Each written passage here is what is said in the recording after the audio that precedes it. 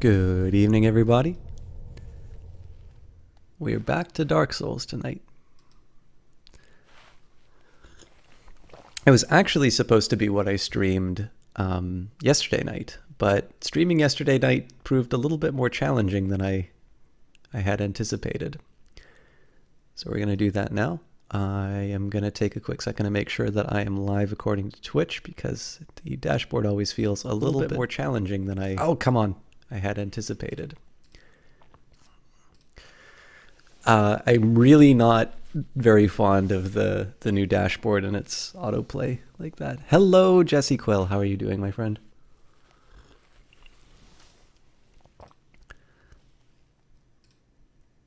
All right.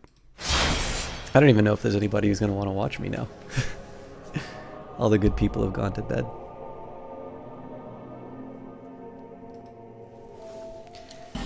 Would you like a shout out now, Jess? Or would you like to have some pulse inside of the audience?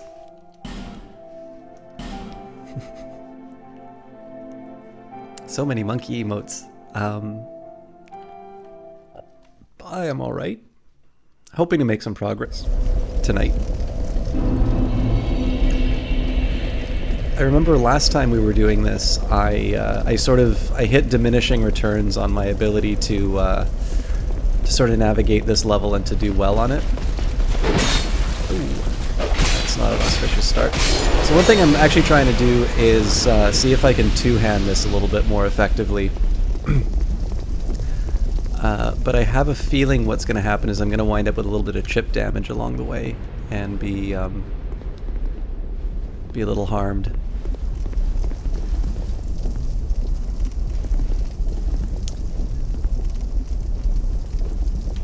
Yeah, I think the default is the purple Twitch glitches.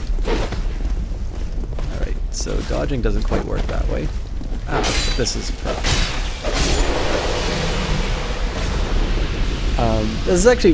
This is maybe one thing that's worth talking about. This is, again, returning to the things that appeal to me about the Dark Souls series, is that all that I've done here is I've sort of two-handed my weapon. And it's, again, a little bit of a, there's just this experience now of experimentation and kind of finding out what works so far as dodging and such. Johnny Big Time, thank you very much for that host, my friend. You are a good man. And Bloggin' gave us an auto host as well, so thank you very much. I think it'll be shout out time. Hey, Johnny, there you are. So I was trying to see if I can get by without taking any damage, and it looks like survey says no. But I mean, just returning to the things that keep drawing me to the games. Hello, Jesse Quill. Thank you very much for the. My phone is making noise. It's a game that just continues to reward sort of innovation and different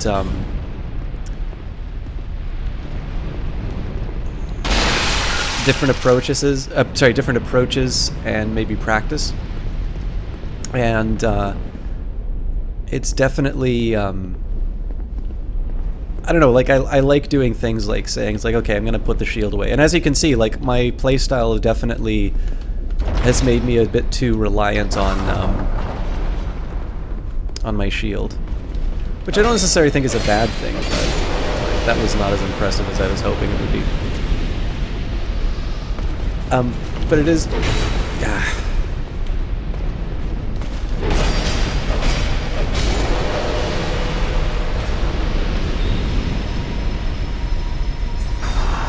There's definitely some learning that I need to do.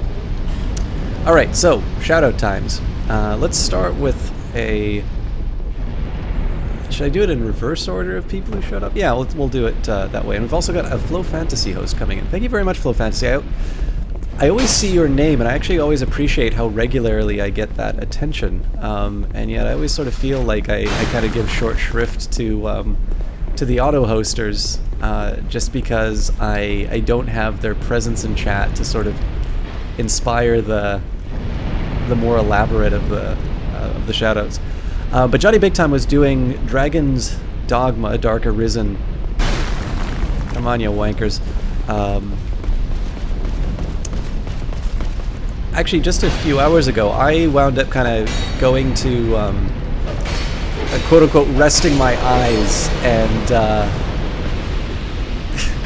missing a wonderful cast. But apparently you were playing some Dead by Daylight afterwards. I think these are kind of become the twin pillars of Johnny Big Time's cast, and those are actually two reasons why you should watch him on your own. But if you're not going to be inclined to watch a game based on, let's say, the type of game played, this is going to be ugly. I kind of accepted a hit there just because I thought being knocked back by a shield bang might take me over the edge. Oh crap. Okay, I gotta be very careful here.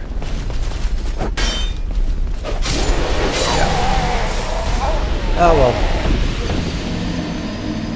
That's only me to blame. I could have healed. Sam Samson, thank you very much. Oh, and Merry Christmas to you as well. Alright, so I guess I promised you the continued decline of my Dark Souls ability, and behold, I make good on my promises. But anyway, so the reason why you want to watch Johnny is not necessarily the games that he plays, although he does an outstanding job of all of them. Alright, you know what? I'm going to stop pretending that I am a guy who can dodge everything. I'm just going to go back to good old sword and board because it's what I know. Johnny is a really outstanding guy, and I'll say it across several, across several features. I am never going to get tired of his smack talk and like just his general, his like day-to-day commentary. It was funny because just before this, I was watching a guy, and it was just sort of this shape staring at a monitor. It's actually it was the first thing I sort of realized. I know some people like to do a lower profile on a camera to to just try and get a certain look. But what it translated to was it made them look very disinterested in their chat. And they just kind of came off as unlikable in that particular case.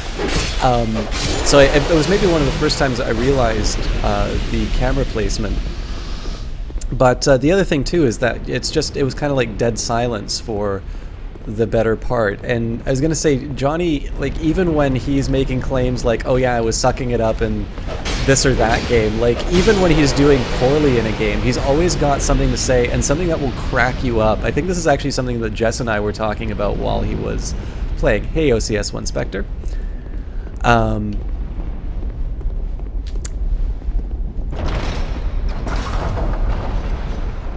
But on top of the smack talk and that, I think Jess and I have been talking a lot more lately. And I mean, I talk about Jess like she's sort of like my cohabitant or something like that. We just have been talking a lot.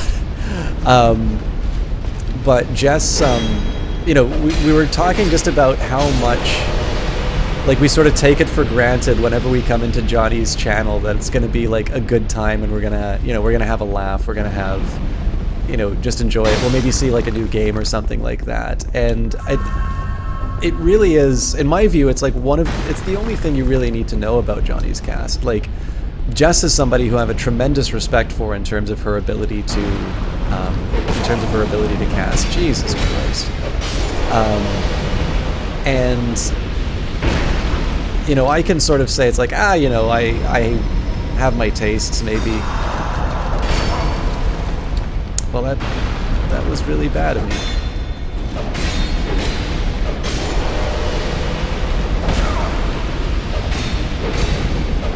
Doesn't count though, because they're all miracles. They're get out of jail free cards.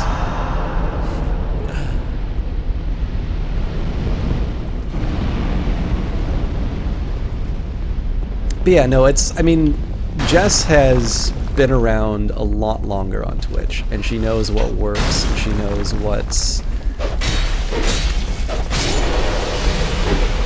she kind of, I mean, she's seen big streams kind of come and go, and I mean, she's the kind of person who has now a small business in terms of advising streams and kind of getting them to the next level. And so if Jess can kind of come into that and have a good time so consistently, then I really think, you know, it's a very easy recommendation to make. And I mean, on top of this, like, Johnny is a really outstanding guy, just in terms of having conversations with and talking to. Like, he's, all right. Oh, crap. I wanted to read the...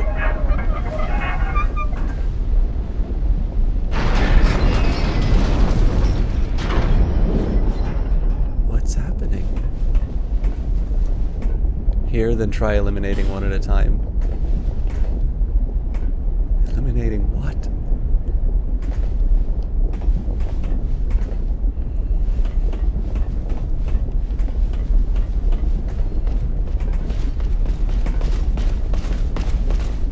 Alright, well, some mofo wants me around here. I'm gonna eventually drop down to that, that line. Okay.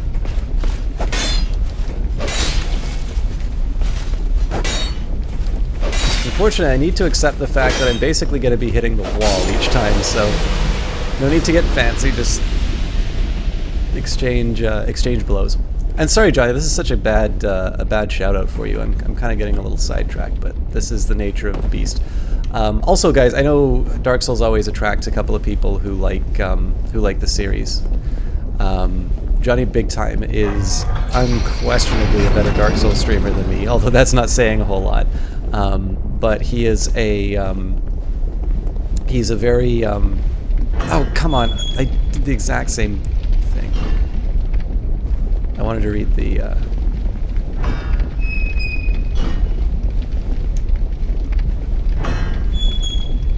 okay, am I just, beware of backstepping?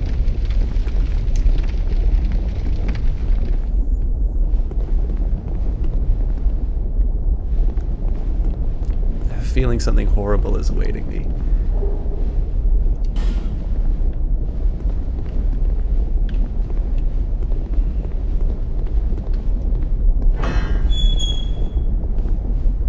I think I know where this is. Yeah, okay. So you've stopped the explosions. That's, I suppose, a bit of progress.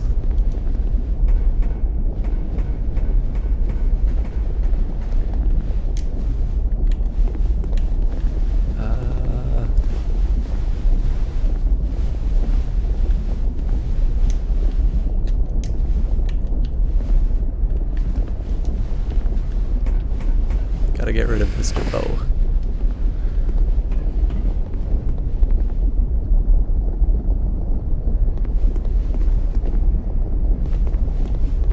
I'm not good enough to be able to just get pelted by arrows.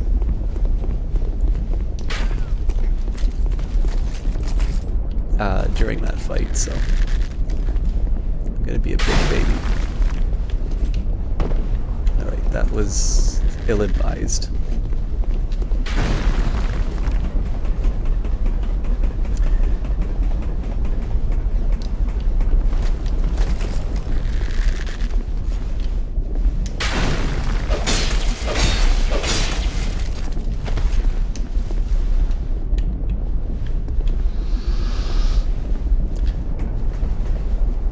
Okay, so let's see if I can really slam home the reason why you want to watch Johnny Big Time.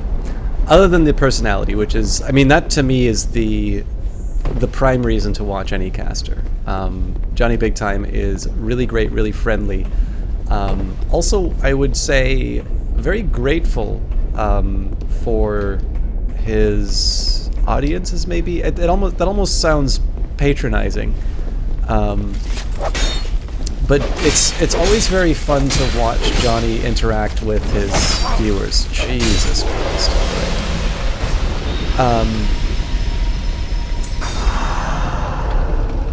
And I'm always reminded why he's one of my favorite casters on Twitch whenever I get a chance to just kind of see him do his stuff.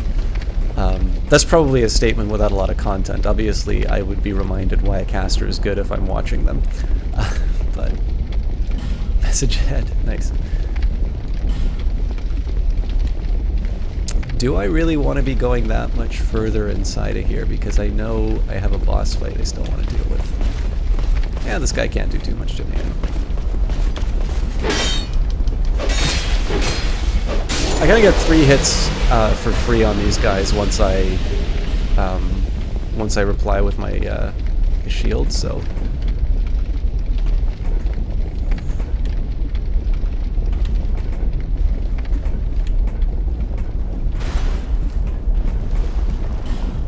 Try destroy ring.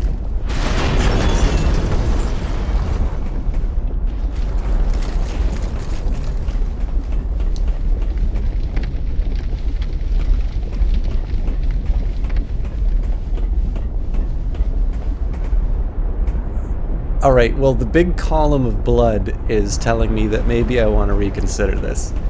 Hello, Captain Bear 2.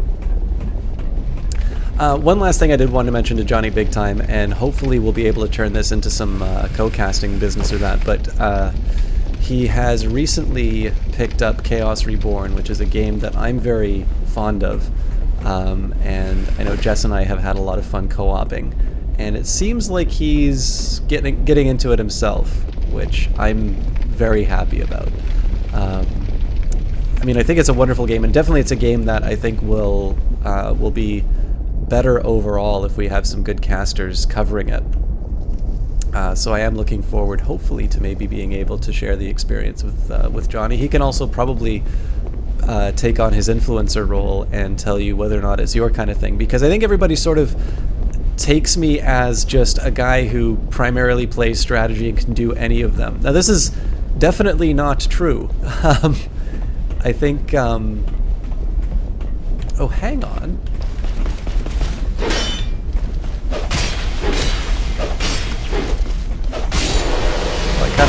Oh, damn it. I gotta be careful because I'm using asbestos now.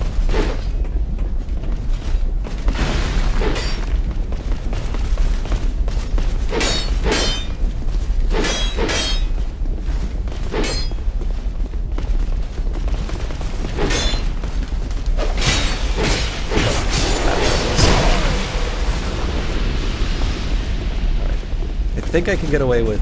yeah. Ah, oh, damn it!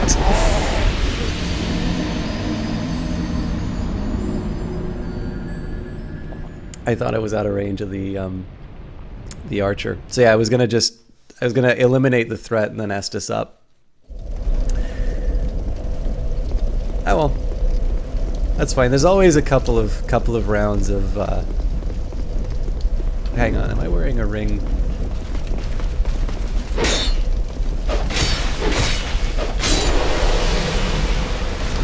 I'm not wearing a ring that's unnecessary.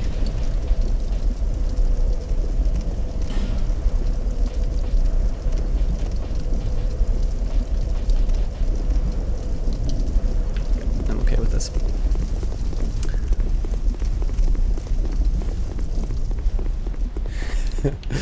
I always love watching chat after a moment like that.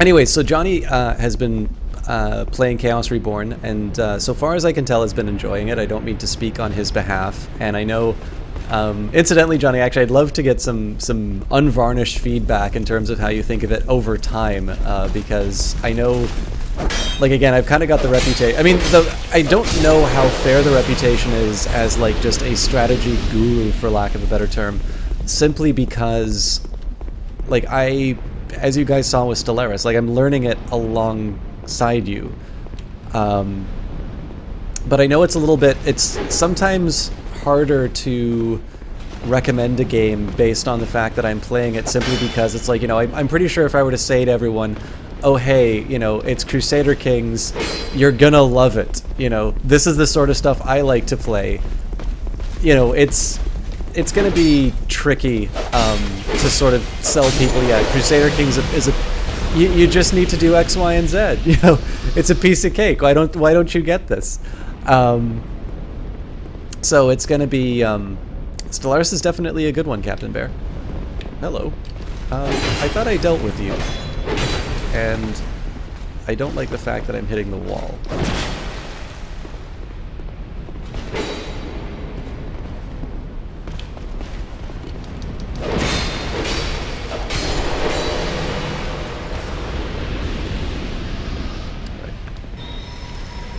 I'd also rather not lose those souls. But I think Johnny will give you a little bit of a better idea in terms of whether or not, or how accessible Chaos Reborn is. I think the tutorials are very well done. But I think Johnny Big Time has demonstrated himself as a very good caster, and also somebody who you know, plays a little bit more variety than I do, and so his word will probably count for a little bit more when it comes to a recommendation like Chaos Reborn. It's a very difficult recommendation to make, Captain Bear. I mean, both of them have their virtues. I think Crusader Kings 2 is a little bit more focused on the individual, and has kind of more of the role-playing elements than say, Stellaris. I also think it really does come down in terms of a like a genre preference. So like, if you were to, like, if you had to pick something, would you be more inclined to play, you know, like Civilization, or would you be more inclined to play Endless Space, or I'm just trying to think of some like reasonably comparable. I guess, you know, it's not too. So I personally don't quite get the comparison to the Total War games, but I think if you take away the actual battle scenes, I can see a little bit of a Crusader Kings story. But like, you know, if you can see yourself playing, you know, Total War, any one of them, and your preference is maybe for the Middle Ages, then you really don't need to tell me to do Crusader Kings 2 over Stellaris. I will say both are pretty rewarding in their own respects, but they are, even though they sort of carry, or they share this like Clausewitz engine DNA, they are two very distinct games. Alright, I'm just going to try and bait these guys out and maybe not be so foolish with my health. I've already used up kind of my reserves in the form of... Alright, I actually need to get this guy done pretty quickly. Alright, I can accept a little bit of lost health like that. And so I give up one Estus. Now I think I'm not going to be able to avoid the archers here. And Jess, I haven't forgotten your shout out. I'm just slow and bad.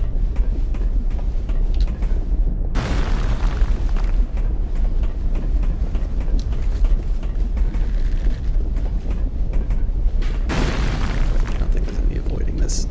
Oh, nice opportunity.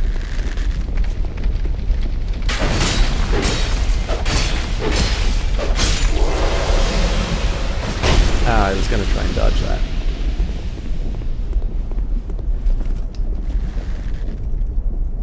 If you get CK2, should you get DLCs? Yes, they do make the game better, except for perhaps Sunset Invasion, which is, I don't think, a very good one. Not that I've played it, mind you. I just don't think it's an interesting idea.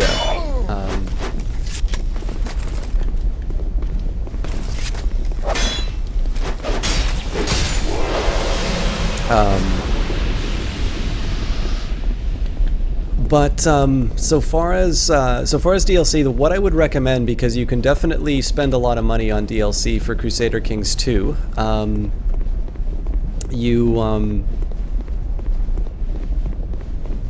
kind of tempted to jump and get this item, but this seems like something where I would plummet to my death.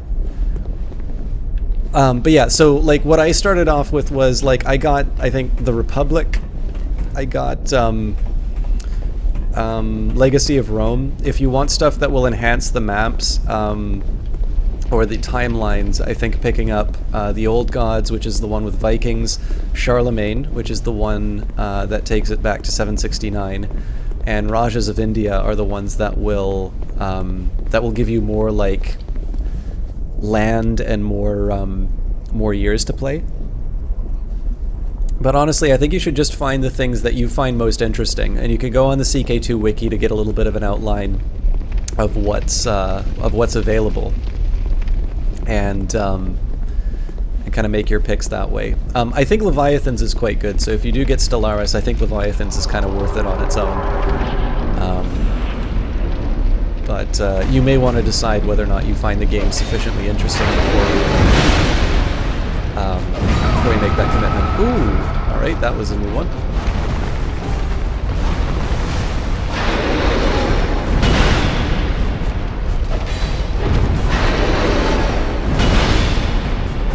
Let's get that health up before I go any further.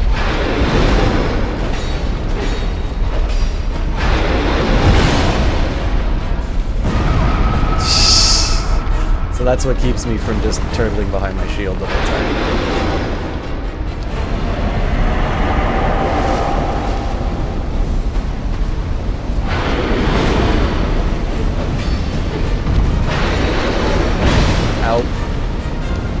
Oh, wait. I was going to try and mess this up, but it's a little early for that. So it's got to be a little bit better with dodging. Yeah.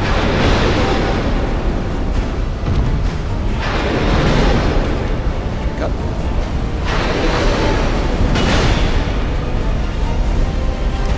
it. You know, Johnny, I don't find him especially difficult. I mean, I say this as I've taken more damage than I ever have from him, but he doesn't strike me as an especially challenging boss at the moment. I don't quite see what his trick is.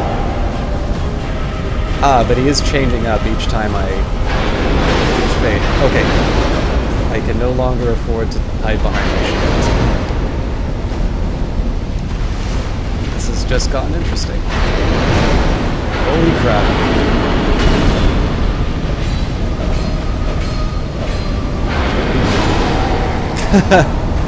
All right. So that's the trick.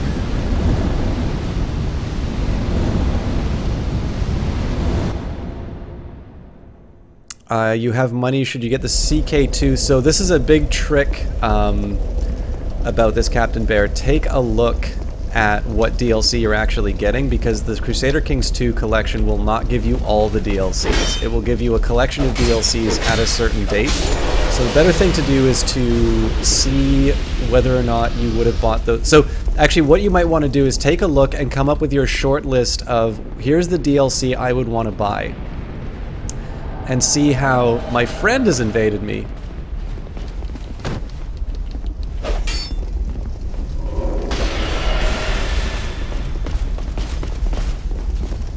This is going to get a little tricky.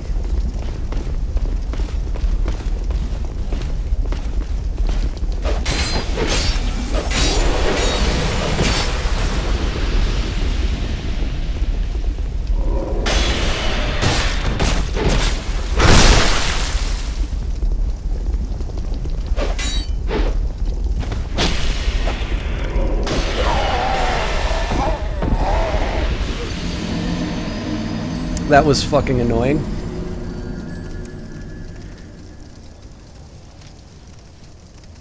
Hey, Eden Crisis. Yeah, Johnny Big Time, I kind of blew that at the end. Although, I mean, again, I don't quite get the idea of... One thing I'm struggling with PvP is that I thought I was clear of his riposte when I was going in for the reply after the backstab.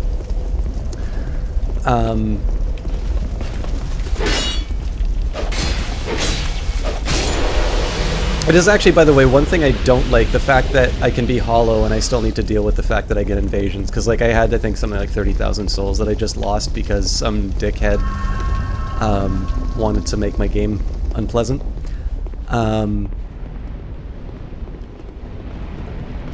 But it's also, I don't know, it's not worth getting too salty over it. I mean, It would be it would be nice if I was better equipped for PvP. I've got the feeling that for most of the times that I've been facing against an invader, I'm usually only low classed.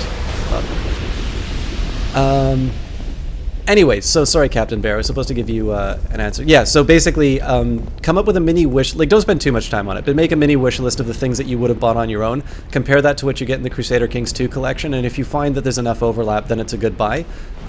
But they're... In my own experience, they weren't the ones I necessarily wanted to start with. So I say that as a little bit of advice. Now, my opinions have changed of Crusader Kings 2 as well, so maybe I would buy it... would have bought the collection now.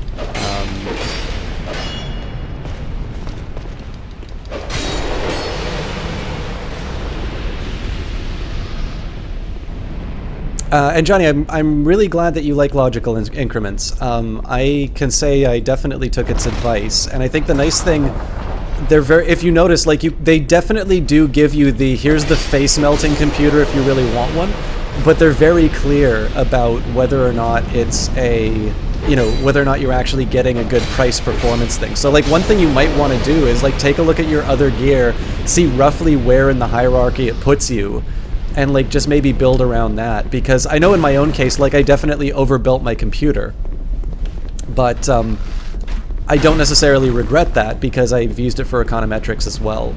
And I like the fact that they give you 2 or 3 different options, because obviously you have your own, you know, good deals that you might find inside of your, you know, in your hometown or something like that. So I'm glad you're finding it useful. And obviously, if you want to have a conversation, I'm happy to help where I can. All right, this is going to get really ugly in a very quick second. I can't find this doorway. I think a precautionary Estus is in order. My God, how are you doing? And by the way, hi to everybody I've kind of fallen by the wayside on. I know I had like a very mediocre shout out for Johnny Big Time.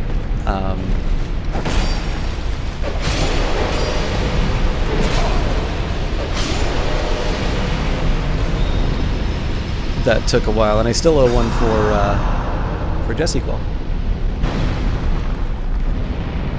Alright, so we've got, Captain Bear says, played Civ 5, loved it, you played Total War, liked it, now you want to know something more challenging. Yes, so in that case, that's a very good argument for picking up Crusader Kings 2. And if you like Crusader Kings 2, then you definitely want to check out the other Paradox titles. Merry Christmas from Eden. Yeah, I mean, we haven't even started Christmas yet. It is the 25th, like 24th is Christmas Eve. I'm not going crazy, right?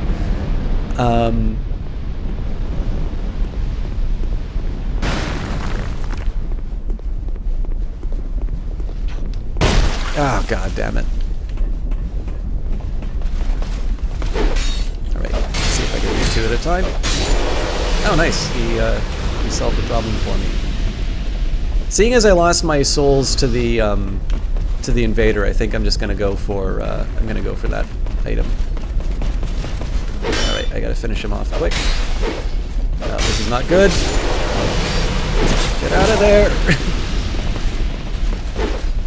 I think I need to waste another Estus, unfortunately.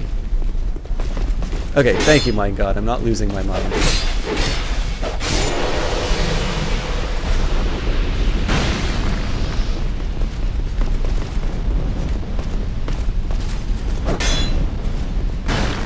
Let's finish him off in that. Get out of there. He's gonna hit you with the arrow. Alright.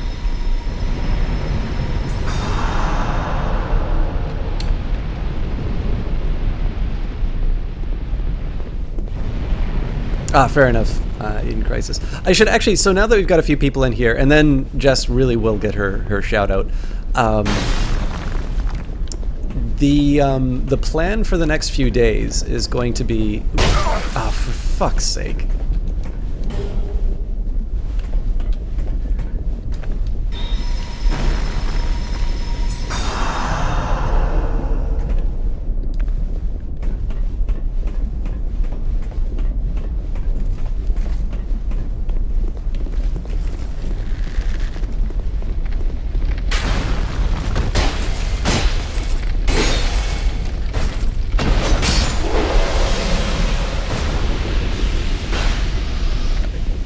Stamina up. So quick word in terms of what's going to be happening stream-wise over the next couple of days. So I'm going to be doing some Dark Souls tonight. I mean, I suppose we've got a couple of Chaos Reborn players in the channel, so if somebody's inclined for a round, let's just get a little jump practice in.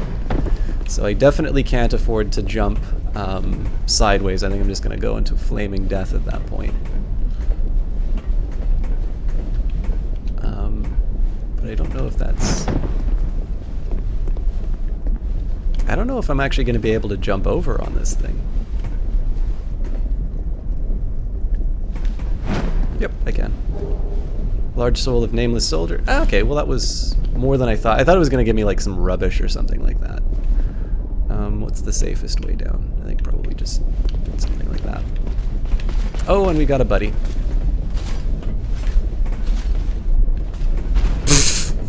Oh, I thought he just jumped into the fire. I'm like, alright, well that's one way to do it.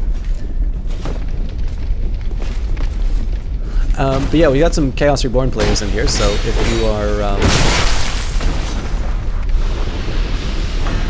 you are so inclined, we might be able to change it up. It is not my birthday system. My birthday's in July, my god.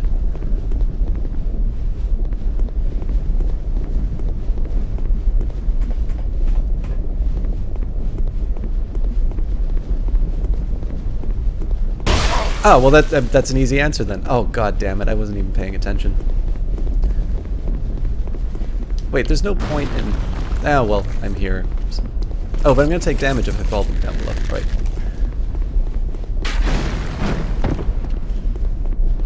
Let's just go after the nasty demon. I think I'm gonna slightly change things up a little bit in terms of my gear, just to give me a bit of an edge against this guy. And I think I should also get a little bit of practice with my, okay, so this is... It's not too heavy, but there's no point in using it right now, and I'm going to equip my...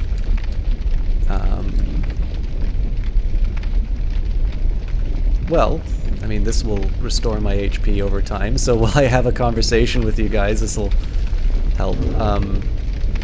God, this is actually really cheesy to do, but I think it'll allow me to do... It'll allow me to do some intermediate things, so I can maybe make some game recommendations or something like that. Okay, so I was going to talk about... I was going to talk a little bit about what's coming up for the next few days. I have... So I'm going to do...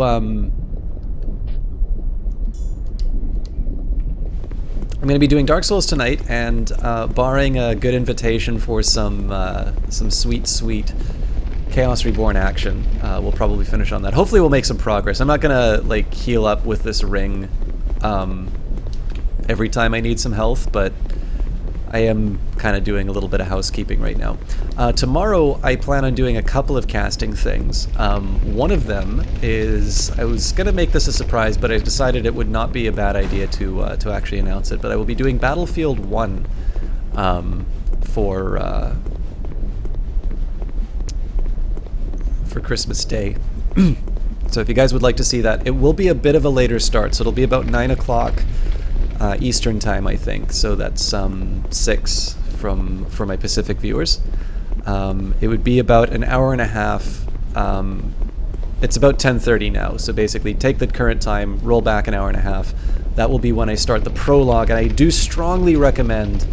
I mean, sorry, around 9, so obviously check Twitter, and I'll, I'll inform of that kind of business. But if you are inclined, if you do want to see that, that's going to be kind of a special Christmas thing that I do. On the 26th, I'm going to be covering Rebel Galaxy. Now, that was something that the GOG people were kind enough to hook me up with, and it is worth noting. I will say that the Steam Winter Sale is bigger than the GOG sale, because of course they've already had their big winter sale, but they do have a New Year's sale coming on right now called Goodbuy, spelled B-U-Y, 2016. If you follow that link down below, you can take a look at what's going on, and I was really interested in Rebel Galaxy. It's about $10 Canadian right now. and I was given a key for that. So on the 26th, I'll be playing at least a little bit of that, and then again we'll be changing it up a bit more. So one of the reasons I recommend GOG, I should reiterate where I am in terms of the GOG thing. So I've obviously got an affiliate link through them.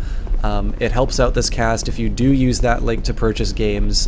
Basically, I get a small percentage of the purchases. Another way that you can help the cast would be if you were to use that link and sign up for a GOG account if you don't already have one. Now, it's not necessarily a monetary reward I get out of it. But I mean, the other thing too, like, I think the hope on their part, and it definitely is the case with me, is you sign up for the account, then you see a good deal, and then you pick something up. And I know Chaos Reborn has gone on a pretty good price there in the past. It is my preferred service in terms of buying games now, and that was the case before I was sort of affiliated with them. But I know if you guys want to support the cast directly, you know, there's the old saying, if you want to talk to God, why speak to the angels? You know, if you want to support the cast directly, the easiest way to do that is just to do a direct donation, obviously. But other than the fact that I'm really excited about GOG, one of the reasons I really liked being able to do that is that it's a way that you can support the cast through a purchase that you would have already made. And so some people were very kind in asking me, it's like, you know, hey, I sort of said, oh, Jesus, I did the wrong... Oh, crap. Alright, so I'm just going to Estes this up. I removed the wrong ring. I am going to finish the spiel, though. That's a major inconvenience.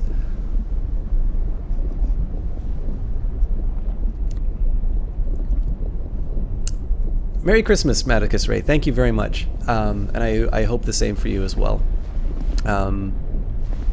But yeah, so if you want to support the stream, directly donating is the easiest one. And there's some people who were really nice when they were saying is like they were interested in this game, they were gonna pick it up when they saw it on sale, and they saw it on sale on Steam, and it wasn't on sale on GOG. It was very flattering and really thoughtful of them to say, oh hey, are you okay with me buying this off of Steam?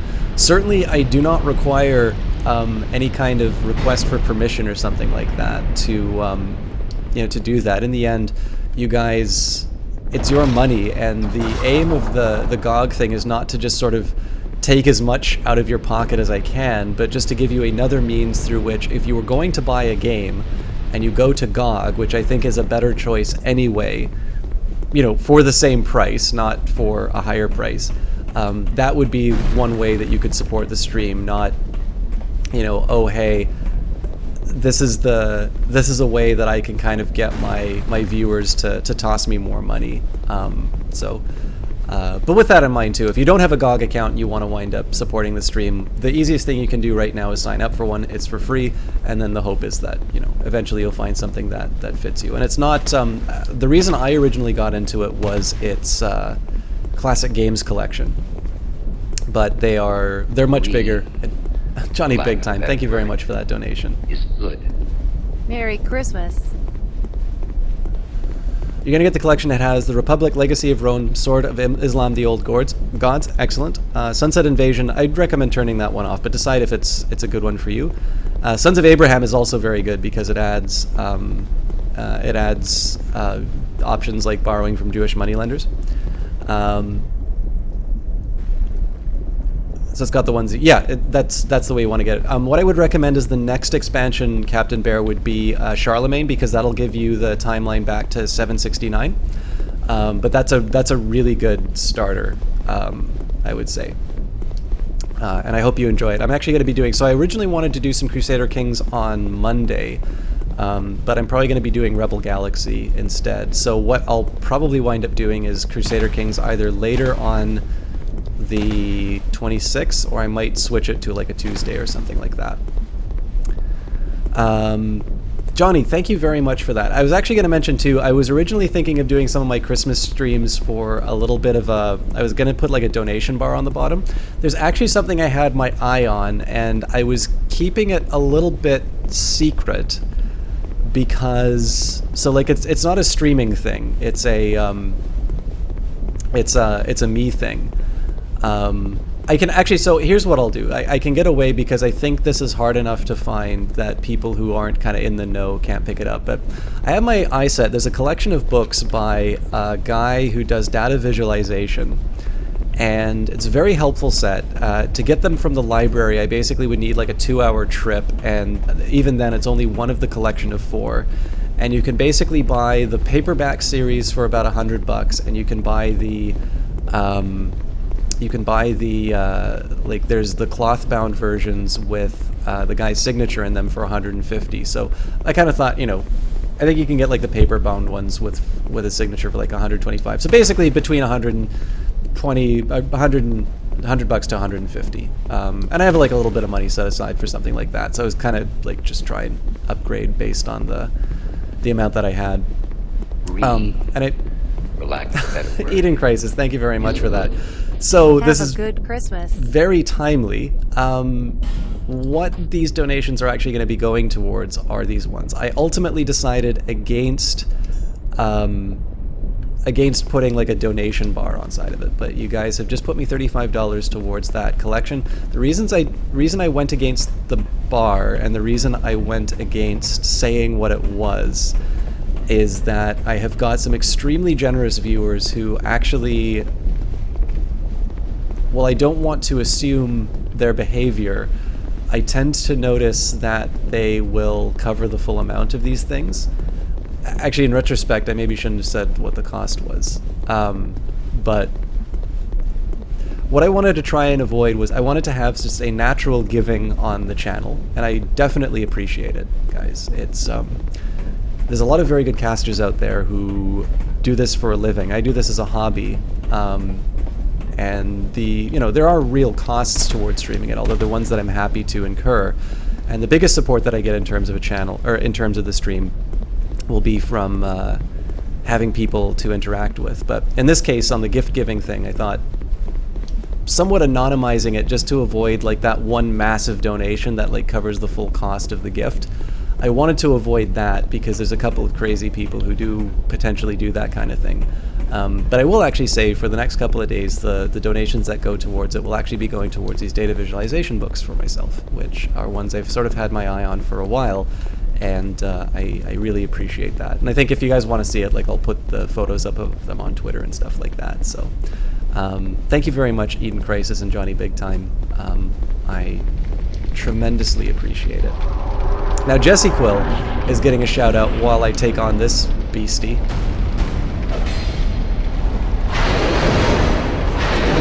Alright, I'm getting better. Jesse Quill, thank you so much for that donation. Crap. Alright, so guys, that is 65. We're in just a short period of time, basically halfway to the most expensive of those options.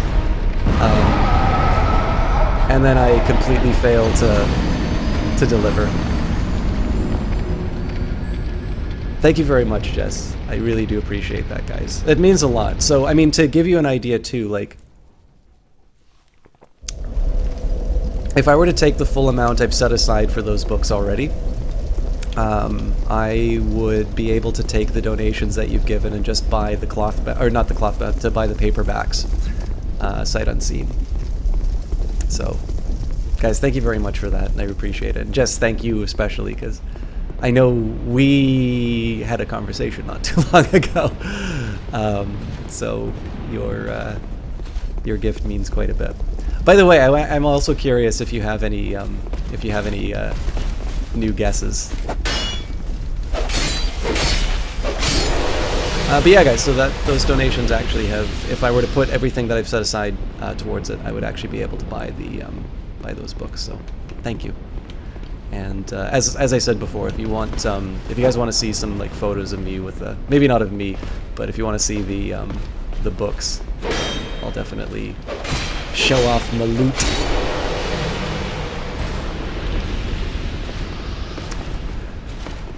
Now, I promised I was going to shout out Jessie Quill while the Smelter Demon was going on, and she's donated, so... Have I played PlanetSide 2? I have not, Captain Baird. Is it one that you'd recommend? I'd love to get a little bit of a synopsis in terms of why you think it's a good game.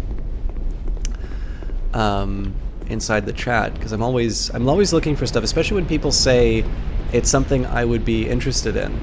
I'm always intrigued what leads them to say that, and kind of what their ideas are in terms of games that I might enjoy.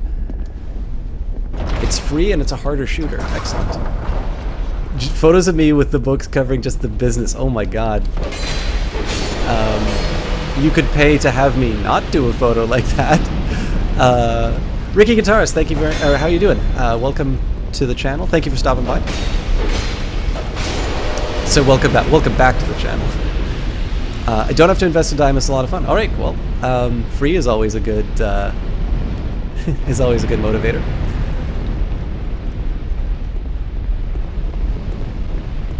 Although, I don't know, guys, 4 hardcover books may not be enough to cover the business, if you know what I'm saying. Maps of larger battlefields and a focus on teamwork. Oh, so actually, that's actually the appeal of... This is going to be a bad decision. Maticus, thank you very much for your Steam friendship. If you could bear with me for a quick second. I need a moment to not die. I would really not want to lose my souls again, but I think that's what's about to happen. Oh, Jesus Christ. That's a lot of dudes.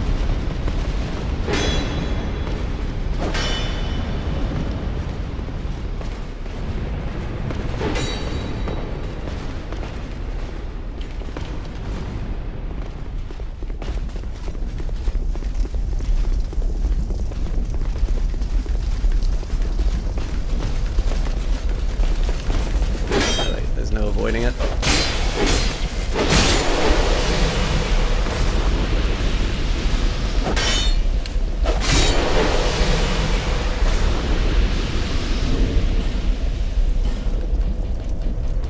I swear, Jess, you'll get your shout out as soon as I get myself back. Oh, for fuck's sake, this guy again?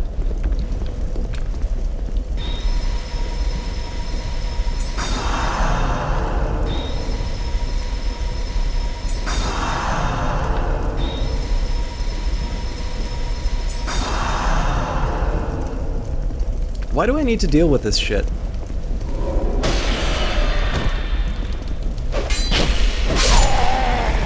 I hope you feel good about yourself, jackass. It's a nice way for me to lose another big stack of souls. Alright, at least this gives me a chance to add Maticus. This is the one thing I don't actually get about PvP and Dark Souls 2. I like an evenly matched challenge. I don't get why people just want to go in and prey on objectively weaker characters than them. I don't see what the fun is supposed to be in that. Because the AI... The hell is this? Dragon Remnants?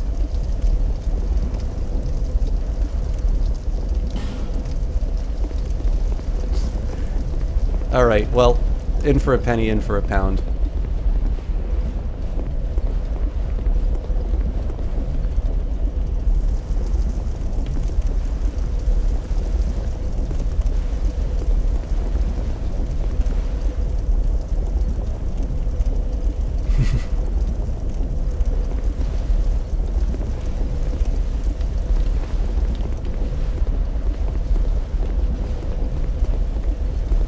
See how good I am with somebody oriented towards.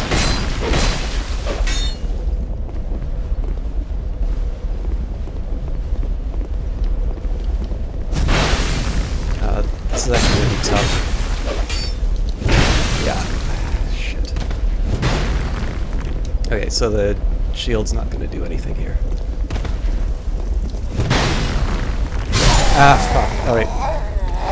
Top 3 games of 2016 doesn't have to be ordered. I don't know if I have anything...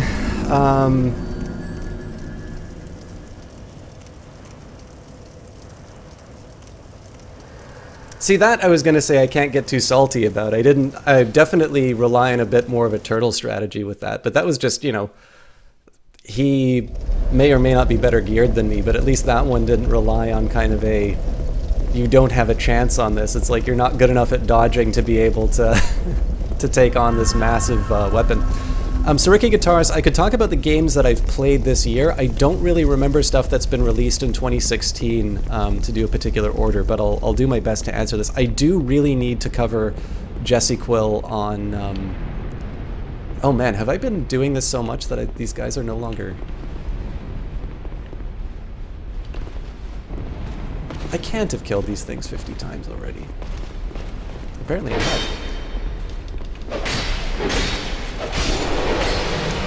You've joined a speech club. You want to give a speech on historical time and shows War of the Roses. I'm not as familiar on the topic that you're covering, Captain Bear, but I think that's actually a cool. I think that's a cool topic, and it's actually an event that happens in Europa Universalis 4.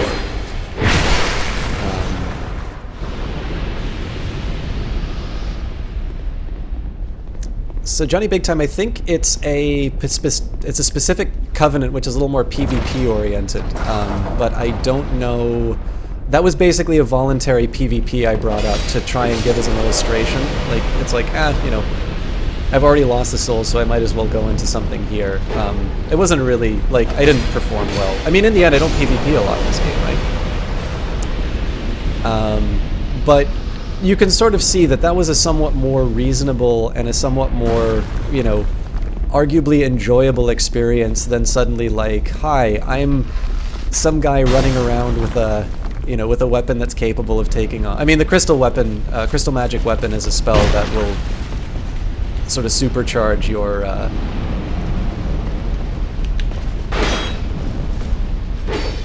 sword or your spiel. So what these guys tend to rely on are very long-range kind of pointing weapons.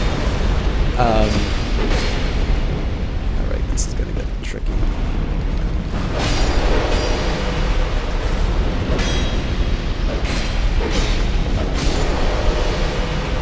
Is there a way to... Yes, you can turn off the online feature of it, but I do try to... I try to go through the natural experience. Like, the only way I'm going to get better at PvP, even against cheesy shitheads like this Your Friend guy, is just by practicing.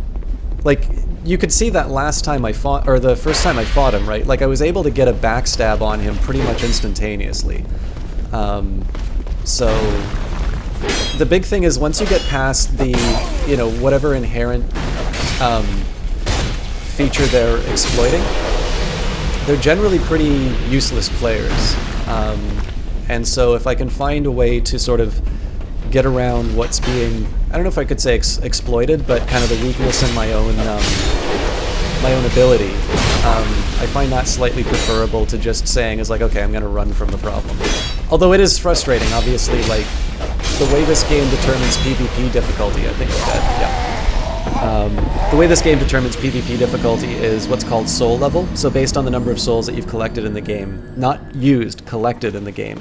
So in this case, every time I lose a batch of souls, it actually makes my character relatively weaker. PvP-wise. Is it wrong that CK2 gave you a trading card just one more minute? Oh wait, it's 2:30. I didn't know it had that. Okay, let me see if I can... Jesse Quill's shout out answering the historical speaking thing, because actually this will give you a little bit of biography of the mini system. And then I'm sure I'll have a few more minutes to gush about the donations you guys gave me, because I'm actually... that made me feel really good. Thank you.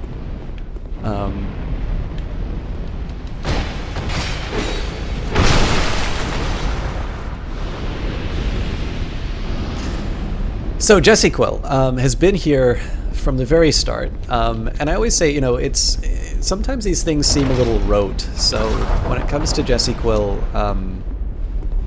she is kind of the reason why I doubled down on my dialogue. Some of the feedback that she gave me was, you know, was related to my voice and my ability to speak, my vocabulary, my you know, all these different things that sort of go into features that I think people like about the stream. And so, alright, let's try something new.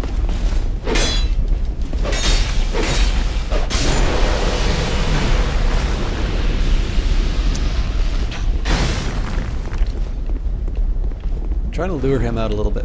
Okay, there we go. Sexual charisma, etc. But no, Jess very early on identified things that, you know, for better or worse, have become sort of staples for the cast. That was a really unlucky arrow hit. Oh, god damn it.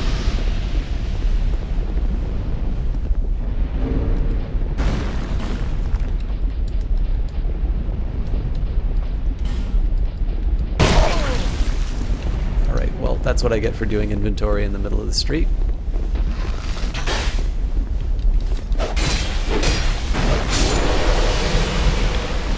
Alright, we should be able to take this guy on.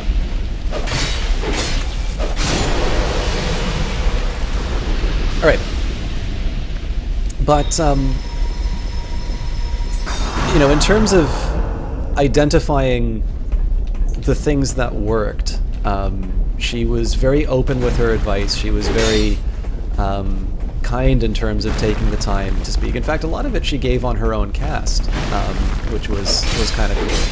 But she was putting on a show while, you know, while helping me sort of establish myself. This isn't going to be really bad.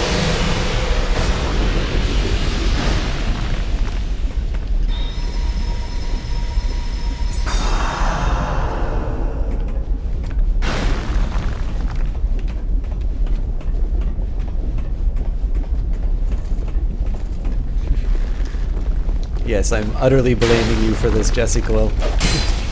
Alright. I really screwed this up. I was going to try and go in for the cheeky backstab, but it did not work.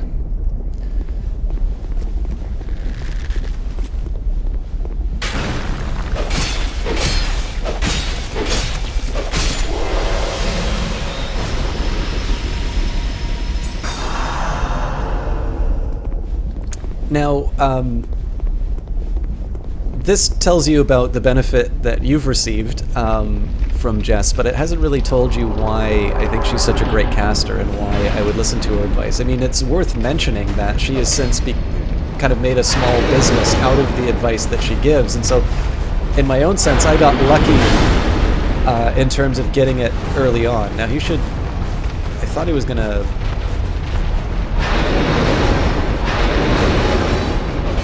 I thought he was going to explode.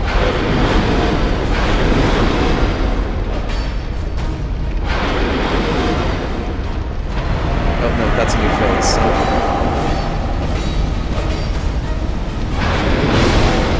I'm wasting way too much stamina on that, so drink up. Oh, I'm fucked.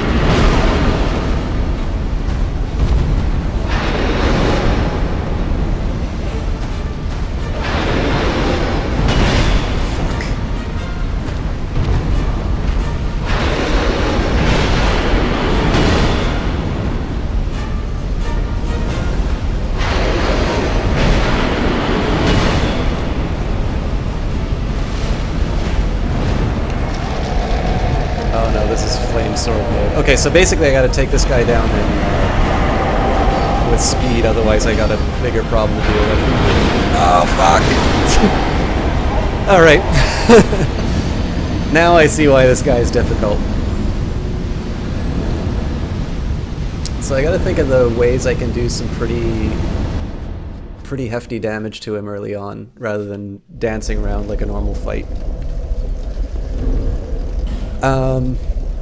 I can't believe I'm having so much difficulty with him, actually, and why I can't do my shoutouts tonight. So anyways, in terms of Jessie Quill and her cast, why you guys might want to check her out, she has, on occasion, sort of flirted with the idea of doing a little bit of Dark Souls, which is something I would very strongly look forward to, and I think it's maybe worth mentioning one of the... Oh, for fuck's sake. You know what? He can find me.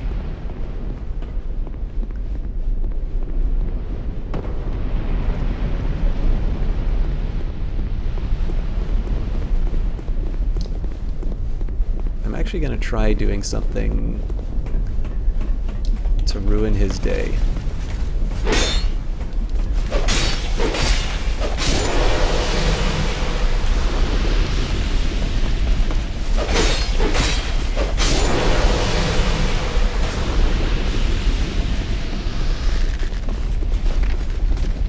See you, dickhead.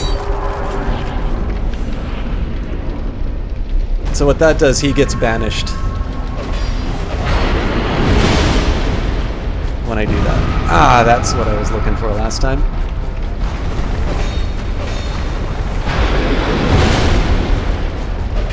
Ah, for fuck's sake, I did it again.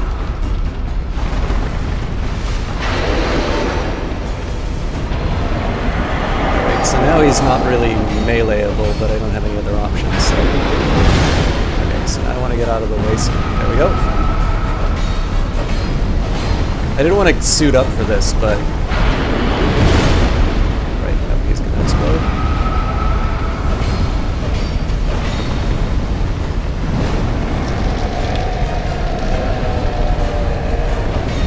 Fire sword. Ah, god damn it. Not an opportune time for that to happen.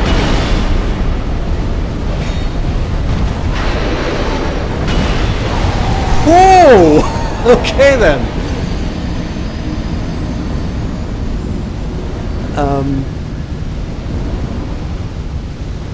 Thanks, Johnny. Actually, that means a lot coming from you because you're a dodge master in that game.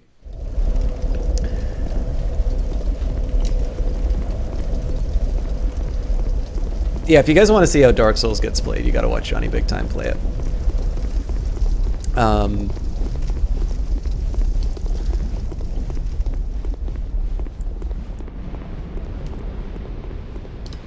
PlanetSide 2 is often referred to as a Dark Souls of shooters. Ah, now you know how to get me to play Captain Bear. I also still owe a 2016 favorites list, but actually, if you guys can give me a list of some games that were released in 2016, I can think of those. But I do still owe Jess her shout out. All right, looks like that guy's already been dealt with.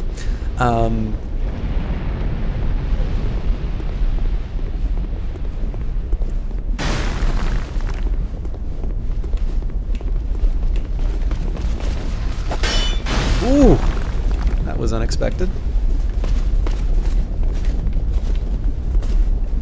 Not the end of the world, though.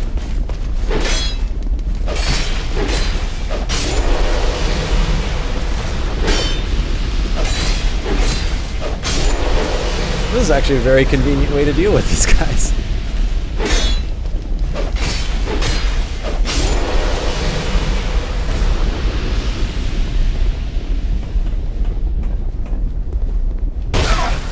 And I take an arrow to the face, why not? So any gains I made from the very efficient way of dealing with my problems have been lost to... Alright, this might be the end? Nope. That arrow's gonna be the death. I need to get out of here for... Actually, I think I'll be safe. If I can, I'll clear out these guys just because eventually it'll just be a clear path to the mini-boss.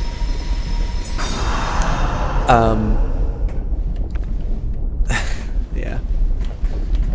If he shows up, Johnny Big Time, it's just, I'll do the same thing. Hopefully he'll get bored and, ooh, be careful. There's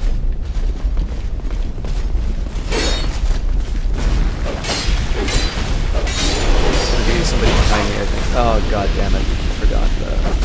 Alright, this is gonna be tricky. Yeah, this is no good. I gotta deal with them one at a time still. Alright, Jessie Quill, the reason you want to watch her cast. She used to do a fail counter on her stream, and it was a it was actually a feature that I like quite a bit. I'm gonna slightly just adjust things a little bit. So I'm gonna get rid of the Ring of Binding. I'm gonna blow one of my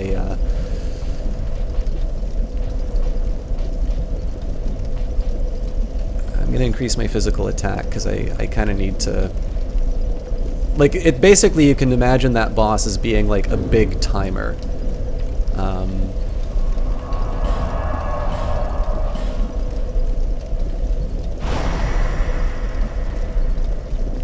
Human effigy blocks invaders from beyond? Oh, well, that's convenient. That's not exactly what I was intending to do. I wanted to use that to I thought burning the effigy would return me to human.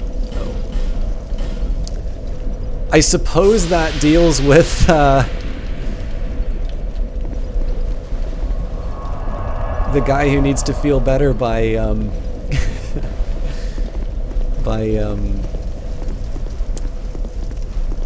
invading underleveled characters. Dark Souls chat is the Dark Souls of Twitch chat.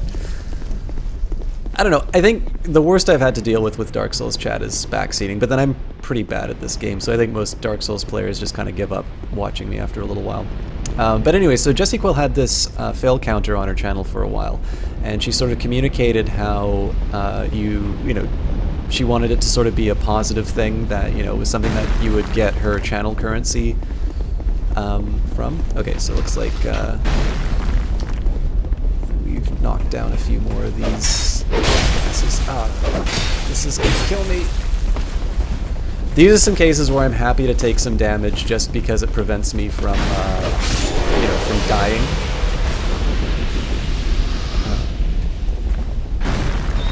I should probably just kill that guy on the ledge, because the number of times I've been taken down by him is embarrassing. But I'm not going to. Hey, Booty Snagglers. But yeah, so, like I said, I mean, in terms of the Dark Souls, Jesus. It's not one, it's the other.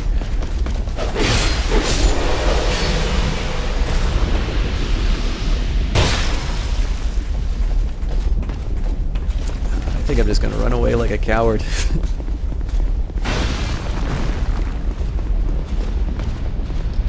I hope he's not on top of me. Oh, he is. He is.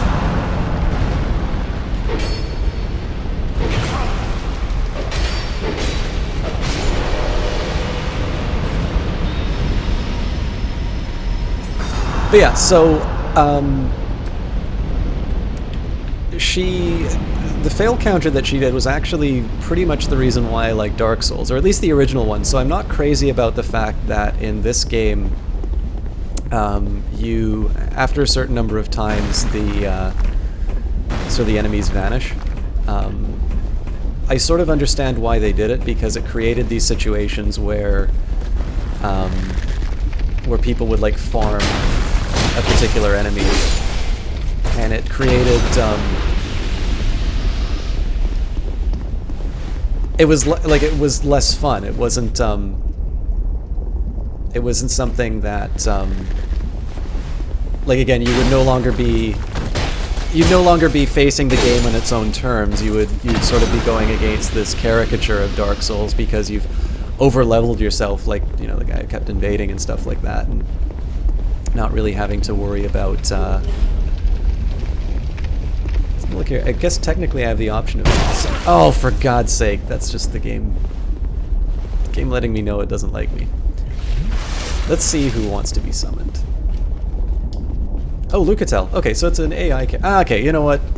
I feel kind of... Okay, I need to make a decision. I feel corny doing this, but I want to see how this character goes. I thought I killed this person in the game, actually.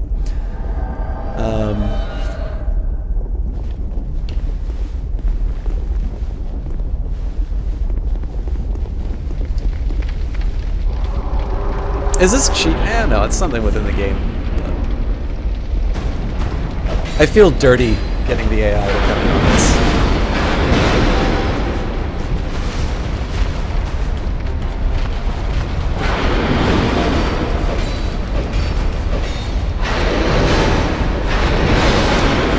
One dodge was okay.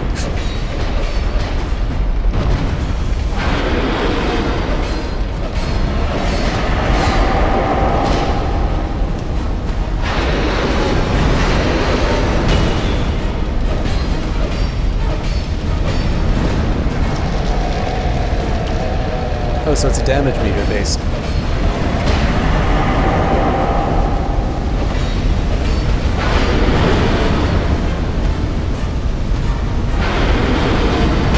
Whoa!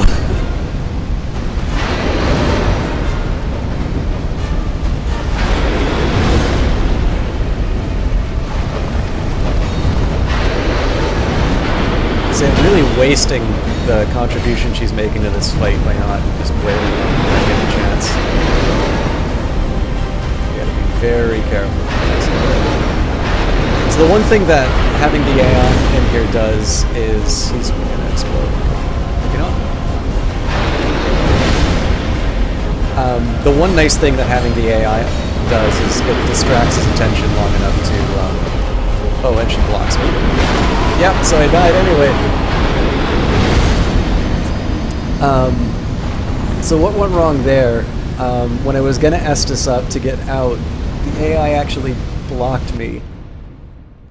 And then I panicked. I should have actually gotten further away. I'm not gonna bring her back. That's, a little bit... I think that's a little bit too trivializing. Anyways.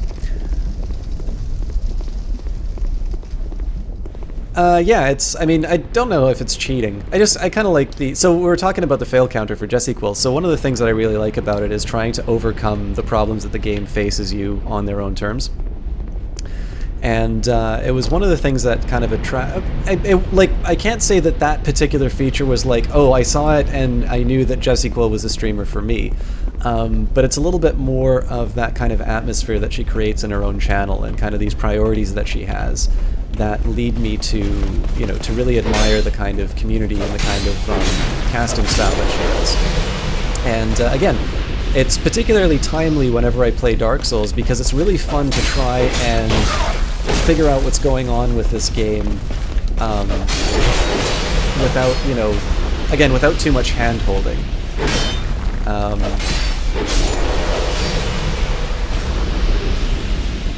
The big one for me actually is just, oh god damn it. I'm always really bad at finding, yeah, he's still in range. Okay.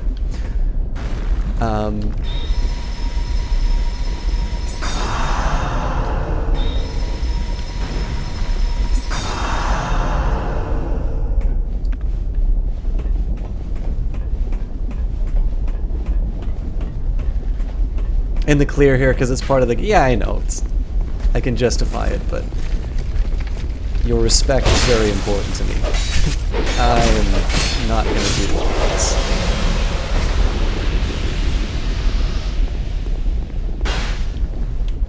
Alright. So the smarter way for me to take these guys on is wait till they draw their bow. Take the opportunity to get behind them. And fail to backstab.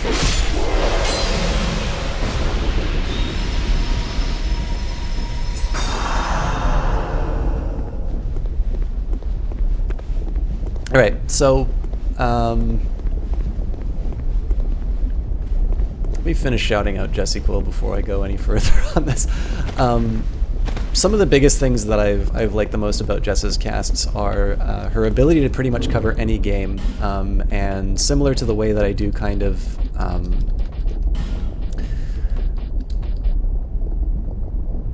this might be interesting. Let's see if that does any damage to this guy. I'm really bad at like hoarding all my stuff, so.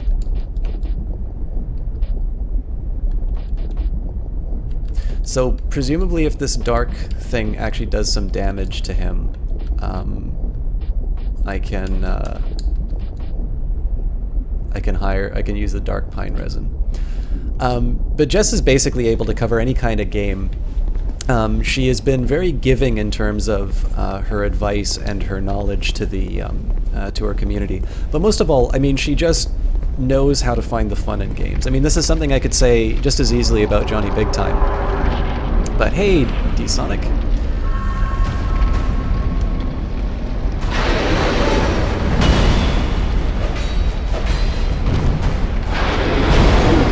That was poorly considered. So now we're going to take advantage of... That does nothing.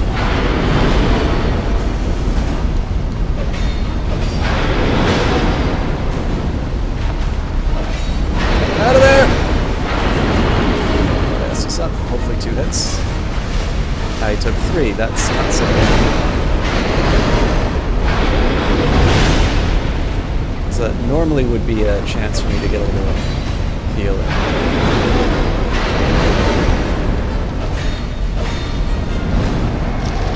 Small heal, then beat the crap out of him if I can.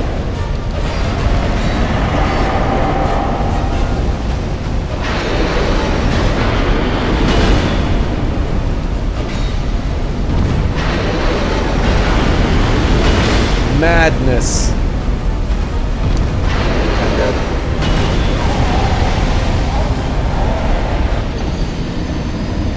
Yeah, D-Sonic, I'm learning all of a sudden how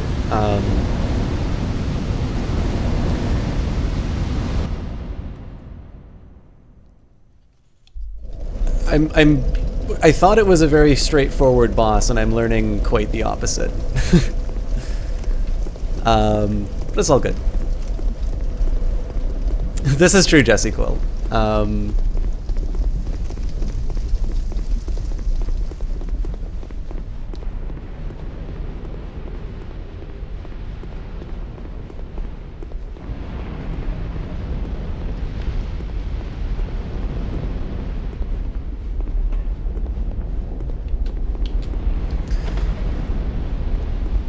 I'm just trying to think where... So my dodging could use some improvement for sure.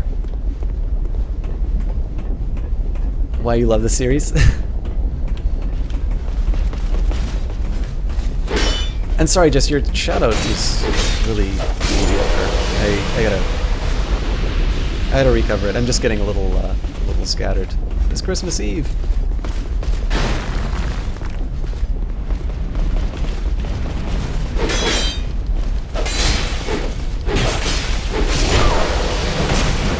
Oh, what the fuck? Oh, god damn it.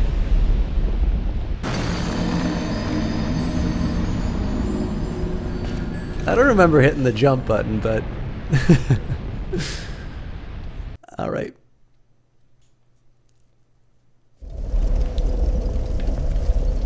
There's really no accounting for that.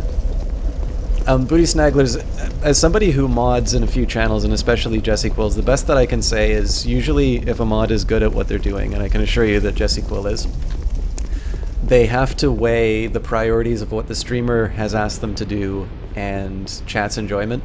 If you've just been purged, it's something that doesn't... Like, it means absolutely nothing to you, and generally it's more fun if you just enjoy the channel and what's going on than litigate every last decision. Even if Jess were to be absolutely wrong, and I do put quite a bit of faith in terms of her ability to mod a channel, even if she were completely in the wrong, I just think it's... hello, Forlorn. I just think it's more fun if we actually just keep the chat moving rather than stay however many minutes in the past to delete or something like that happened. A purge is one of the least meaningful things that can happen to you in a Twitch chat.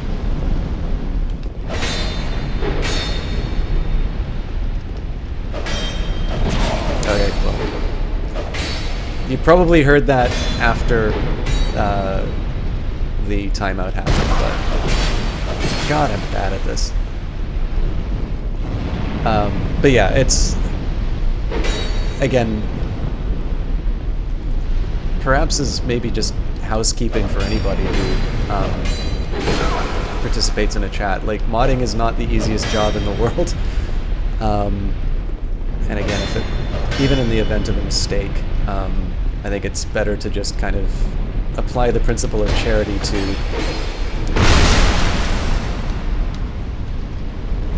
the mod team. And if there's a mistake that's happened, basically just take it up with them after the fact, in private or with the streamer.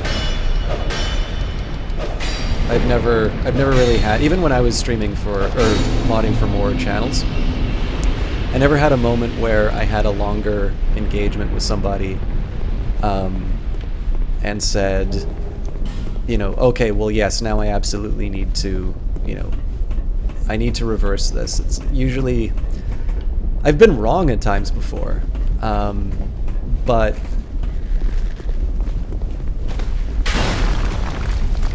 I don't know, there's... Oh, I forgot there were more guys. This is gonna get bad. Right. try and get a little distance and see if I can heal up a bit.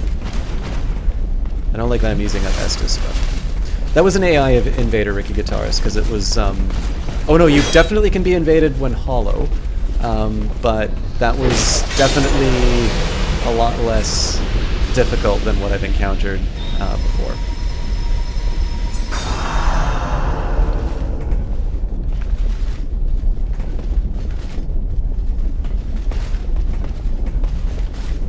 Yeah, he's invaded every single time it was hollow. So in the first Dark Souls, you're correct that when you were hollow, you couldn't be invaded. They've changed that for Dark Souls 2, and I'm not entirely sure that that's a change for the better.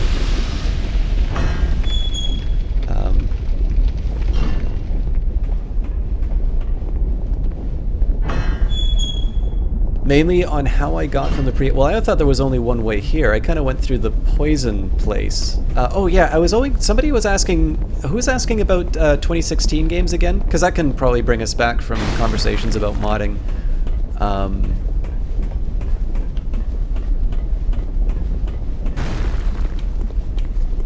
Actually, just for the benefit of this, Booty Snaggers, once the timeout's done, like, you are welcome to participate in here. It's not, if we wanted to ban people, we'd outright do it. If you want to talk about it, we can do that in private. But if you just want to participate in the chat, once the timeout wears out, you're welcome to speak up. Oh yeah, so top 3 games of 2016. So I mean, in terms of the stuff that I played, Shadowrun Hong Kong, Soma, and the third one's kind of tough actually, because I'm running out of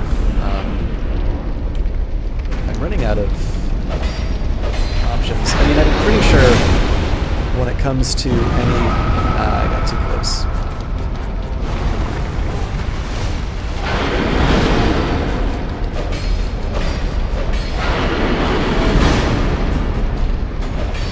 I shouldn't have used all this stuff.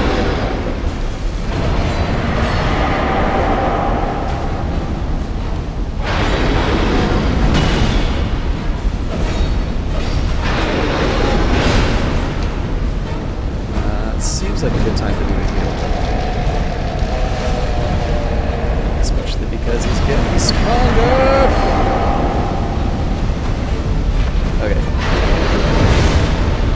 Need to get a lot smarter on this guy. It's not been a bad start.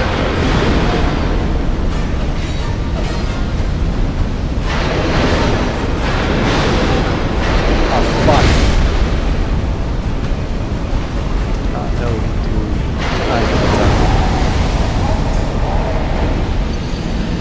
Rip Stellaris? Stellaris was fun. I just don't know if I quite qualify it as one of the best that I've played all year. Oh, Ricky Guitarist, they're all on sale now. So if you... like, if you want to play Shadow... if you don't already own Shadowrun, I think you can get, like... so it's under $15 for the entire series, Canadian. I don't know how that translates to local currency, but... Was XCOM 2 this year? That definitely counts. I would say Civilization 6, but I haven't actually played as much of it as I want to. But if... yeah, it's actually all running together. XCOM 2 is definitely this year, right? In that case, that's the easy choice. Especially because it's worth mentioning. You know, you guys gave me a very kind bout of donations not too long ago, but on top of that, Jesse Quill was the one to cover me the entire cost of a deluxe edition of XCOM 2. I keep forgetting about these 3 guys. Alright, so how am I going to deal with this? I'm going to fall down below again. or I just suicide into the fire.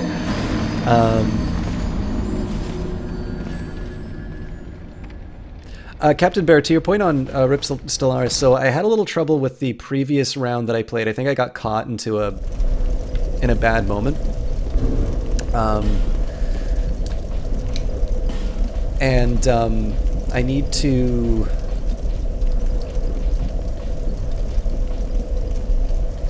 you know, poisoning this demon might be an interesting...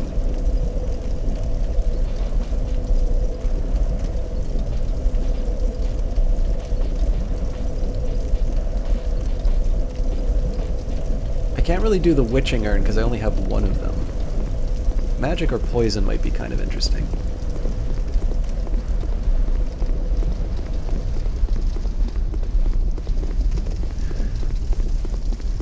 But yeah, so anyways, a word on the generosity thing. Jessie Quill, and certainly as somebody who has a lot of money that she can spend, or no, sorry, doesn't have a lot of money, but has a lot of things that she can spend her own money on, covered me the full cost of XCOM 2. And it was literally like I was anticipating waiting for the game to go on sale, kind of watching everybody else enjoy it, and you know, and just kind of waiting to be sort of tier 2 in terms of playing it. You know what, I'm just going to fight them in a place of absolute safety. I've let too many really careless mistakes go by and died.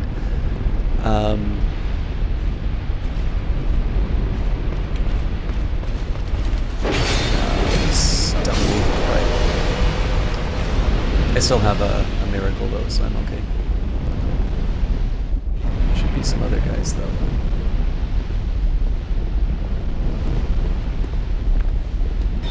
You know, the other thing that I can do now that I don't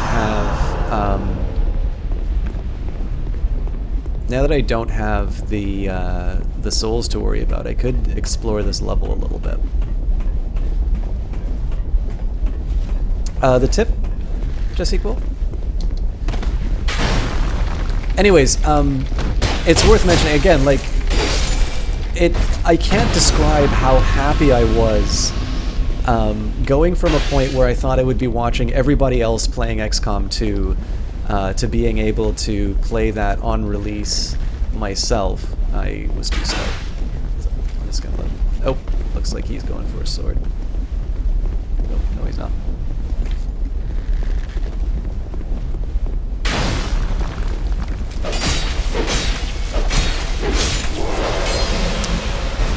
So I suppose the question is, do I want to try and go after this boss again, or do I want to see what's moving by? Oh yeah, and I hope I expressed that myself, Jessie Quill. I'd feel quite bad if I didn't. You know what? I feel like smacking my head against the wall. But what I am going to do this time is I'm going to poison my weapon on the reasoning that because he sort of stands still and I'm able to whack at him a few times, I might be able to take advantage of some extra side damage. Not sure how you feel about Soma. You were expecting to be scared. Yeah, this is actually a big thing that I think... Oh wow, this does a lot of damage. I just need to stop being such an idiot. Ah, for fuck's sake.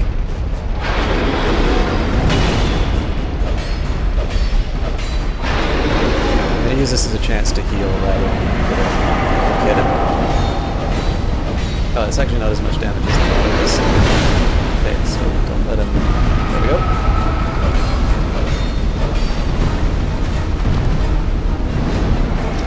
Oh, so he's doing a slow tick. Alright, so we did successfully. So at this point, I should be a little more comfortable holding back. Alright. Be careful.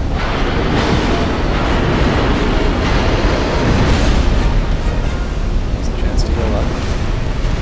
I gotta poison him up again, but again, time is on my side here.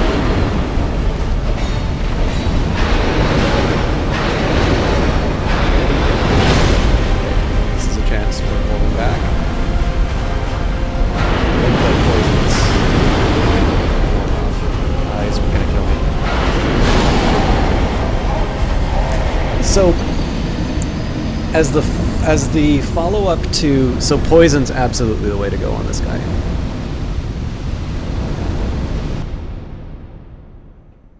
That was really... I should have just been more confident in my ability to dodge rather than try and get the extra Estus in, but that was a model of how I want to do this. So I'm gonna use a human effigy on this so I can have a little bit of extra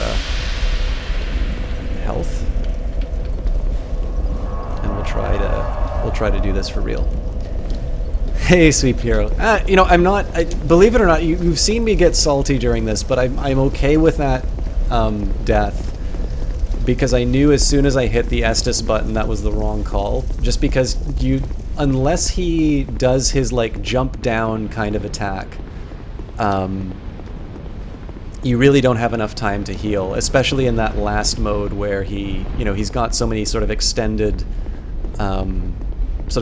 attacks that he can do. So that was just purely making a big strategic blunder, and I have to live with those, right? Like I can get kind of mad when like I have a random jump that occurs and I lose a bunch of souls. That was oh yes, we've got I'm pretty sure if I bring in I don't know if it's Lucatel or Lucille. Anyways, or some variation on it. Did we eliminate these other guys? Oh no, nope, we didn't.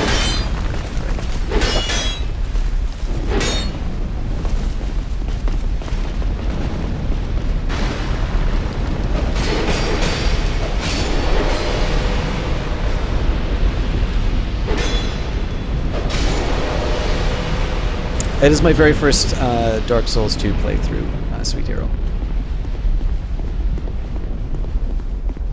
But yeah, so Soma, I think, as the follow-up to Amnesia...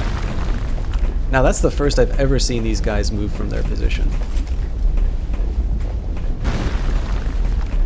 I kind of want to draw this guy out from... See, I'm trying to avoid a situation where I get nailed by Arrow Bro in the side there.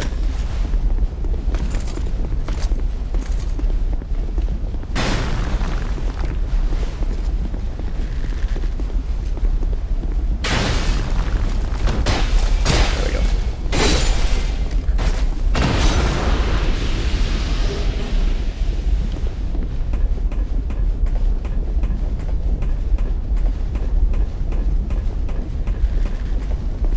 I gotta feel like now that I'm using poison, if I were to get the, if I were to use the hero. Damn it. Bleeding's not my favorite state to be in.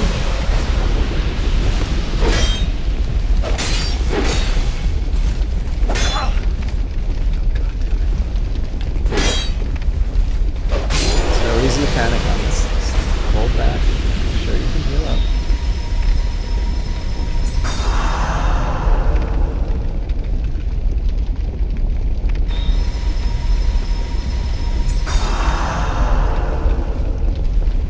Well, I don't want to see what you said in private. If you were timed out for it, then presumably Jess has made an evaluation that I don't want to see that.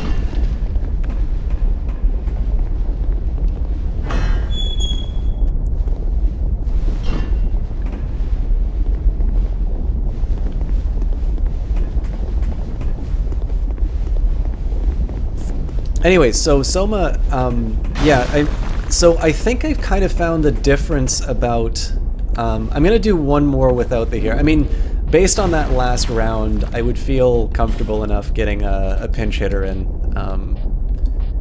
Ooh, a boost to stamina recovery speeds. Okay.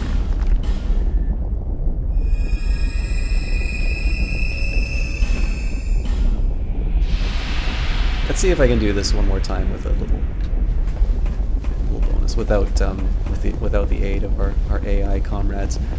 Am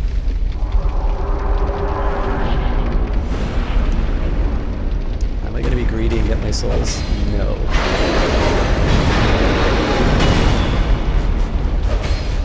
So I gotta keep the poison coming. Okay, this is a good time to get some extra poison hits. Alright.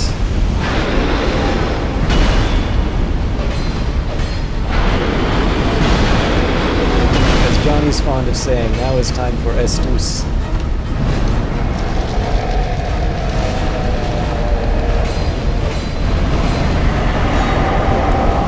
For some stamina. It's not the smartest move I've made, but... Okay, I gotta heal up at some point.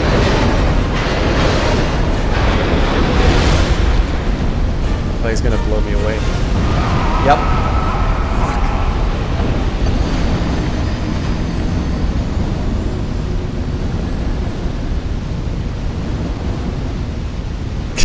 Johnny Big. See, the trick is that I usually I wait for those moments until I've kind of like found a build that I want to do.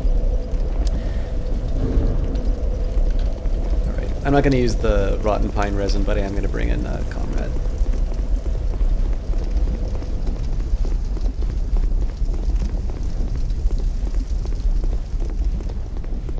Thank you, Booty Snagglers.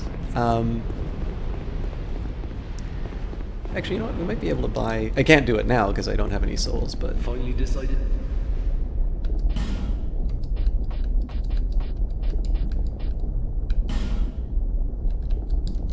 So what are the consumables he sells?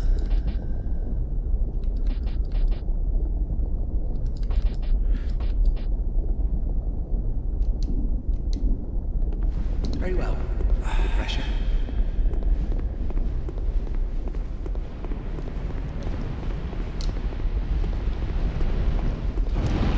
I'm almost curious if you can use fire on this. So there's one thing I'm thinking about this, is that the merchant offers you fire as an enhancement.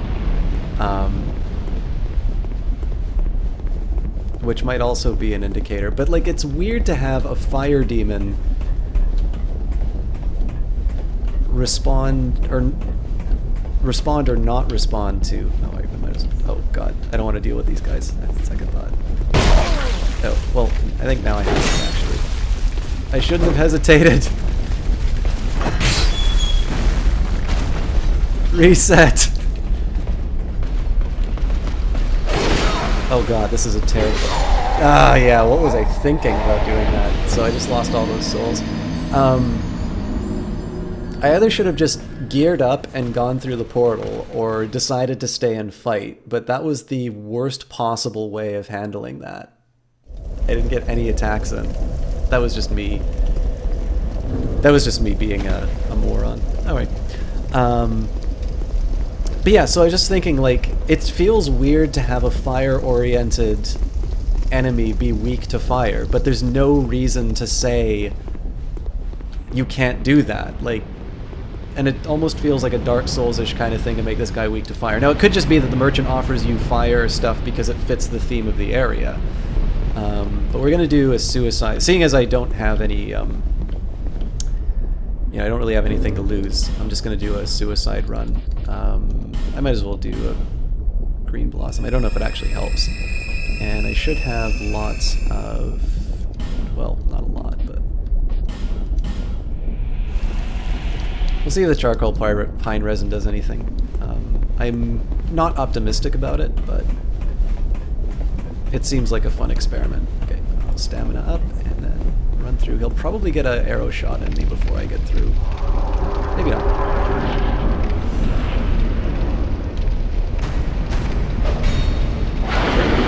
It does some decent damage. He's dumb.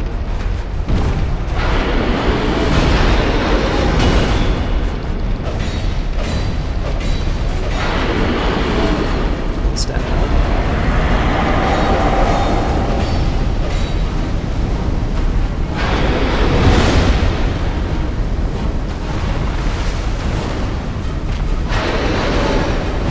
I always do that one too early.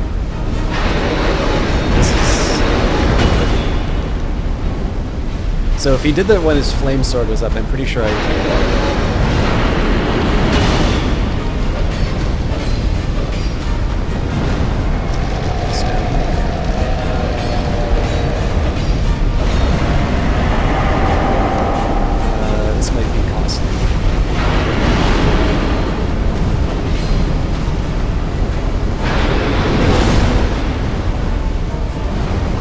I thought it was going to explode, otherwise I would have been for the hit.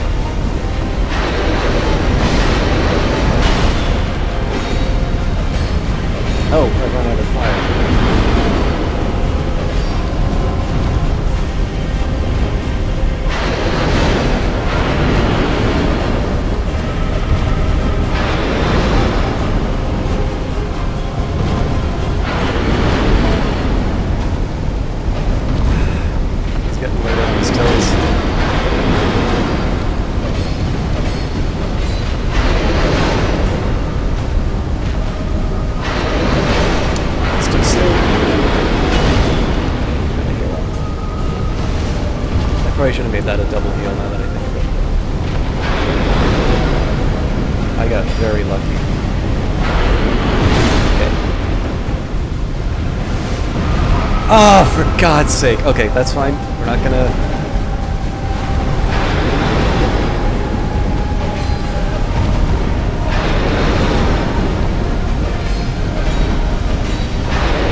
Could be it. Oh, God damn it. I hesitated.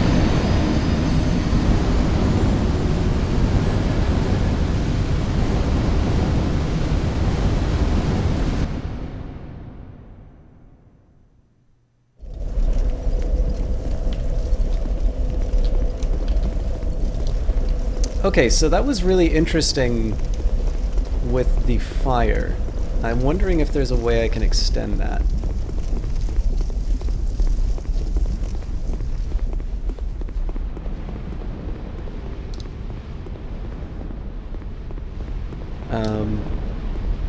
But yeah, so the thing I was going to say a little bit earlier, like if you don't, like one of the really key things I find in the boss battles is just if something doesn't go the way you wanted it to, that isn't a time to freak out. That's the time to just keep your focus. It's like, you know, as long as you're still alive, you can get the hit in. And what I was hoping to try and do was man fight him down to the last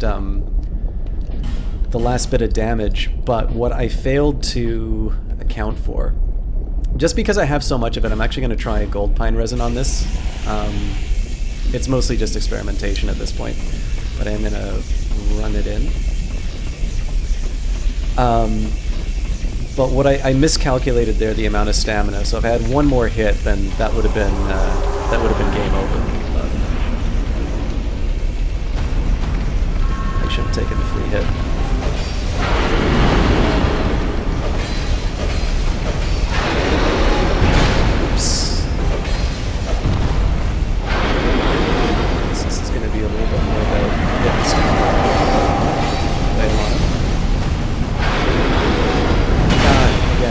Too early on these, so I need this time. I need to. I thought I got my souls by the way.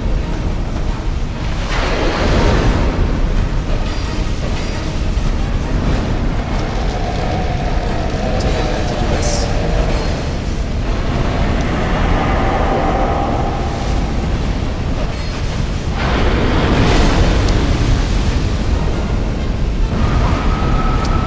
Okay, I'm still alive. I gotta heal up though. So.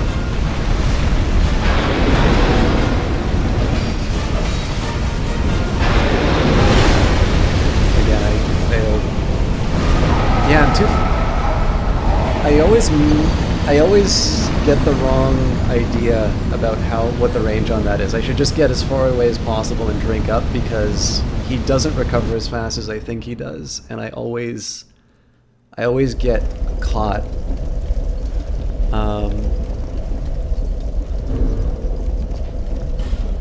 But there's two things I'm going to do. One, I'm going to effigy myself just so I can have the most health. I think I'll go for gold pine resin again. That seemed to be, at least give me a slight edge.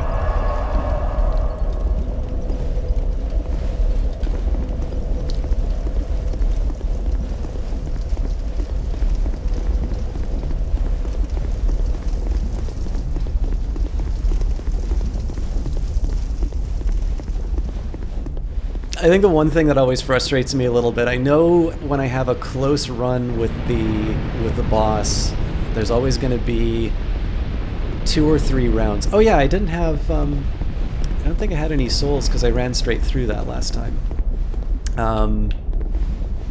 So that was a waste of time. So basically I'm just going to run in and start whacking at his kneecaps. But like personally, there's no reason why this should be the case, but I always kind of know after a close run, there's going to be a couple of rounds where I just misplay, and I think it's because I get inside my own head. Now I'm not using the AI in this one because I'm just going to get chopped to pieces if I hang around here. Oh come on! Not how I wanted to start that fight, but.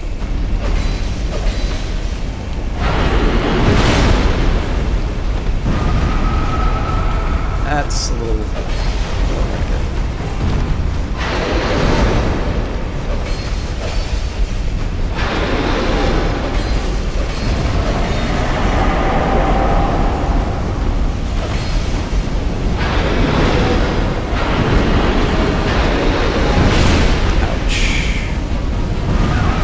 Of course, that's a fuck you at the end.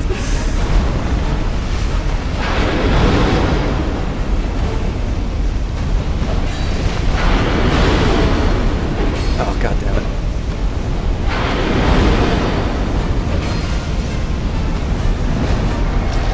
Okay, that gave me a brief reprieve. I should actually be using this for healing.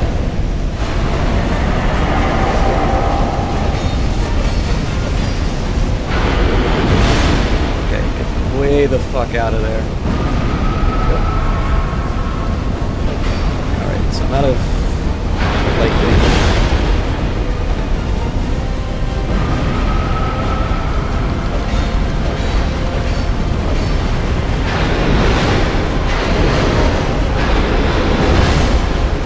Healing time.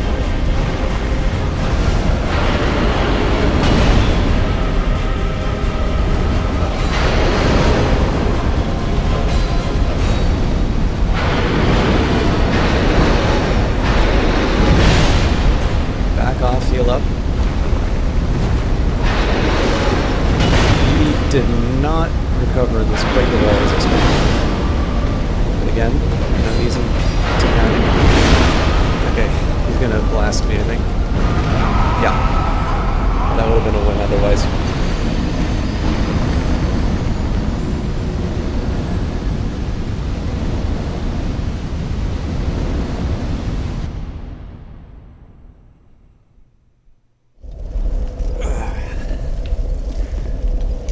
I think I'm just gonna get an AI, but well, no. I'm not gonna use any. I'm not gonna use any items. I think I'll wear down my existing souls. I'll use an effigy, and if I haven't beaten them by then, I think I'll.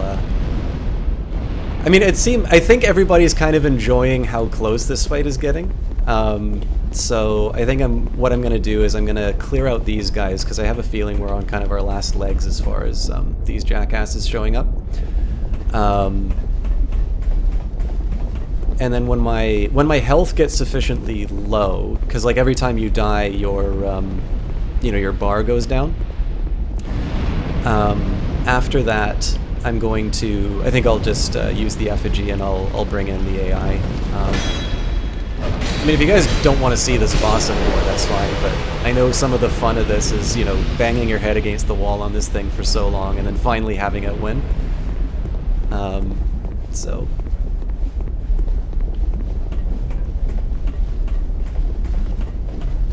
Oh, that's good to know, Johnny Big Time, because, like, I wasn't actually paying attention to how much I was doing with normal attacks, so it seems like lightning actually isn't really worth it. It's kind of like the dark.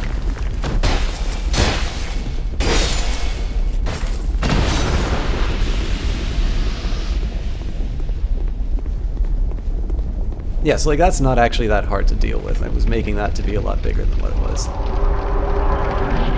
Yeah, I know it's a tough.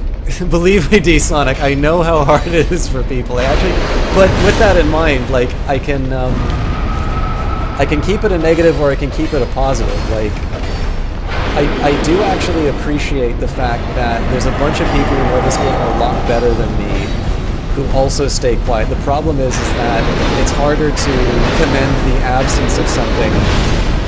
Okay, back off. Do this magic. Just try and get those cheeky hits in where we can. It sucked. Oh shit! Alright, not so bad.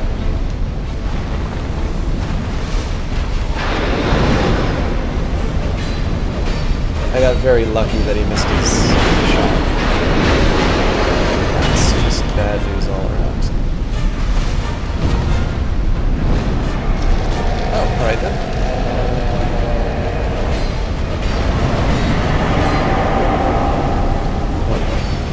Oh, that was a mistake. That was a big mistake.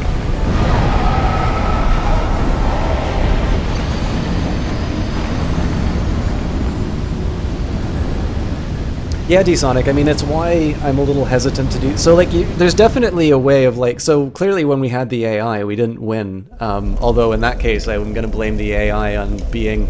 obstructing. when I first did Dark Souls, I didn't quite appreciate you could hire the AI, so I did all the bosses without it, and so it's a little bit like I enjoy the process of discovery, and that was, one of the first things I ever streamed was Kerbal Space Program, which is a game about discovering. So it's not that negative of a thing for me to, to have to just repeatedly do something. I maybe get a little more discouraged when when I'm making an effort and I very clearly am not making some kind of progress, like the effort that I'm putting in isn't being rewarded. But as you can see, like, we've learned a little bit more about this boss each time around. The first time I saw him, like, he can't be that hard. And it was just because I hadn't even got to the, to the fire parts. So, oops.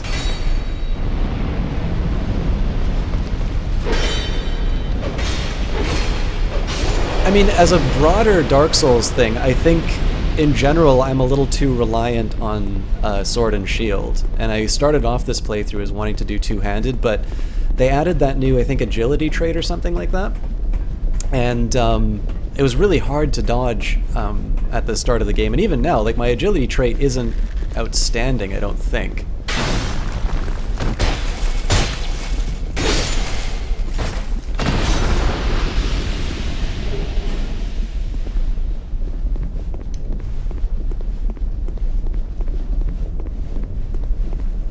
That's really funny, you attack the Firekeeper.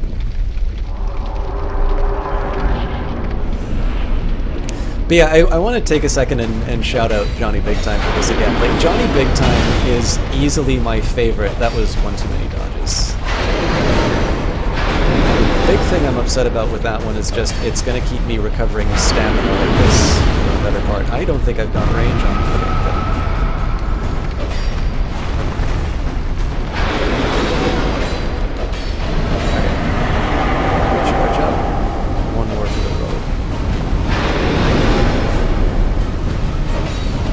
Johnny Big Time's dodges are legendary. Oh, again, one too many. Get out there. I probably should have gone in sooner.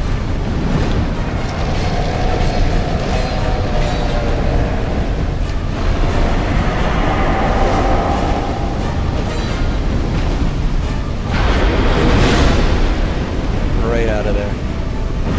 There we go. Probably get one hit in. Yeah. So here, yeah. So the key on that one is not to freak out with the one hit. I didn't quite do that. I just mistimed my dodge. But it's like, as long as you do what you've done every point up to there, you're gonna be fine. You're gonna be able to get a little bit of healing in. But yeah, this is the same guy as last time.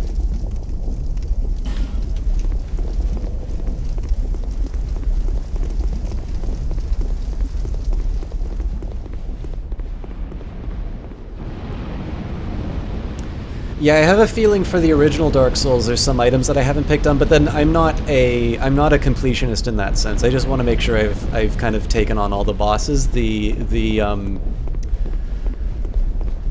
item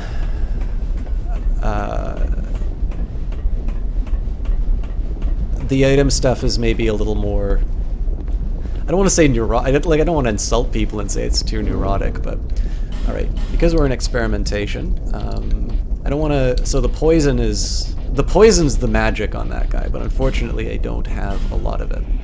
I'm going to see if I can use some actual magic, and just see if that makes any difference.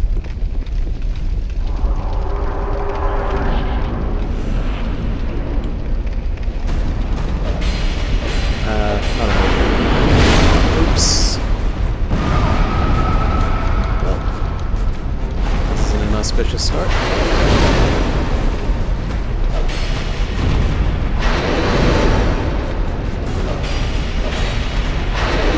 I gotta use this to heal up first.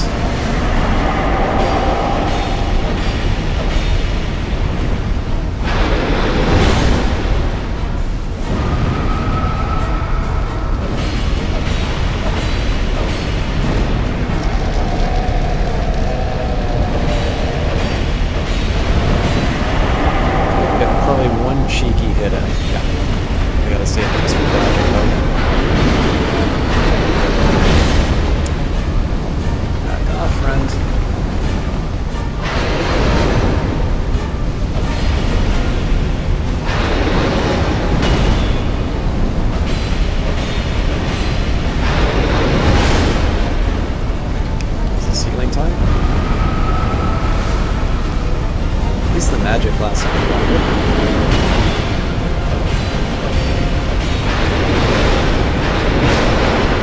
Don't use your head. Just finish it like a pro. The overhead one did me again. Alright.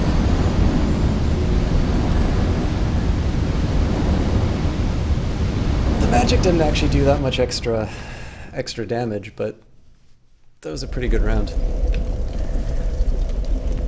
I just can't close. It's like watching the election all over again.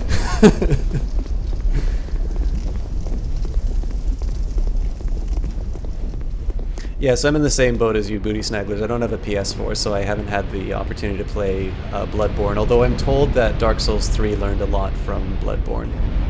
So that makes it probably the most interesting to me in that sense.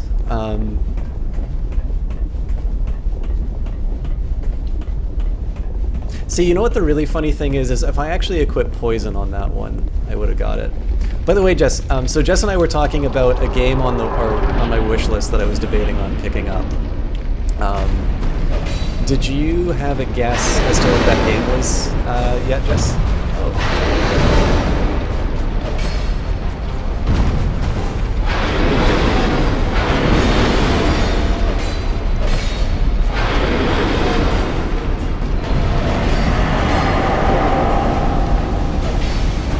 I got a little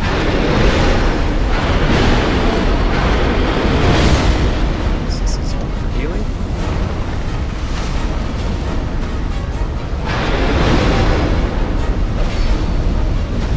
This is taking a little longer than last time, but I'm also kind of screwing up some of my dodges, so...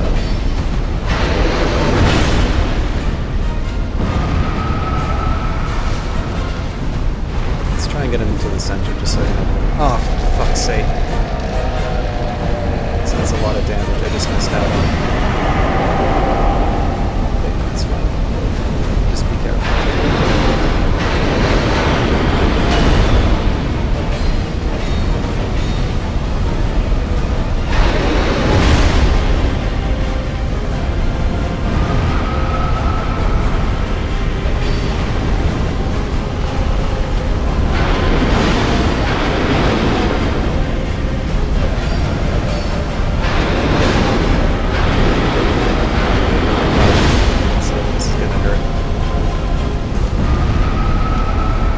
This one I just want to use to heal up.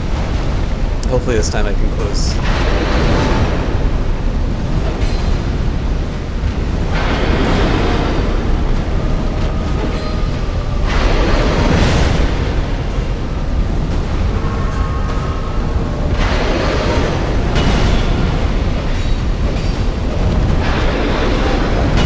Yep, the overhead's the one I always do wrong.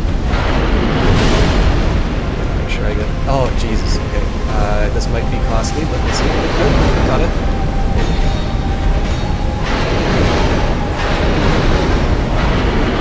Okay, don't get greedy. Wait for him to... Okay, so he didn't do the blow up, but at least I got some health.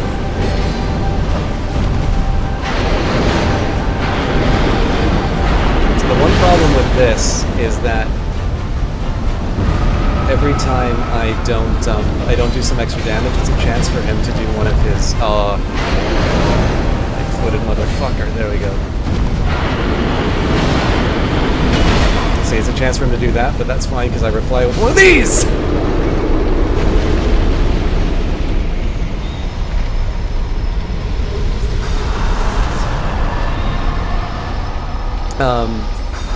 But yeah, so basically, I was kind of rolling the dice each time I was doing that,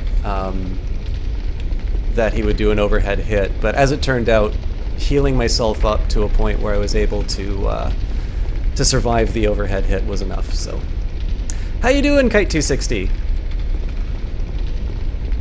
English is word close, close and close. If you want to really have your mind blown, so CD Projekt is the company that owns GOG. They're the guys who make The Witcher, and The Witcher is based on a series by their countrymen. So if you lowercase it it's Polish, and if you uppercase it, it's Polish. Anyways, let me just take a quick look. Read, for lack of a better Oh my word, god, Jesse Quill. is good. Congrats, D.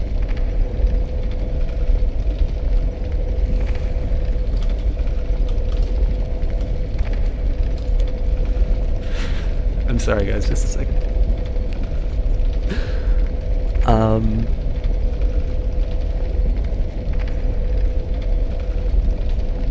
Okay.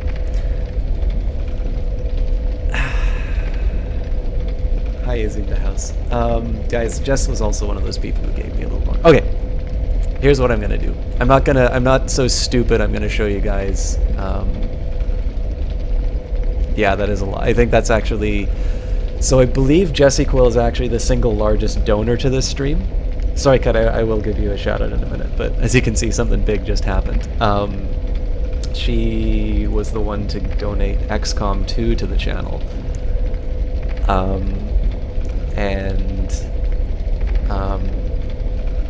She used to be the absolute top donor, and then she destroyed her own record with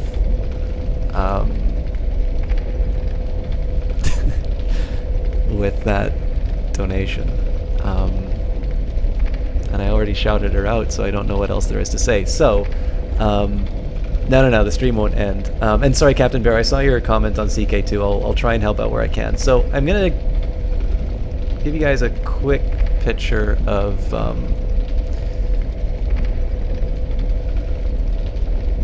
what I've got.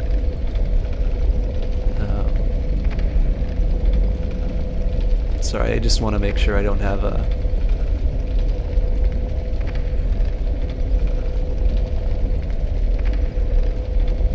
This won't take too long, but...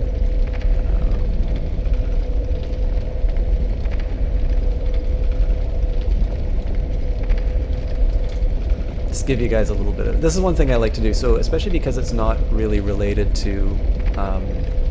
okay, well, that didn't work as planned.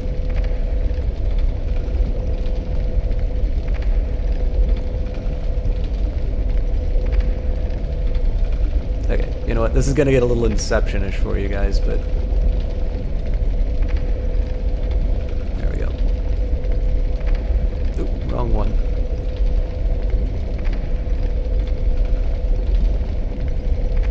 I can definitely say, Booty Snagglers, that Jess has been going through a period of self-employment for a really long time, so that's not an amount of money that she can necessarily throw around either. Anyway, okay, so my bad for not having something new.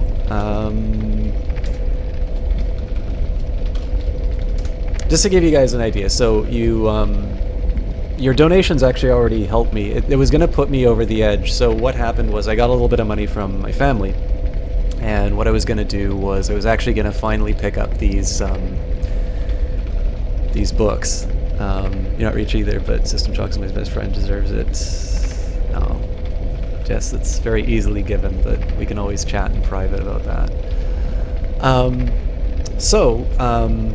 Obviously we got 65 in terms of donations earlier, and Jesse Quill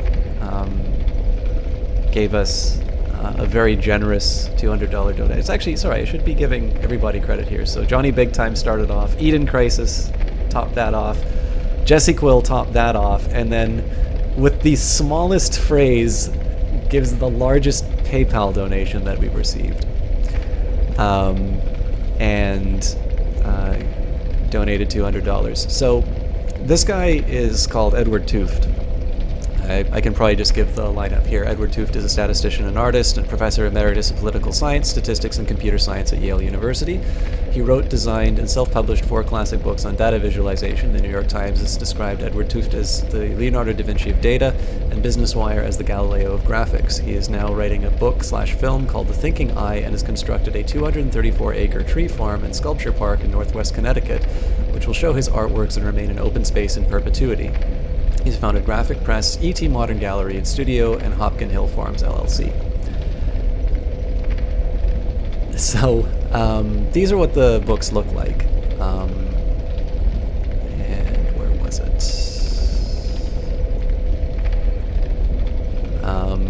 So yeah, these are the two options that you kind of get. So there's the 4 books that I was interested in is the visual display of quantitative information, envisioning information, visual explanations, and beautiful evidence.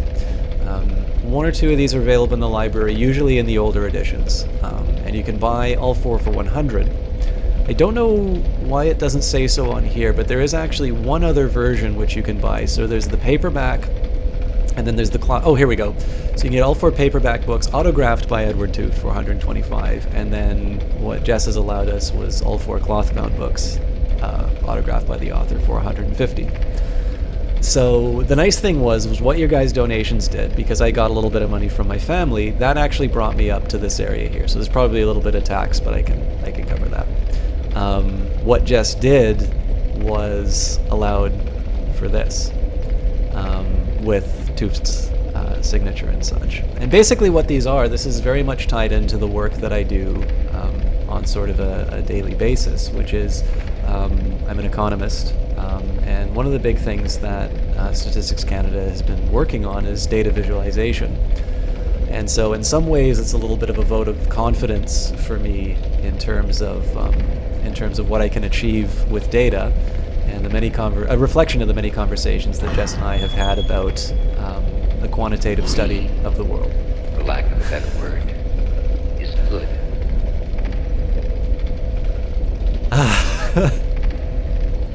Hey, Sonic. So on top of that, now with these donations, the chat's donations would have been sufficient to cover the cost of the Edward Tooth. But this is a very special Christmas, guys. Thank you very much. This hasn't even gotten to be Christmas. Oh no, we're 11 minutes into Christmas now, guys. Guys, that's something else. So yeah, you guys just gave me access to something that I was really looking forward to, and I wanted to get for a while. And now it looks like I'm going to be able to take a little bit of that money and go towards maybe a couple things on the GOG sale. It means a lot, guys. It's like I said, there's a lot of people who do this for a living. 2016 is definitely a very interesting year in terms of where things went as far as Twitch, and some of the things that I liked about it, some of the things I disliked about it. And to have you guys here supporting me and sort of interacting with me for so long, and being such a great audience has meant a lot. But yeah, this is unreal. I really don't know how to thank you guys. I don't think there was a message here. Sorry, I should go away from a ledge before I just double check with D-Sonic. Yeah, there's no associated message. Thank you very much, guys. I suppose if there's any requests. So as always, guys, with the donations. I would never want to belong to any club. Miss Migo Hama, thank you very much for that follow. I'm sorry that you have to deal with me gushing, but we just had the largest single donation contributed to the stream, and then on top of that, we just got past a pretty tough boss, so I'm feeling like $1 million right now. But yeah, I mean, this is the biggest thing.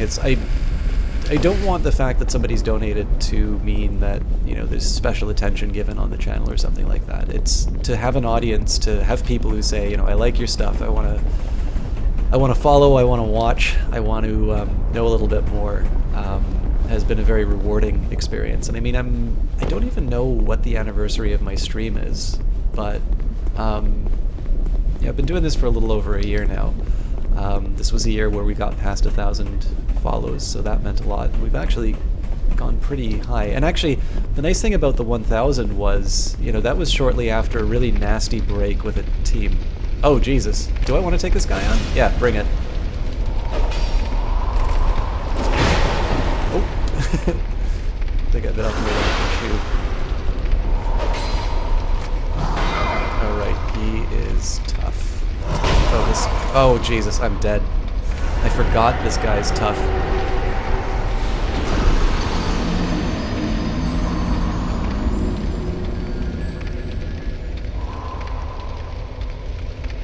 I'll give you a few years.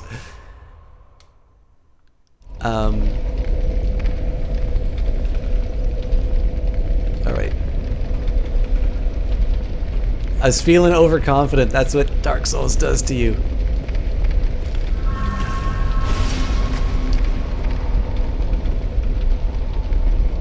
I wonder if I can... Oh no, he just runs off. Oh yeah, I can't get a drop on him. Alright, let's see if I can do that. I've beaten him once before. Actually, okay, I'm first gonna... Just because I know I'm gonna wind up embarrassing myself, let's first spend some of these hard-earned souls. And then we'll move on. So a couple of things to say. A lot of the donations that have been coming through recently, guys, have been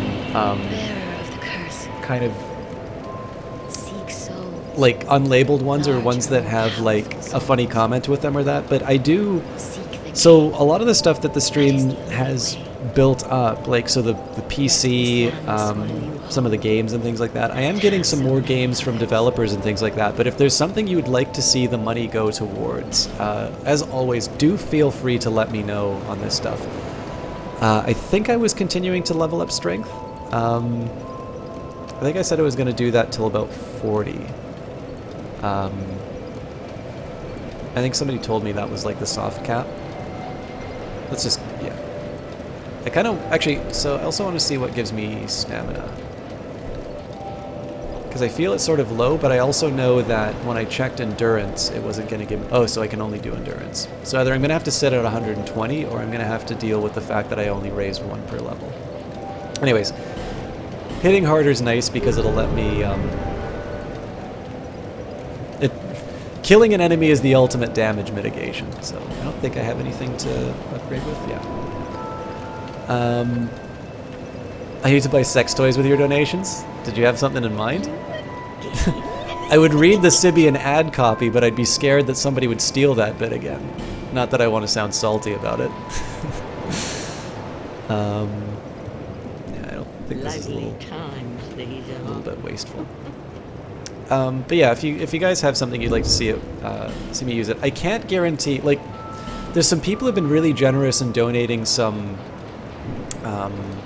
particular games to the stream, and I really haven't been able to do them justice. And I know, like, somebody, I'm sorry, not just somebody, but I was given a copy of Age of Empires, which I was supposed to.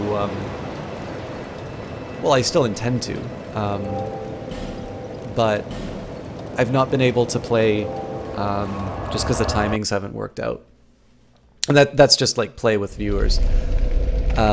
So as always, like if somebody says I'm donating towards this thing, I will always get the thing that you want the donation to go towards. Unfortunately, I'm no longer at a point where I can say, I guarantee you I will play this on the cast, and that's just because there's only so much time, and I just like I know.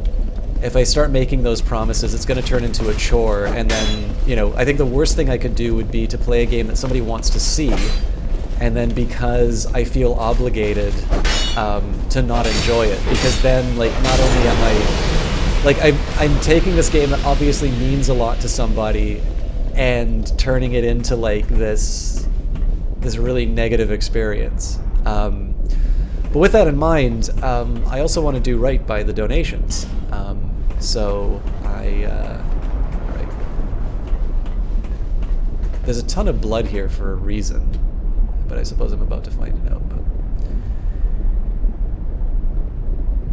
anyways, let's move on. Now, Kite, are you still here? Because I know I want to sing your praises, although I feel like I should be singing Gussie Cole's praises again too. Alright, this is going to get really interesting. Out of there. Nice. Like, on back to Brigador, I have not as much as I wanted to. They've added some content to the game. Like every major gaming YouTuber ever.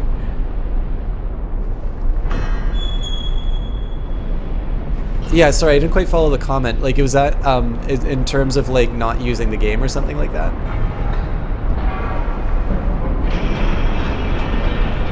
See you, sucker.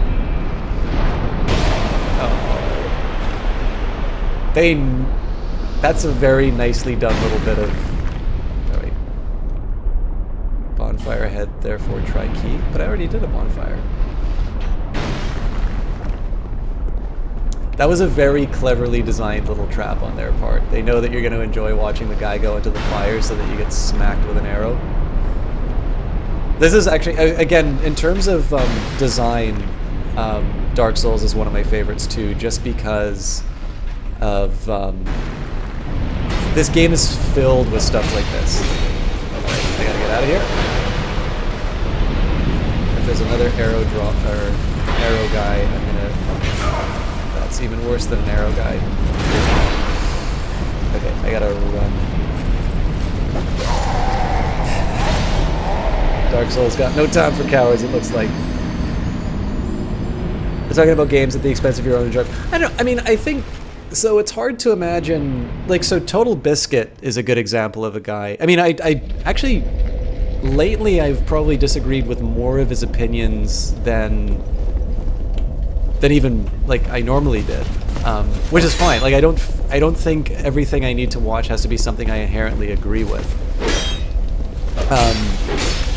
But, like, he's at a point where, like, every game that gets released is gonna... You know, if they don't outright give him a key, then he's gonna be able to basically ask for it and get it.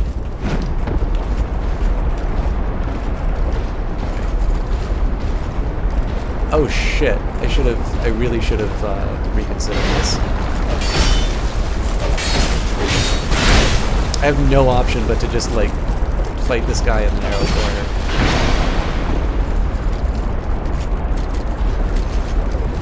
Alright, he's not letting up, so... Yeah, so I have to run straight through on that and deal with both at the same time.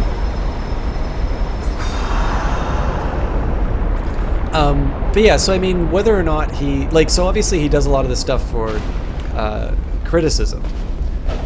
Oops.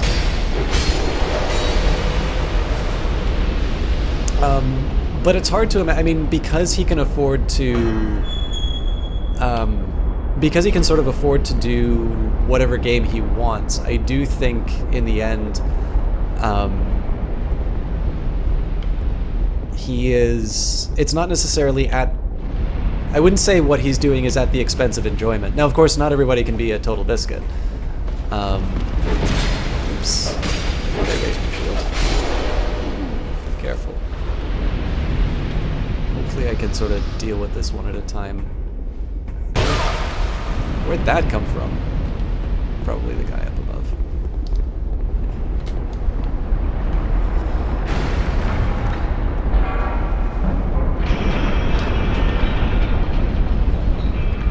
I haven't seen Game Grumps. Thank you.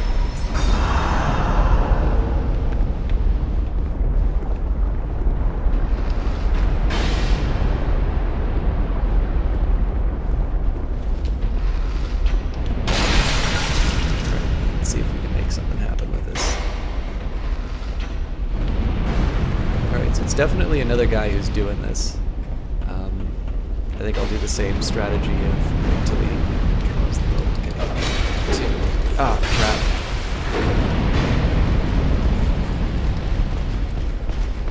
Okay, quick one here. There we go. Progress of a kind.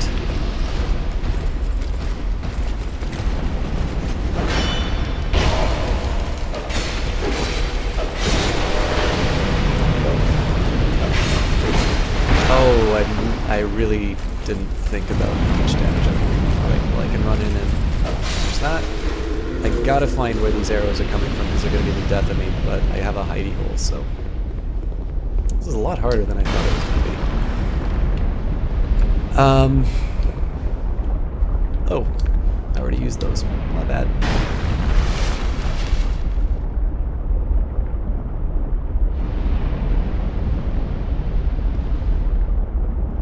Yeah, well, I mean, I think there's a certain point...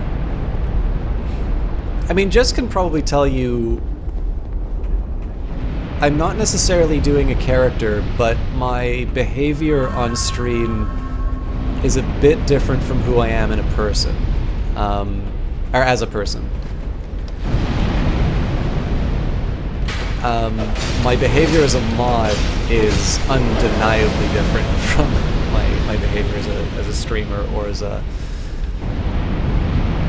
caster. I don't necessarily think that is a bad thing in and of itself, but I do think there is...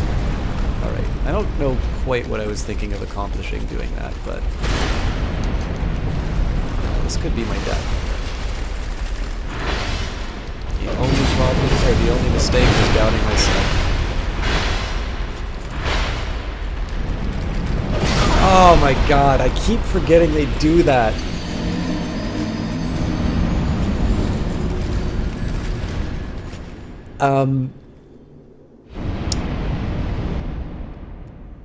But yeah, like, so the one thing that I dislike is the level of dishonesty with oneself, which leads somebody to go to this infuriating persona. Like, so it's not, you know, this is the character that I play when I'm doing a show, but rather, this is the character that I think will get me follows. So what I'm particularly talking about here is the kind of person who is bound and determined to do some variation on, "Hi YouTube, I'm gonna," you know, that kind of nonsense. The editing style of most YouTube videos, which is not necessarily a gaming thing, makes me want to cry. Because I can remember... Actually, so Jess and I were talking about, like, I have edited actual film, like... Ooh, dramatic. I don't know what I thought I was doing there, but...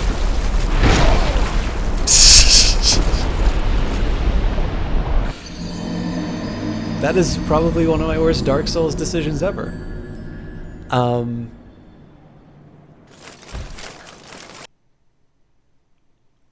But yeah, so like... I've had the experience of editing 16mm film on like a Steenbeck editing table. So like a big table where you're physically cutting the film, you're making a decision in terms of what that means. And I am not at all opposed to fast cutting. So I think like a masterclass in editing would be Mad Max Fury Road. I think that's a very exceptionally well done well, movie in general, but especially editing job. Okay, let's see if I can just man fight the hell out of this. No, I cannot. Oh, yes I can. I am the greatest Dark Souls player in this room. Kite, excellent, thanks. I'm gonna give you a shout out in a second.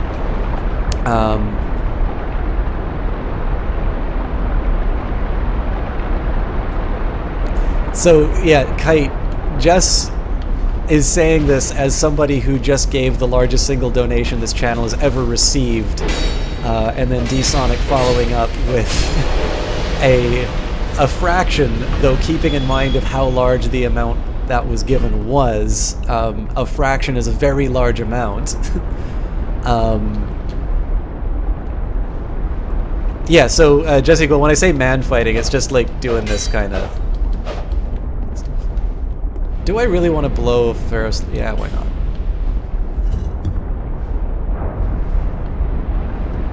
I want to see what's in here.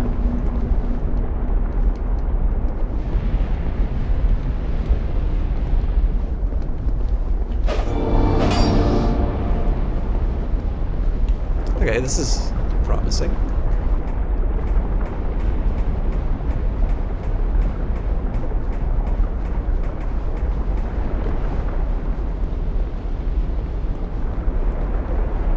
I hope this isn't just like a way to like bypass the boss.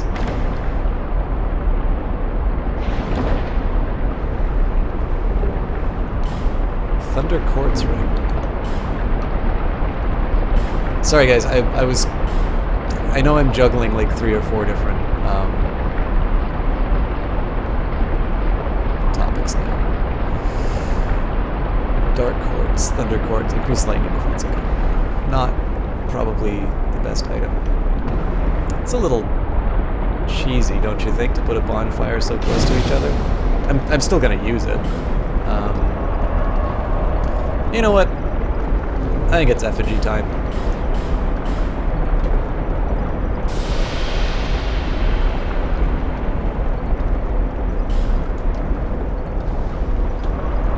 Yeah, so like, Jessica, when I say man fighting, like I'm kind of just talking about this completely inelegant, like just imagine like two beefy guys punching each other until one of them just completely drops. Is what I mean by that.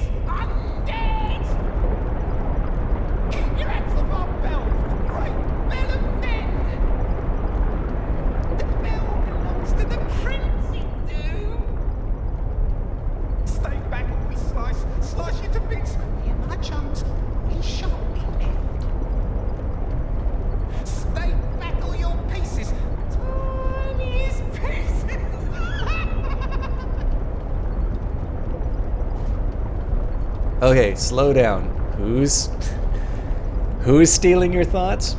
All right, let's close some threads that we had here. Kite, if you guys want to see how to co-op on Twitch, you guys got to check out Kite. He was doing Portal 2 with Superior Blaze, was one of the more recent things that I saw him do. Really fun to watch him do that. On top of that, a very nice guy. So you all got to see, you know, the tremendous generosity that happened in the channel a little while ago. And I hope... Actually, the one thing I'm sorry you missed, Kite, was I actually got to show you exactly what I was getting with that donation. So, but I can show it later. I will, by the way, I will tweet out the books when they arrive. I was going to order them on stream, but that's obviously a really stupid idea to show people that information. But Kite is he's the kind of person who is given to a lot of streamers, either monetary donations, emotional support, you know, much the same way. A lot of these things are very common themes that you'll see amongst a lot of streamers that I shout out. It's almost like I have a set of priorities. But Kite is one of the nicest guys that I've met on Twitch. He's also has a great love of Kirby, to a point where I maybe didn't quite appreciate the game to the level I could have until I saw his cast. But if you're a caster, you want to watch him to see how to co-op with him, because I struggle with that. The only person I can really co-op well with is Jesse Quill, and hopefully we're going to add to that by maybe adding Johnny Big Time and Kaylee Cakes into the mix at some point. But when it comes to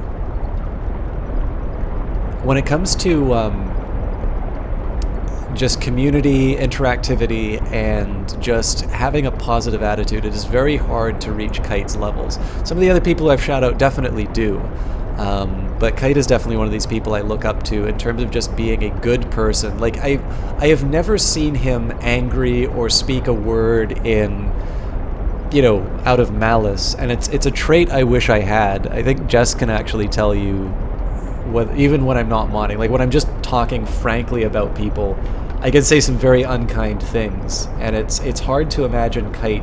I mean, I'm assuming he's a human being, like he has to have done this at some point in his life, but he's the sort of person who exudes this calm and maturity that I find very admirable, and something that I wish I could, something that I sort of wish that I could emulate myself.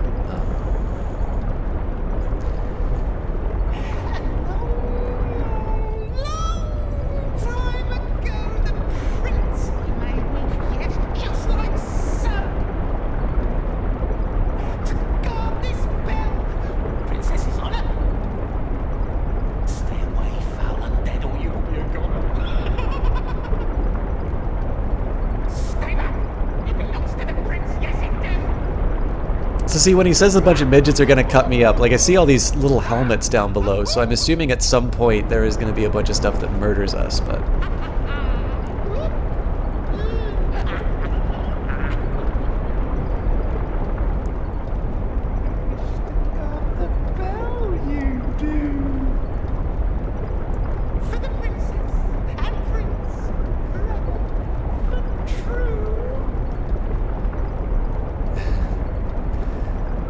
Oh, the Bellkeeper Covenant.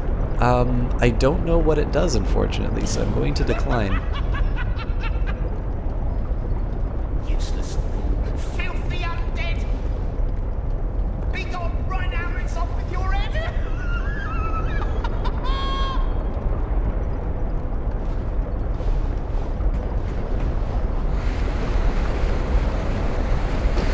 Alright, well, there's no real way up other than... So I could transport from the bonfire. Let's just go through the...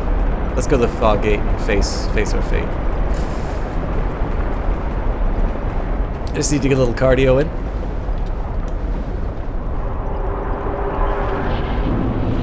Belfry Soul.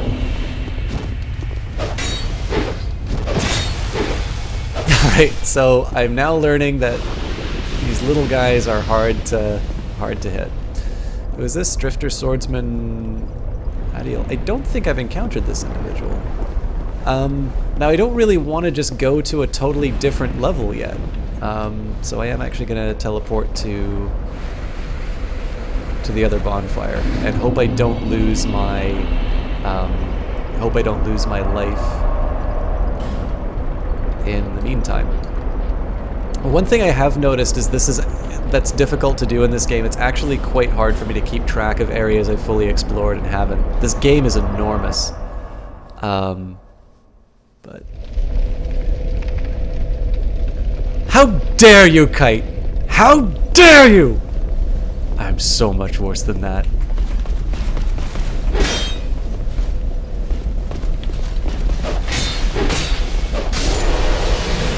Jess will be able to fill you in on the reference. I didn't quite quote it exactly, but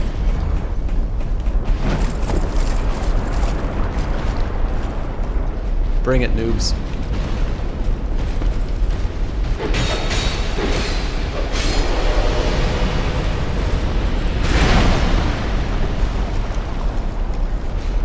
Thanks, Jess.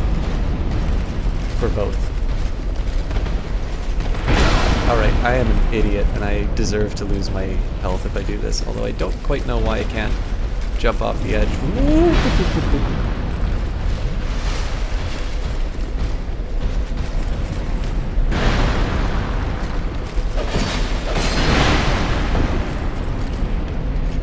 Man fighting, Jess. This is what it looks like.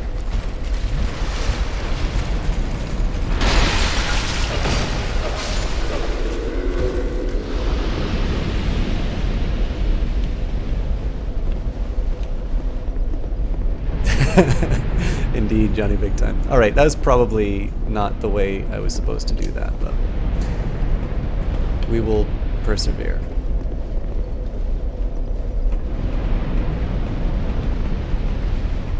Alright, at least now I know where those arrows are coming from.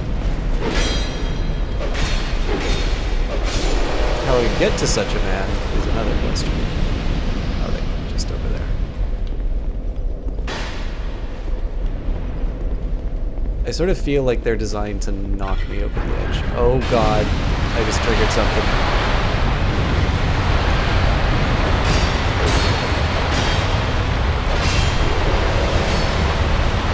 Alright, well this is a thing.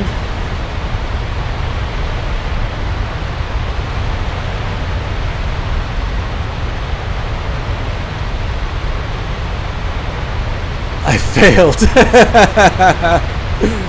Alright, so there's got to be something like in the first Dark Souls that lets... This is not going to let up.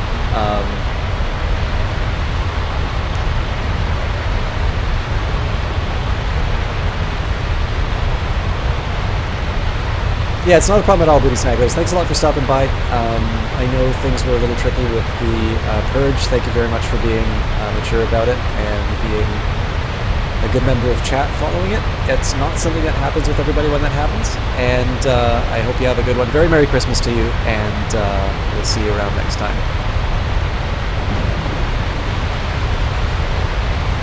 So there's got to be a ring that basically gives you not necessarily fire immunity, but at least some kind of fire protection.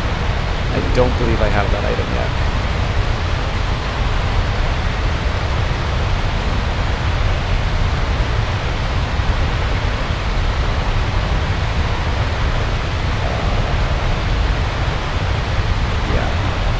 These are just waiting for disaster.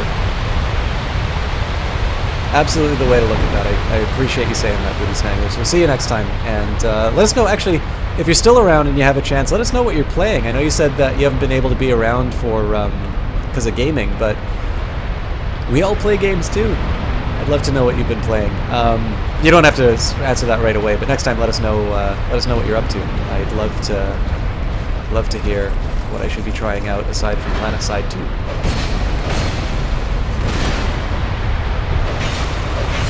Oh, not enough! I thought I had him for sure.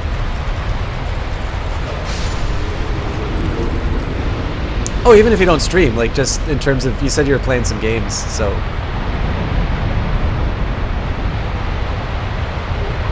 I'm a gamer too. I want to know what the cool kids are playing. Oh yeah, I was talking about YouTube rhetoric and how much I hate it.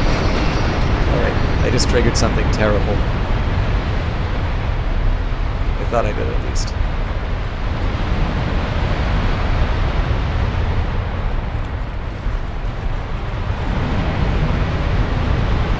Dark Souls and oh, that's right, you were the guy who played Vainglory. I still haven't tried it out, but... And I know Dota got the recent, that might trigger the bow guy as well. I feel like I should use an Estus, but it also feels a little wasteful to do that.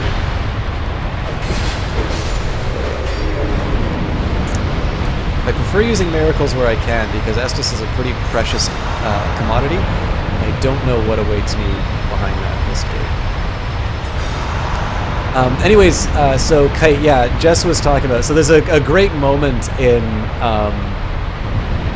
the thick of it where this character, Malcolm Tucker, is like just, like is completely up in this guy's face, like just like making every last demand of him. And this hapless aide is just like trying, you know, his last ditch effort to like get out of this, this just complete haranguing. Is to say, it's like, Malcolm, you're bullying me. At which point, the character just gets completely outraged. You know, how dare you? How dare you call me a bully? I am so much worse than that. So, it's a really good MOBA, the only one that interests you. Yeah, see, this is one thing I actually really like now, is that once upon... I think this might... alright then. Oh, I think I get it. So if you step on one of these things, the trapdoor goes down. Nice. I don't know if I can bring it back, though.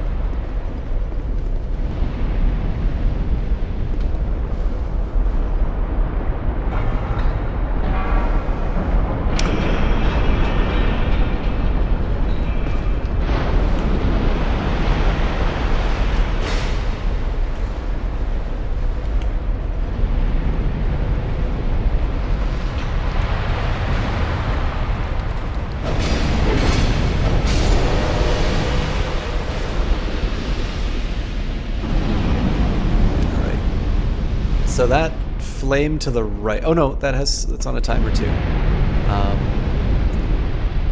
I'm a little curious about what's on the other side of that ladder though.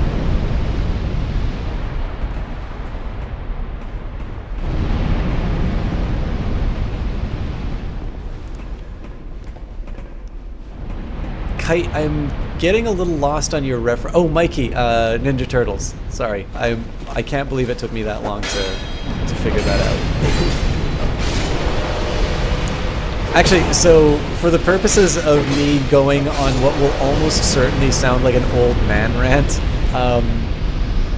alright, so I'm thinking this chest is a mimic given the number of, oh, maybe not. Maybe it's trapped. Oliver the Collector.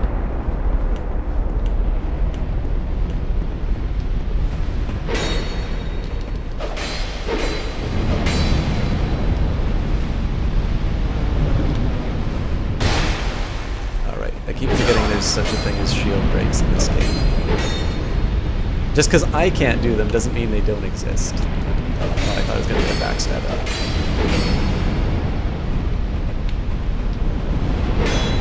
I gotta be really careful about this, otherwise he's gonna knock me into the lava. Quite enough to seal the deal. There we go.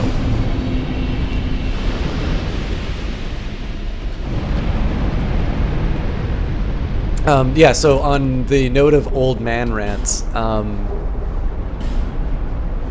the one thing that drives me crazy about the new treatment of the Ninja Turtles is to remove the names Leonardo, Donatello, Michelangelo, and Raphael, because it was actually the very first time I had heard of the Renaissance artists that they're named after. I don't know if I want to use a Pharos Lockstone on this. This is going to get me back to the Belfry, I think.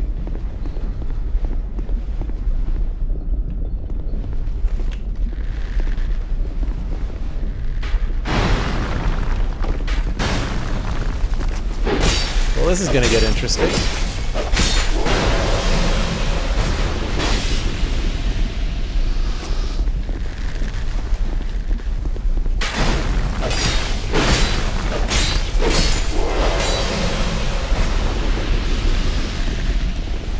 I'm going to try and Johnny Big Time this one.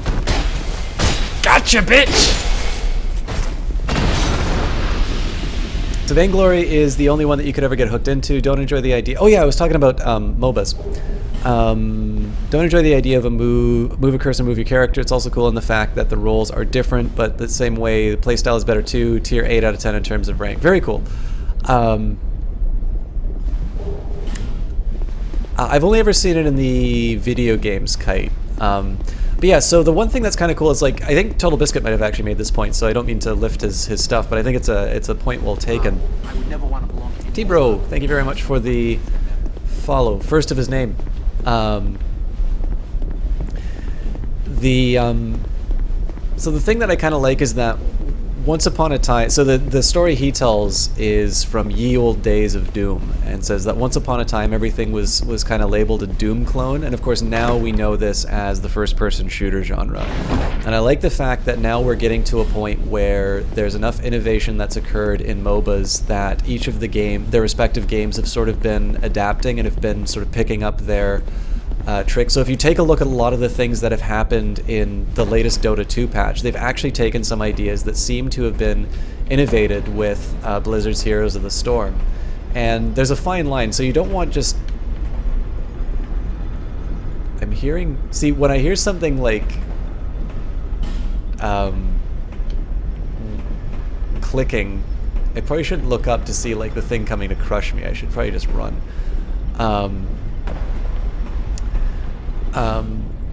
But yeah, I really do like the fact that we're past the point where, you know, MOBA or Dota style or whatever somebody wants to call these things has become a, you know, it's sort of a one-size-fits-all, and everybody's going to have, like, their particular, you know, reskin of what are fundamentally the same mechanics.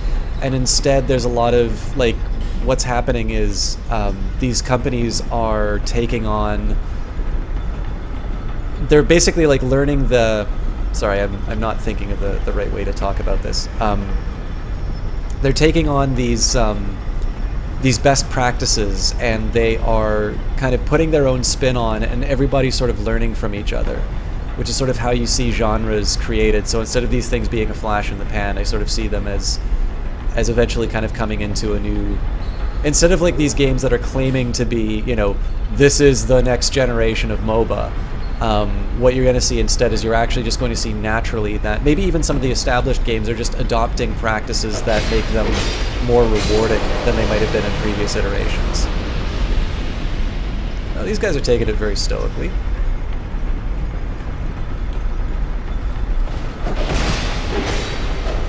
Ooh, careful.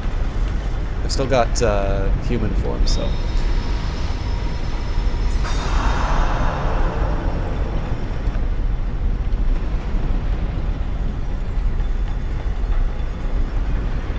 Alright, so I was going to do an old man rant on the Ninja Turtles. So, Kite, I first became aware of it in the video game that Jess was vlogging. I think these are telling me that I'm going the wrong way.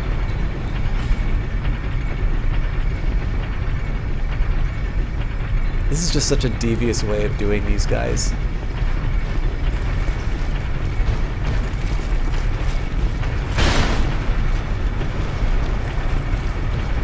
This is really no good options with this guy.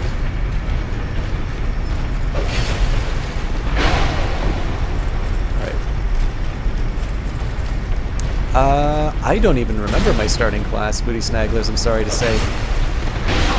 Oh, got me on the end. Okay, I think I need to drop an Estus before I go any further.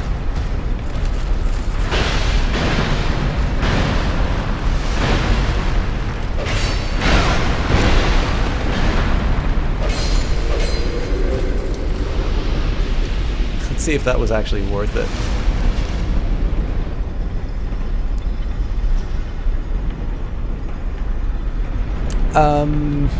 I think it might have been warrior or knight, or basically something that's a little sword and boardish.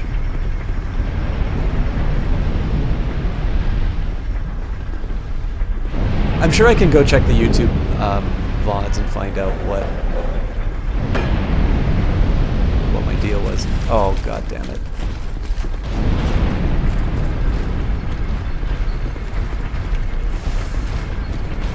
I think I can get a cheeky hit in around the corner.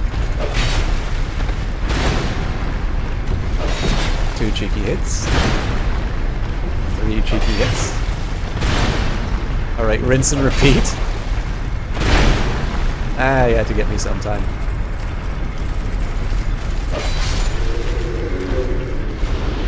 Always pick Deprive because you like to respec for the endgame and for PvP. Yeah, I'm beginning to learn that Deprived is not actually necessarily a bad choice.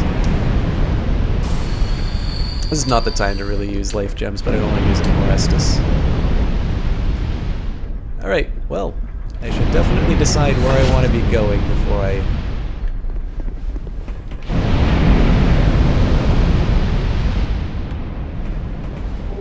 I'm fucked.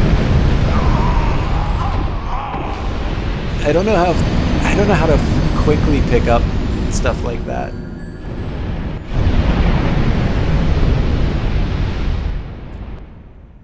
Oh, CK2. Oh yeah, Captain Barry, you've been languishing in that game, and I have not been helping you. So the original plan would have been Monday, but I'll have to confess, I think on Monday I'm going to do a game called Rebel Galaxy for the GOG sale, because the GOG sale will end on the 28th. So what I might do, I might move the alright,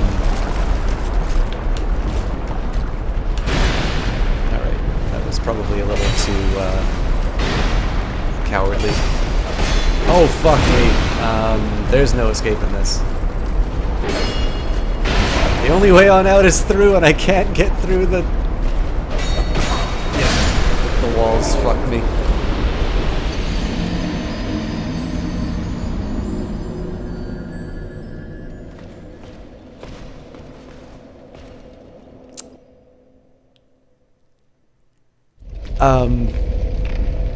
But yeah, so I'll probably, at the very latest, I'll do it Tuesday. I'll try to do it Monday, but if Rebel Galaxy really gets my attention, I'm probably going to wind up putting a lot of time into that. Again, as a reminder for you guys, the Steam sale will have more stuff available, but I do know there's a couple of new, and I think at least one exclusive title that the GOG sale got, so if you want to follow the link down below, you can see what goodies await you.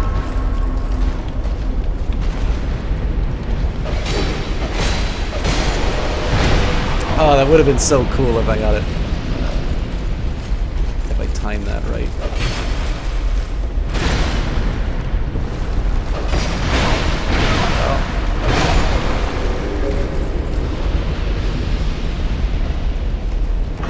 I thought I could have closed it in an impressive way, but instead I almost perished.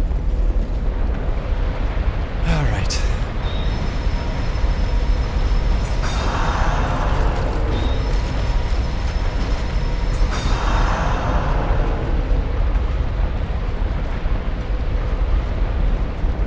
Now, was there a particular question that you had?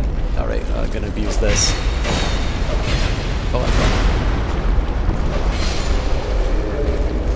Was there a particular question that you had about CK2, Captain Bear, or would you? Is that something you'd maybe like to wait for a stream for? Because I know it's really hard to explain verbally, and it's probably even harder to learn that way. I don't want to leave you hanging though.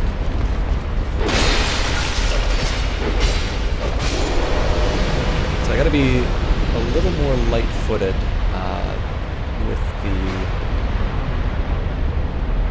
archer still up. I don't really want to have to jump off over all of that fire. Let's deal with the archer guy next, just because I might be able to get to the ladder.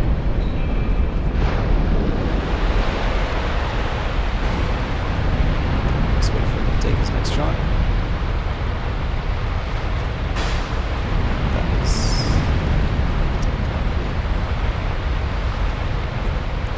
Alright, I'm not going to get this done in time, so just rely on my boy's damage to do that. Please run through the fire. Okay.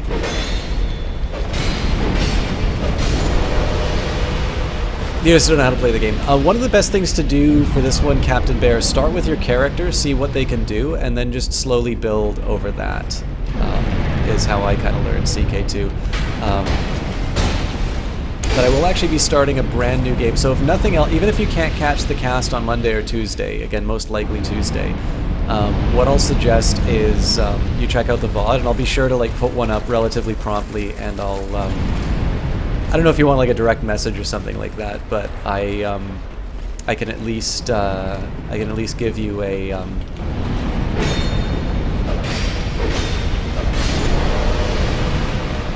I can at least give you some kind of notice next time you're here. I never noticed these feet before. Is that me? Yes, it is.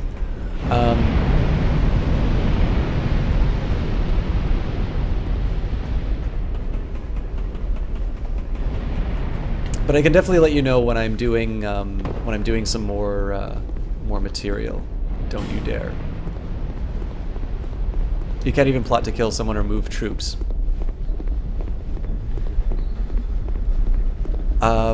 That seems a little strange. Or do you mean just like in terms of understanding the mechanics that you're not able to accomplish these things? Ooh, alright, well, can't be perfect all the time, I guess. Oh, he's got it. Oh, no.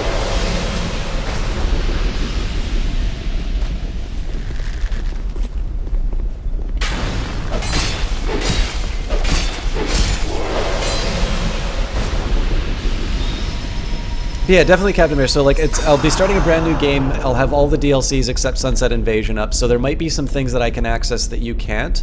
But I figure if I do more stuff rather than less, nobody's going to complain about that. It's going to be more if I'm playing without all the DLCs and somebody wants to know how like Reaper's Due or something like that works. That's going to be a little bit harder. But yeah, no, I'm very happy to. I mean, I kind of got a large amount of my viewership from playing Crusader Kings 2, and it sort of seemed like people liked watching me so they could learn the game. So I'm on very comfortable territory. Starting class as Warrior. Thank you so much for doing that, Jesse Quill. I think Booty Snag was still here. Yeah.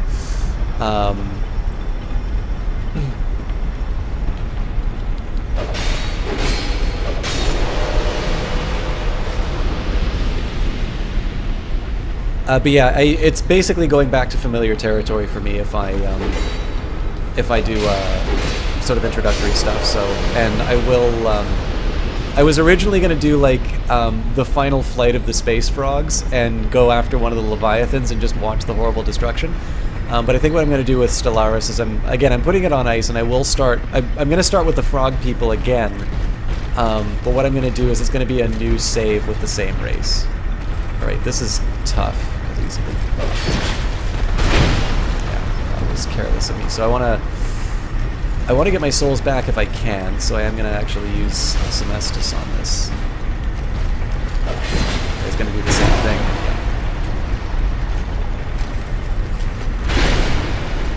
I can't really afford to jump back, unfortunately. So, all right.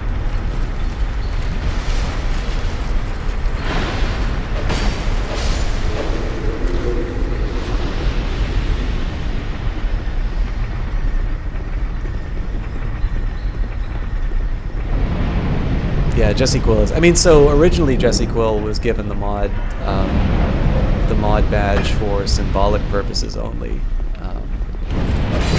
This might prove costly. Nope, I'm okay.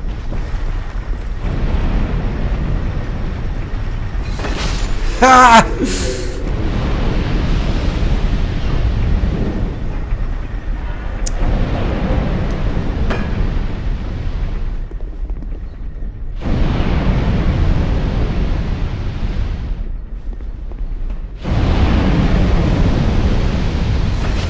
Oh, and some spikes, huh? This is just a fun room all around. I don't think there's any plates or something like that on the ground.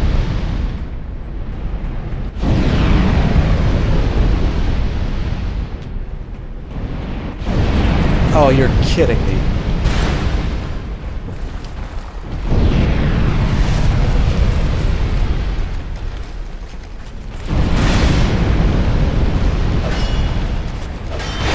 This is insane. I can't actually hit him because I keep hitting the wall.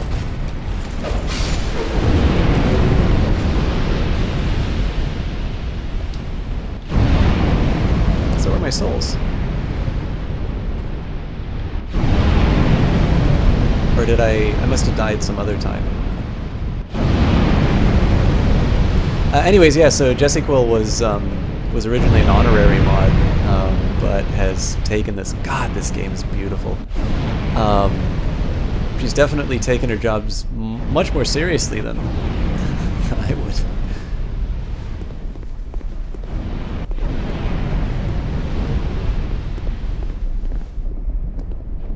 God, again, I face myself. I don't even know if this is a complaint or just something I need to get used to, but for this game, there's so many different avenues I can go down. It's actually very difficult for me to keep track of what I'm kind of up to. All right, I think I'm undead right now, so.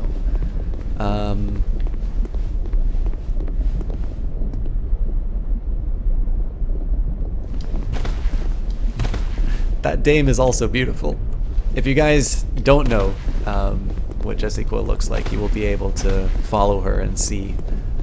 She's definitely a lot easier on the eyes than I am. Alright, old man rant time. Or at least as far as I can old man rant while a boss kicks my ass. I don't think I have enough to... Actually, this is a bad decision because I'm on the border. Oh shit, this is like a final boss. Maybe I should homeward bone. I would never want to belong to The Rural Jura, thank you very much for following. I actually don't think I have any homeward bones. Oh, alright then. Balrog, Satan, Horn Demon.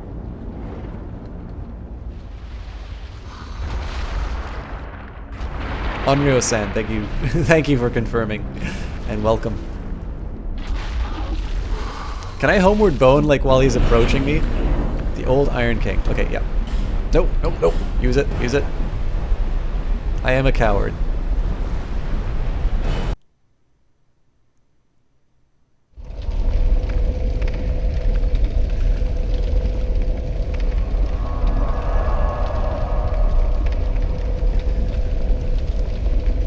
I want to explore the other things the world has to offer before I go to battle with a giant demon. It's like I'm just on the margin of like getting another level off of these things, and I know I am already salty about the PvPers that come in, so the smart thing to do is to run by. 1, 2, 3.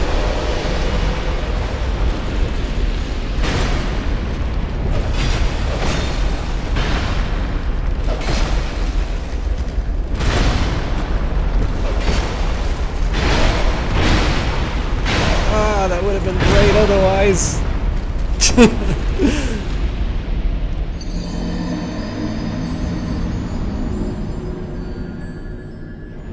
I can play offline, but it kind of defeats the... I'd like to have the full experience if I can. For those of you wondering why I didn't take on the big nasty boss, there's your evidence. there's case number 1. Alright, old man rant. So yeah, the first time I ever found out about the Renaissance artists that the Ninja Turtles were named after were through the Ninja Turtles. And I just think by shortening the names, like, I don't necessarily think you make it like more appealing to the youth of today to, ooh, I think we're gonna have the same problem.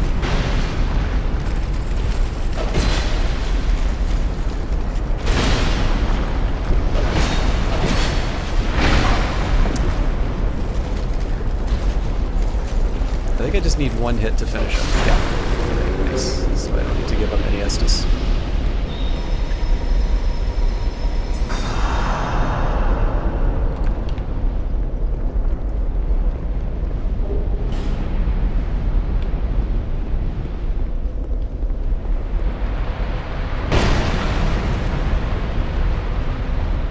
That sucks. Well, I guess I still have miracles at least. I'm going to be heading towards that fog gate this time.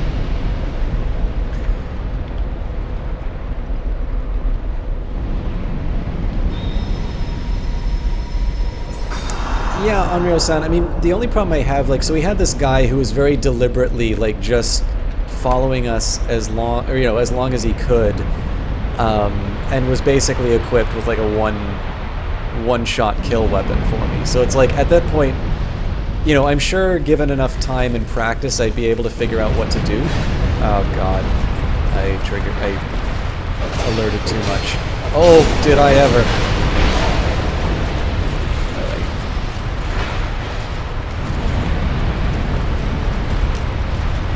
Alright. This is Dark Souls.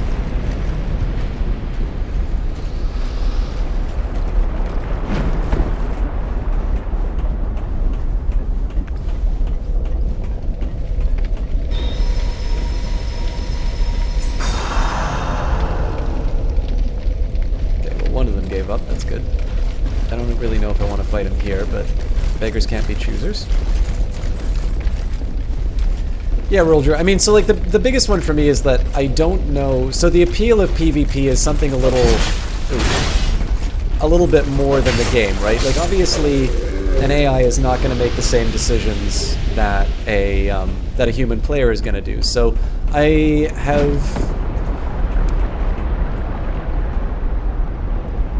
haven't really lost my taste for PvP, but it's definitely more of an in-the-mood kind of thing for me.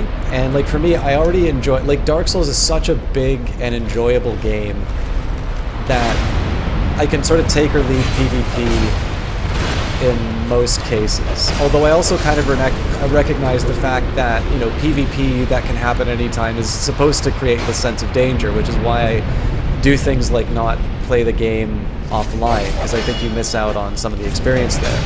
But like the big thing for me is there's very clearly people here who are deliberately hunting people who are weaker than them. And I'm not quite sure what the purpose of this is in terms of like an enjoyment thing. Like, I don't quite see the fun or the challenge of, I was hopeful, of doing so. But, I mean, even in that case, like, it's not like I said... I think the worst that happened with us was, I wound up... I need to be careful about rolling back, because... Oops. Apparently you need to be careful about rolling anywhere. I don't think 2 can finish him off. Oh, yes I can.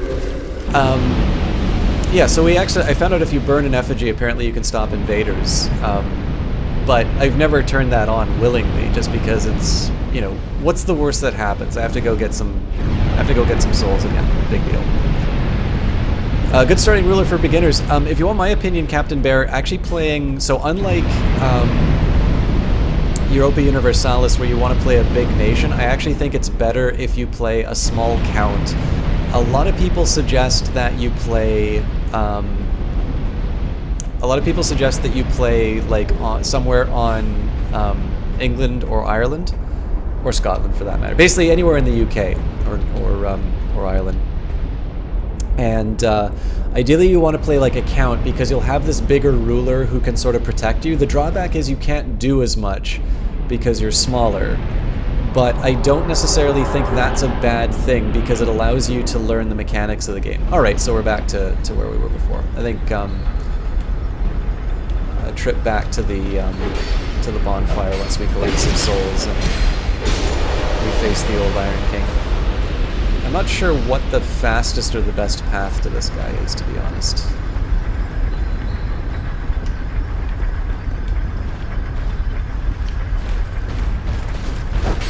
Ah, god damn. I was wondering if the other guy would show up. Alright, lose some souls here. That could have been worse.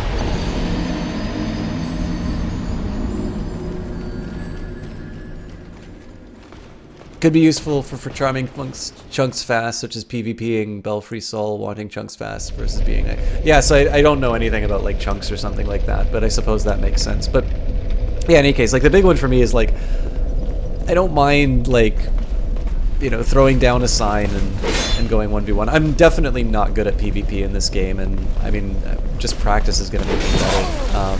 But I guess the only thing for me is like, my usual experience of invading is that it's an interruption into an otherwise enjoyable game.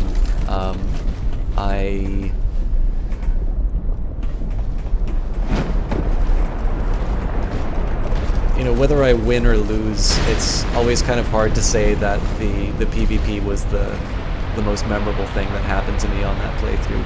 This is definitely playing with fire. I think I can get it. No, if I'm not paying attention to the arrows.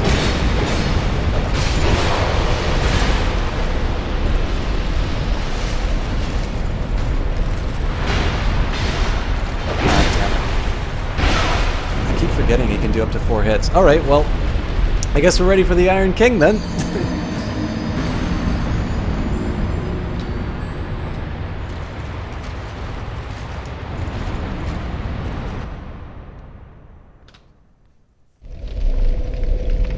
Oh wait, you're talking about Titanite chunks, aren't you?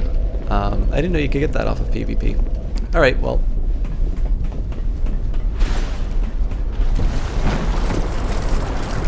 I wonder if I can open this thing before it hits me.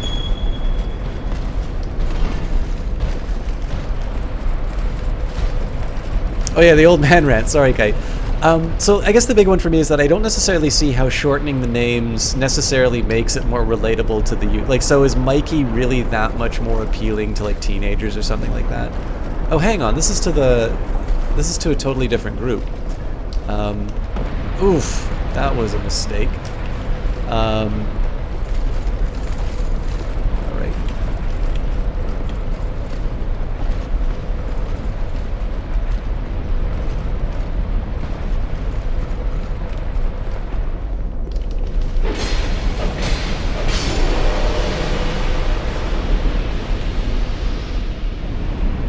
Oh, and he's just back to normal. All right, fair enough.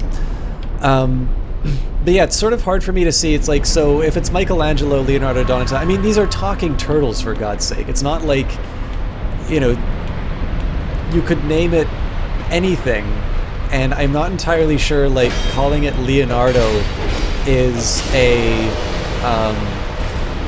you know, it's beyond the comprehension of the, you know, average viewer.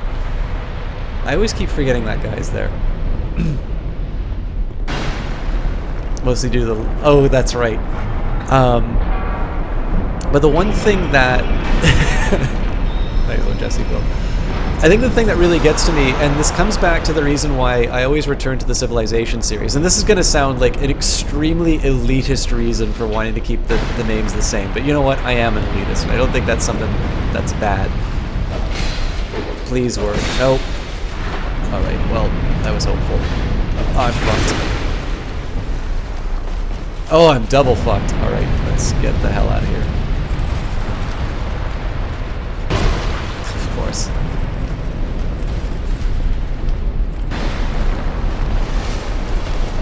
Alright. This is going to be very delicate.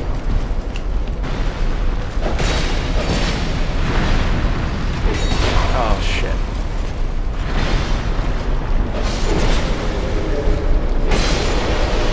It wasn't pretty, but it did the trick. But like, so eventually I did find it. So I mean, in the original cartoon, like I looked this up on YouTube. In the cartoon, it actually outright says that Splinter named the Ninja Turtles based on his favorite Renaissance artists. So that is present within the story itself. But the big one for me, like with my experience of the Ninja Turtles when I saw it, I can't even remember how old I was when I saw it. Like, it was definitely like a rerun I was watching. I need to pay attention more.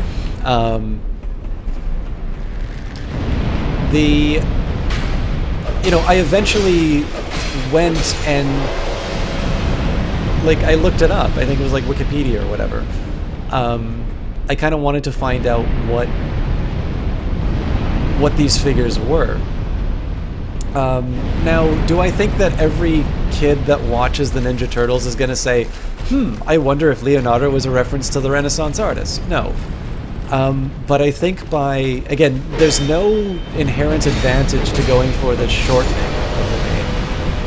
And what you do is you deny somebody the opportunity of realizing the origins of those names. Actually, I can remember I was talking with Jess, and the moment of realization that it's named after the Renaissance artists and how satisfying that was. I just think it'd be nicer if our entertainment sort of, didn't assume that we were all morons. That, that I'm not gonna not watch the Ninja Turtles if they use the full name of the Renaissance artist. And again, if it's somebody like me, it's denying the potential enjoyment that comes from from that realization or being able to learn something. And I mean, it's a similar story with Civilization. Like, there's so many things about history that I learned specifically because I played that game and I wanted to know more about it. Okay, it's funny, you never looked at it like this. Master Splinter is like the dad. He's given his sons names. You looked at it as brothers giving each other shorthands or nicknames, because the cartoon Splinter almost never fails to call them by the nicknames, only by their full name. Okay, that's good to know. Like how you call me Chalk or Jesse sometimes. That makes sense. The longer names, the longer they should have to pay the voice actors. Yeah, Leonardo's three syllables, but Leo is only one. Okay, that makes sense, guys. I mean, again, I haven't actually seen the new animated series, so it could be that they are actually referred to as that name. But I mean, again, when I see the game and I see the character referred to as Mikey or something like that, I don't have the opportunity to know that his actual name is Michelangelo. Especially because, like, when I think of Mikey, I do not think Michelangelo. I think Michael. I think Leonardo is the same. If I call somebody Ralph, I'm pretty sure they're not called Raphael. If I call them Raffy, they're a children's entertainer. How do you choose a Lord in CK2? Well, that should be chosen for you. But what you can do when you pick a ruler, if you click on, so you can either click on the option that will let you select counts only.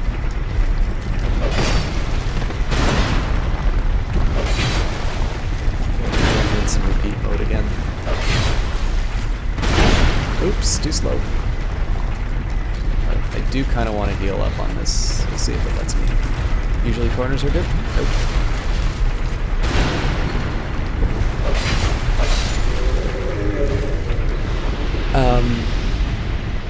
But yeah, so either you pick the count option on your map, or you I don't remember the timing on this thing.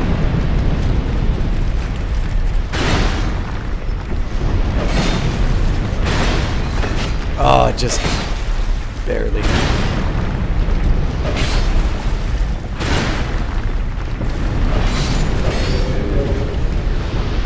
So either pick the count section, or if you click on a region twice, it will go through the various owners, so either the vassal or the lord.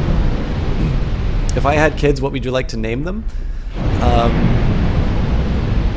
Buford Hardigan Maxwell the Third. This would be the first name of the child, I think. It's easier for film writing too. You assume that little shortcuts don't take up precious seconds of screen time. I don't know. I don't. Leonardo. I mean, so I can definitely say, like, in terms of casual conversation, there's no problem I have with the shortening of the name, because a lot of my friends call me Norm. For those of you who don't know, my real name is Norman. And then everybody's going to say, what poor fool is going to be walking around in this day and age with a name like Norman? Well, me.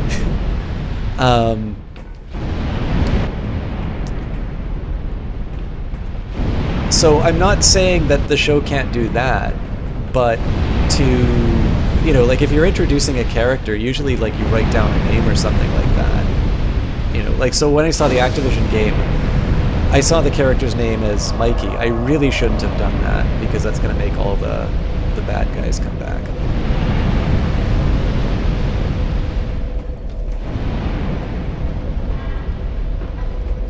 Let's turn off all the fire. Guess so. I hear a bonfire, which is... Oh yeah, I was at it.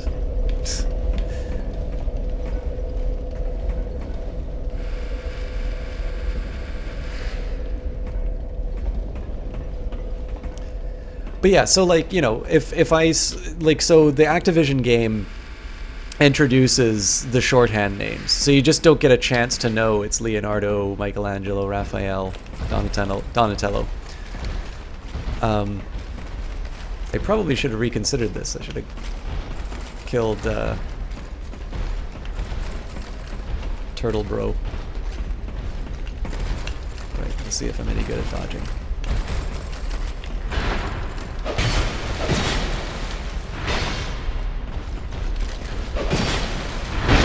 Oops.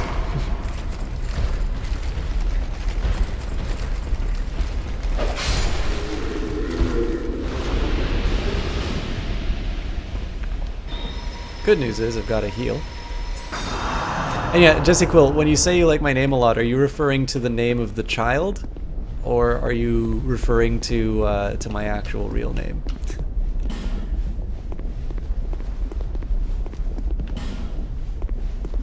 Alright, I think I just need to accept that I'm gonna lose a lot of souls, and that I will now face the Iron King like a man.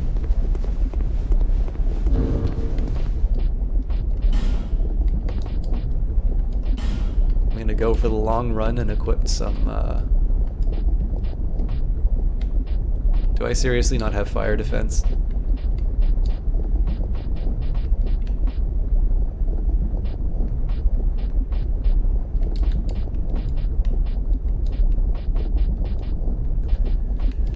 Alright, well, sometimes the best defense is a good offense.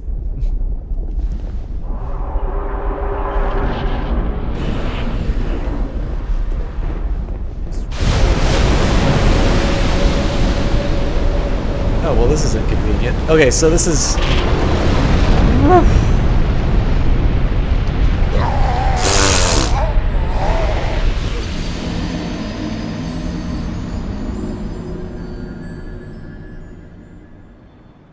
Okay, I'm gonna be back in a second, guys. This reminds me a little bit of the, oh, it's Dark Souls 1. It's like the neon lava place. I'm just gonna put the kettle on for some more tea.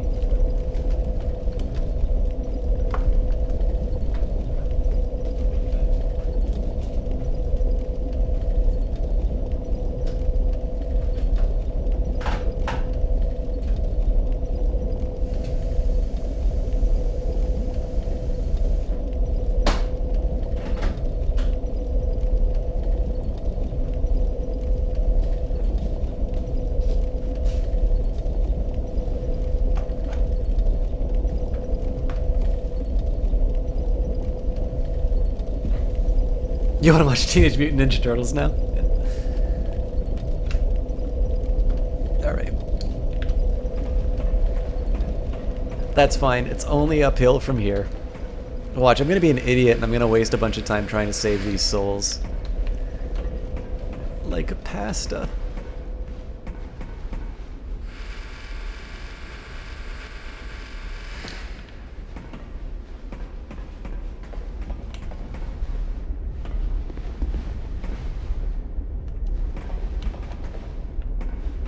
Wrong one. Alright, I'm gonna try and do something really cheesy, but potentially worthwhile.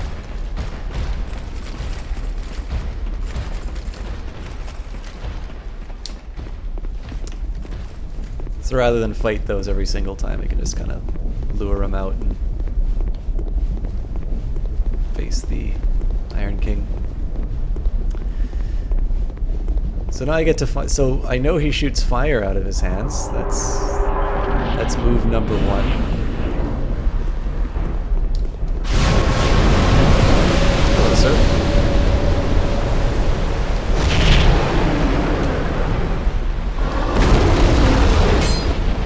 Okay, not exactly the direction I wanted him to go, but fair enough. It's a learning experience. Alright, I am bad at this. I am very bad at this.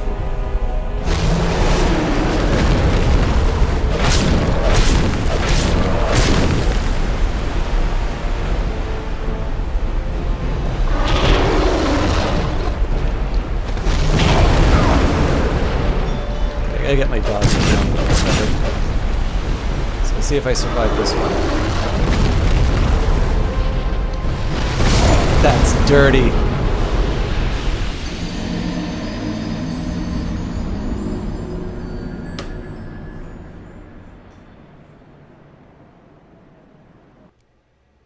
Yeah, Captain Bear. I mean, my old VODs should be pretty helpful. Ideally, you'll find one where I'm starting a game, and I wish I could give you a little bit better advice on which one that is, but honestly, I just use my YouTube as a dumping ground for videos.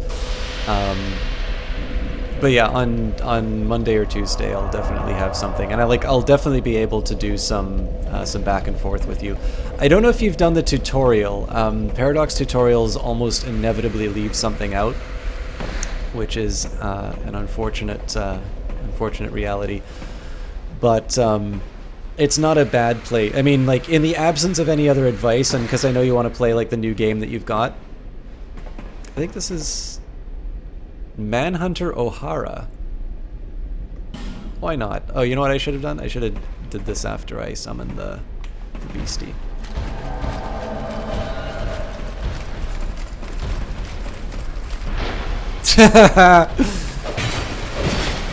Good start, Manhunter. Oops.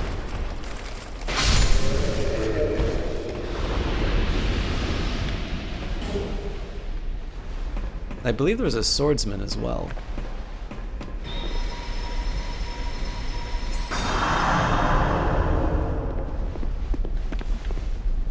Alright, so it looks like it's either or. I can work with this though. Range character. At the very least, I'll get to see a little bit more of this fight and potentially save my souls. Hello, GNR/49.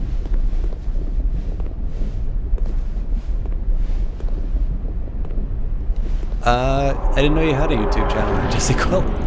Sorry.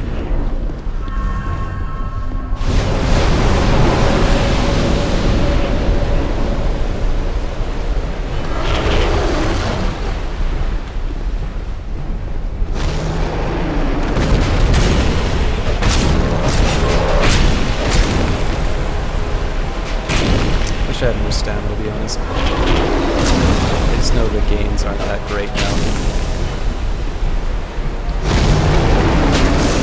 So I took some damage there. Am I gonna win this?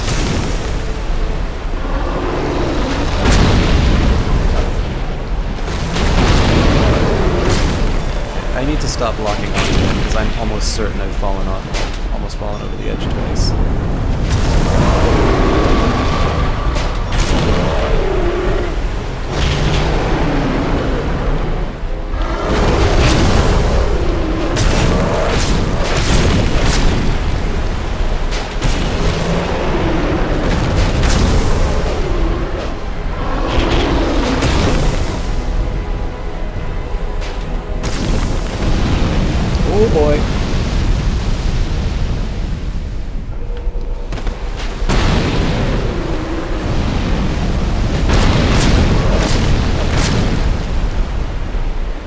Okay, so that was kind of like a direct contribution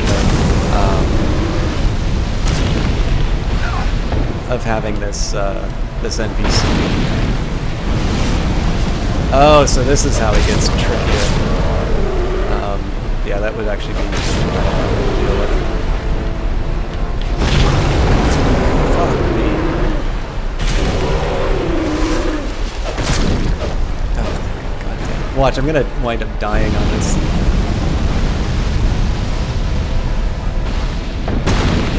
Ooh, almost. At least let me be the one who's living the killing blow. Alright, I kind of feel a little cheesy winning that with an AI ally. That was supposed to be a little bit more exploratory, but I'm also not entirely convinced that I would have struggled as much on that guy. I think the biggest challenge I would have run into was... The only drawback, I don't think you can go and do bosses again. But I think probably what I would have wound up having a little more of a challenge on is when he's directing his fire on top of me, is working out the timings for heals.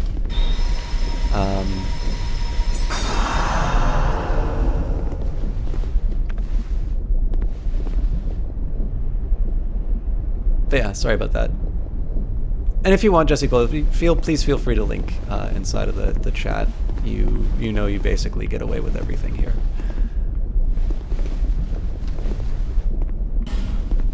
Alright, I guess I can't say... It's not going to be like the first Dark Souls and saying that I beat everything without help, but... That's fine. What the fuck, Jess? Is good. Congrats, less than 3. Oh my god.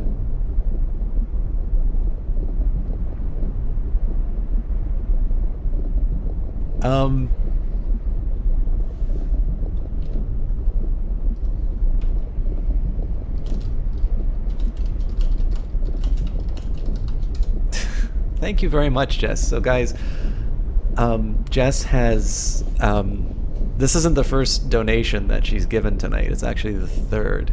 I gotta stop reading these feel like spoilers. See, I was, like, oh man, this is the one thing I like about playing online, by the way, is, you know something's coming up because there's so many, oh god. Yeah, so you're gonna run for the bonfire and then what happens? I would never want to belong. Dark Souls fan, thank you very much for stopping by. I think I know why. I think I know why you're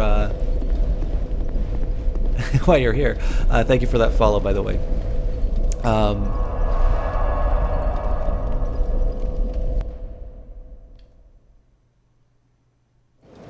Oh. I hope I can go back there. Oh, well, at least I'll level up. It is the only choice left to you. I'll tell you in a second, Dark Souls fan. 115, soon to be... Was it 40 I said I was going to stop at? I wrote this down on Notepad.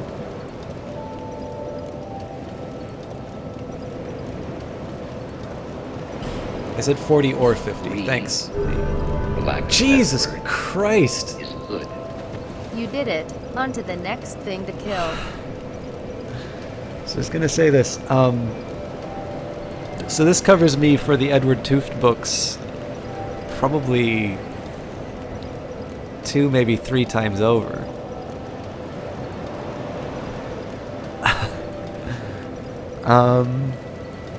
Kite, thank you.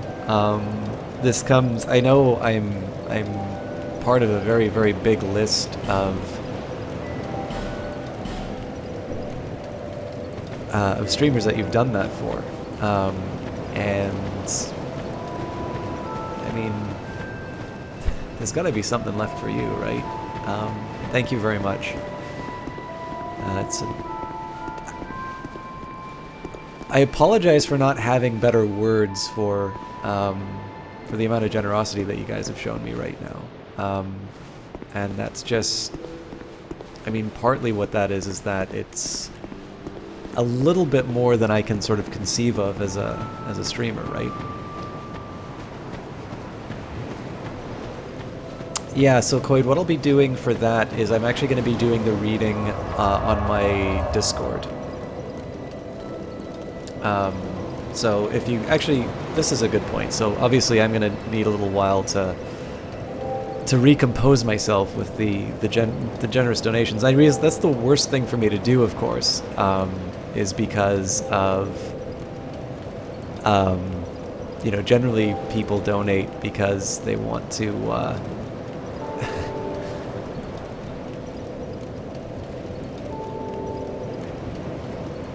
yeah, they want to see more content. So for those of you who would like to see some reading, I am not going to do creative on Twitch ever again. I will do it on Beam, I will do it on YouTube, I will do it on every service but YouTube. But if you would like, I am going to do, I think I'm going to read Animal Farm. And in that case, I'll do that on the Discord, and I'll probably announce, as usual, I'll announce it on the channel or on the Twitter first, and give a appropriate notice for people, and then move on to. All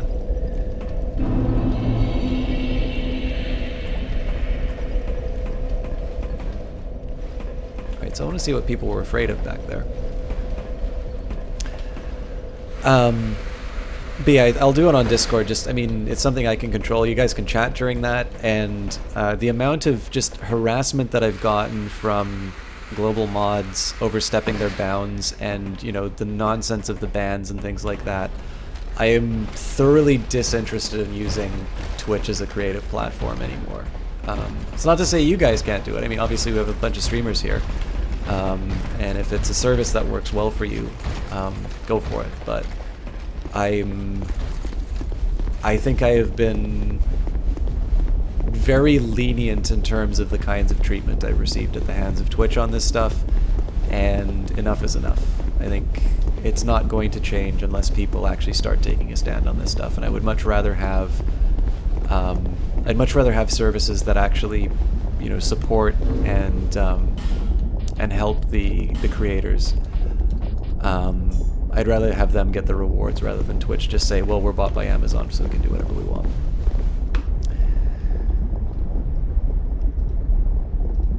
Yeah, it wasn't. This is even before the creative area. So the ban I received over the first reading was they said I was in the music channel, which I was not. Trespassers will face adversity befitting a monarch. In the Tower of the Dark, old Iron King resides a child of dark. Forbidden is the path to the ancient king's domain. With water dry and path amiss, woeful temptation is dismissed. I'm assuming this message is going to say you're going to die. Now the real fight begins.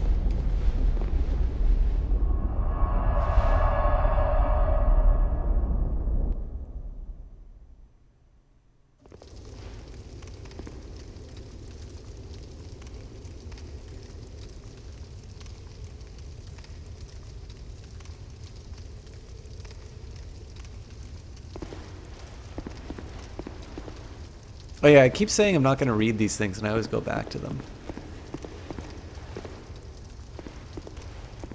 Good luck or something.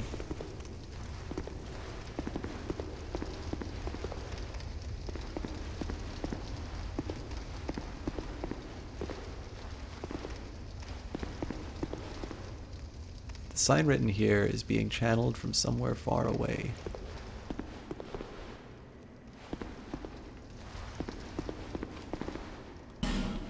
For Fatty.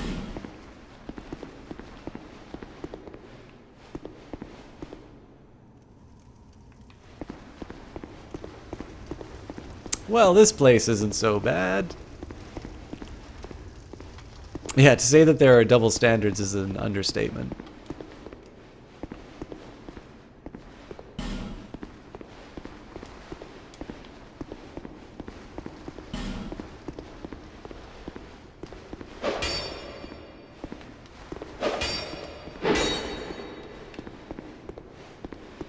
So presumably there's something that I need to be... There's like some item that I need or something like that to take on... I always keep failing to pay attention to the things that I pick up.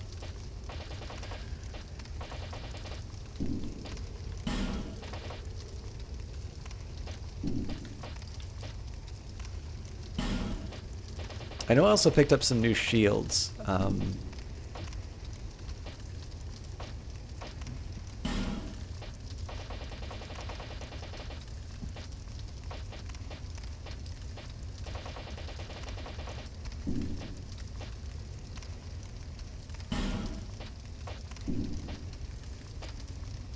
Also, at some point I need to go through my inventory and find out what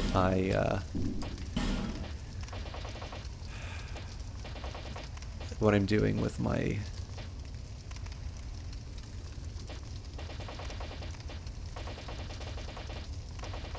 armor.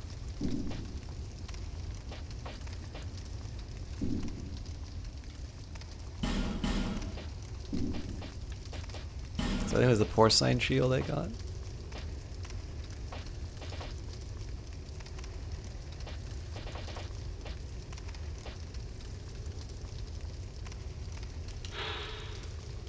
Alright.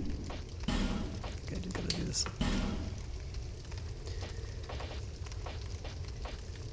Yeah, so pretty much I don't use a shield unless it gives me 100% damage reduction. And there's very few of them in the game if memory serves.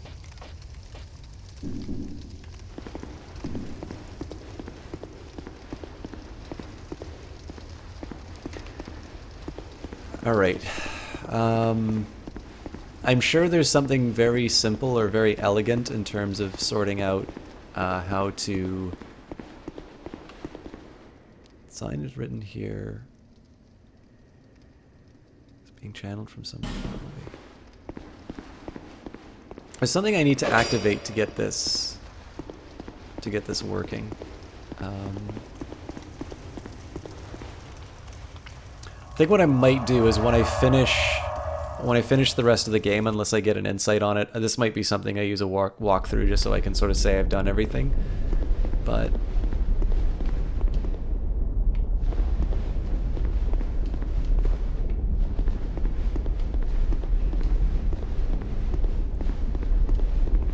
water dry and path of mist woeful temptations. Yeah, I'm not smart enough to figure this stuff out right now. Hello, Rogusagi.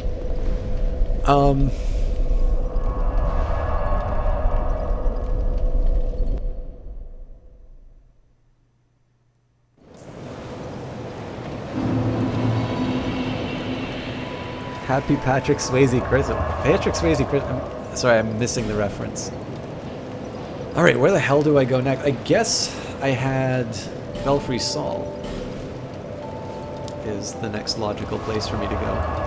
Oh no, I should be talking with this character actually. They usually told me where I should be going. Although, again, I kind of want to... See, the thing that drives me crazy about this game is I know that in all of these areas I've probably missed out on some substantial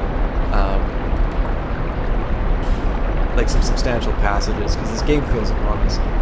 But I definitely need to Oh, that's funny. Actually, Rogusai, that's really funny you mentioned MST3K, because Jess and I have been watching it lately. Bearer of the curse. Seek souls. Larger, more powerful souls. Seek the king. That is the only way. Lest this land swallow you whole, as it has so many others. The sign you bear will drain your very souls. And without souls, you will turn hollow. Stay strong. Do not lose hope. Even when you have precious little time. For when the undead dies, it is never truly dead, but only one step closer to hollowing. Not all undead are hollows, but all hollows were once undead. I think Johnny Big Time might be in If you there. find an Estus shard, bring it to me, You're not here still, are you, Johnny? so that I may ease your burden. Over the hill and past the forest is the king's castle, where a man peered straight into the essence of the soul. But whatever came of it, those who come to Drang Lake seeking salvation soon lose hope and turn hollow. It happens to them all, sooner or later. That blue knight at the base of the tower, his spirit is already broken. Although he does offer sound advice. Perhaps he is a foreshadowing of your own future. That tiny thing inside the ruins. An ancient being that will mock your very existence. She imparts sound wisdom. Provided you find her on a good day. The sign you bear. All right, and we already heard this. state, even when you have. We'll take a quick look at the map, and then, in the absence of some direct instructions from the game about where I should go next, I think I'll just go to Belfry Soul. Rambler, thank you very much for that auto-host.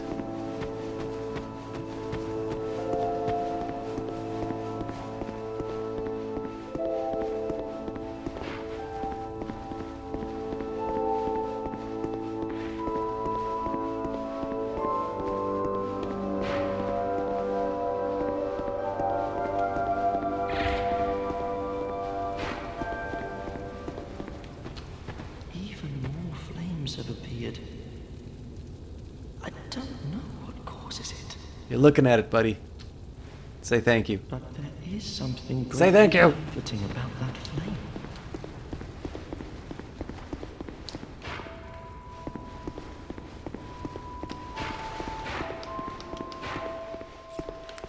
You want Nubasaur. The other interesting way is you give him the old wiggly arm.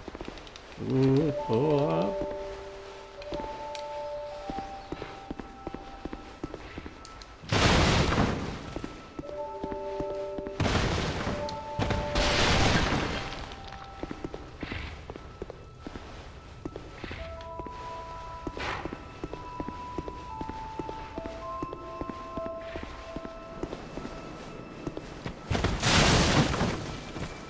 Do I know you, sir? Hi. Who are you? The name's Gilligan, right? Don't make me say it twice. All right. What do you want? I stock everything that you could possibly need. Oh. Who is hosting me? Rogusagi, thank you very much for that host.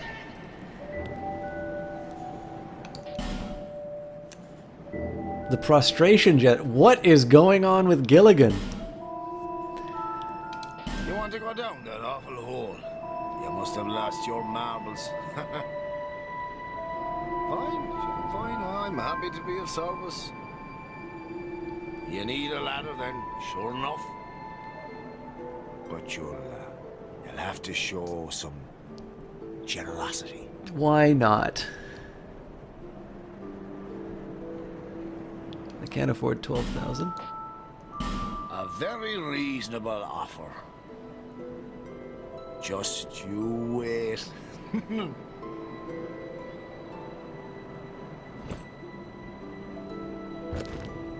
The ladder cutscene was my favorite.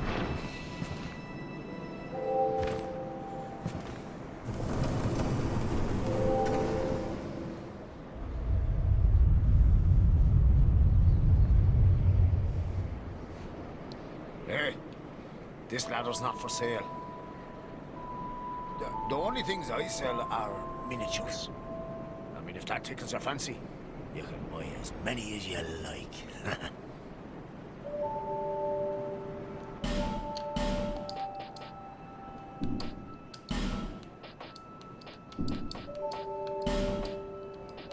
think any of these are exactly my... Okay, so the ornament depicting a ladder looks Cheers for that. kind of interesting, but I don't know where I would use it, so...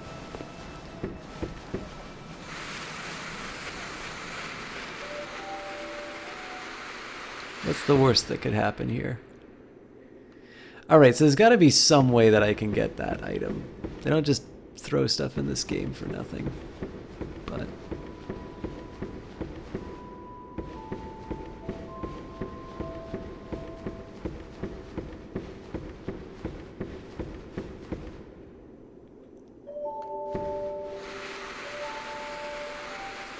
I mean, it might have something to do with the miniature, but... Alright, the real question here, do I actually want to do all of this while I'm human? No, I think I'm gonna wait till I'm hollow before I... Oh, you're kidding me.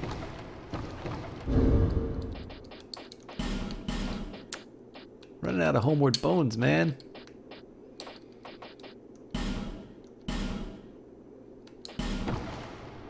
Does it have any Tau? Yeah, I don't think I'm quite ready to go spelunking down there. At least not until I find...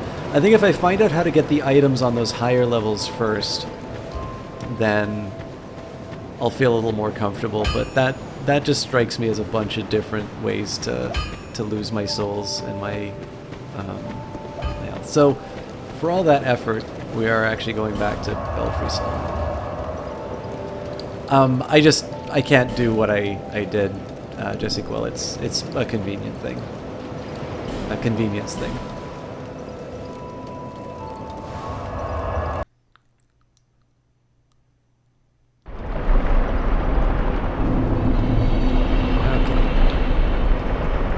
I know some people just got here. Not to create too much of an expectation, I should be wrapping it up before too long. I don't have any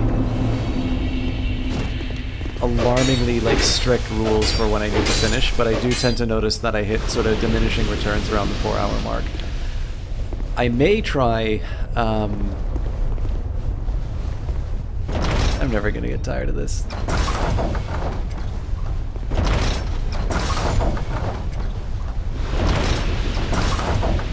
No, close enough.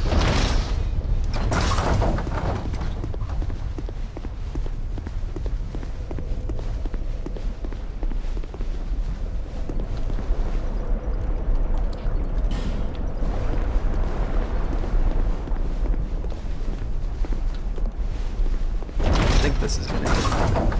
Nope.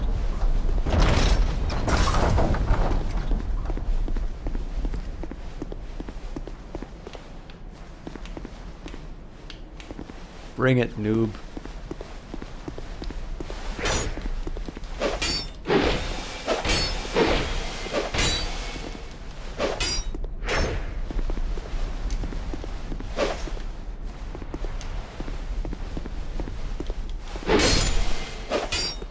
Gray Spirit.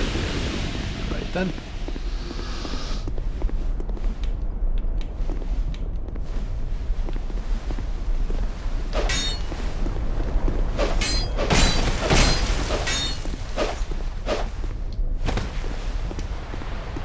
So I am gonna get murdered.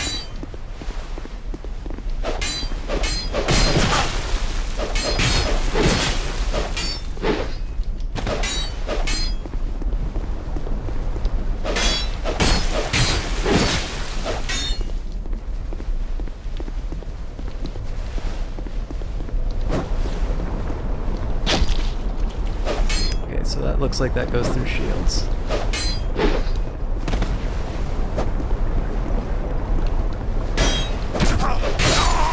Ah, damn it. Alright, that was a fairly decent run. But yeah, I'm gonna assume that this is a big PvP area.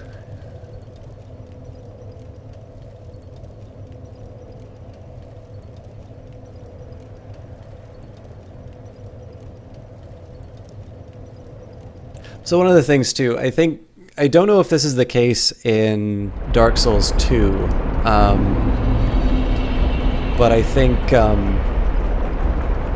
if you in Dark Souls 1, it would generally be considered bad form to like Estus up when you're both kind of close to the end. It's kind of, I think I probably had a couple opportunities where I would have been able to do that, but again, I don't necessarily mind. Oops. I don't necessarily mind losing, other than the fact that I lost like my human form, but.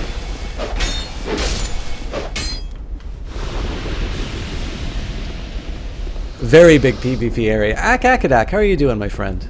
Guys, Akadak is another streamer who I'm quite fond of seeing here, quite fond of watching. Slightly less regular schedule than before. I'm sorry to say, actually, oop, I'll keep it a secret. You guys can tell him about what happened earlier.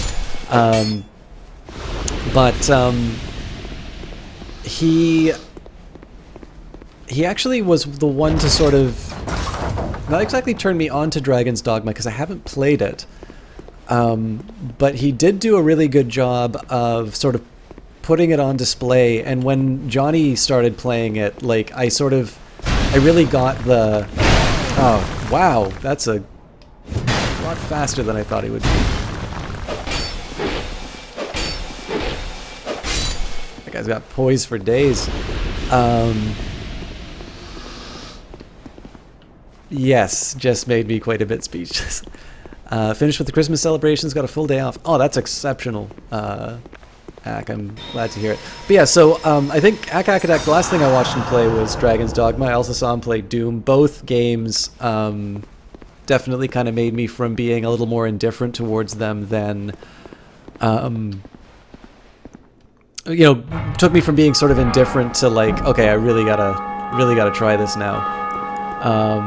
But I think more importantly too, he's one of the few sort of viewers I've had the pleasure of getting a chance to meet. I got to see him in Vancouver with, you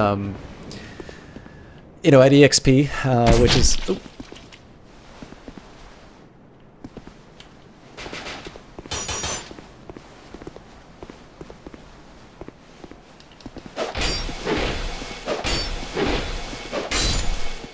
Sometimes the simplest answers are the best. He's every bit as gracious and entertaining to be with in the in person as he is on cast. And I think again the big one for me, I'm always gonna like streamers who sort of show me games from a perspective that I haven't seen them before, or the ones who kind of give me a chance to see how good some of this stuff can be. I can particularly think of the times that I watched him sneaky. I can particularly think of like Hotline Miami 2, which I remember I was excited about, but it wasn't like, I didn't feel compelled to... Ooh, lucky there. Oh, okay, I need to shut up and just... Oh, Jesus, okay.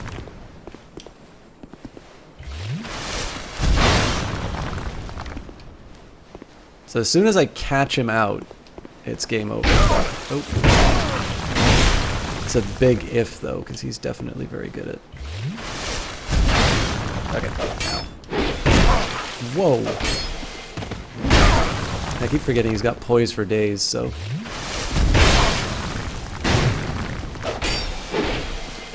There we go.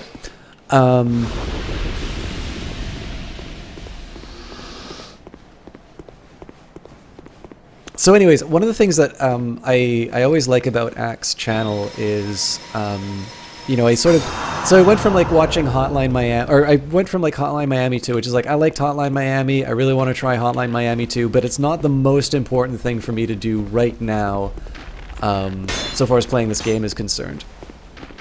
But Ack will always reveal to me, you know, how good particular games are and how much I should be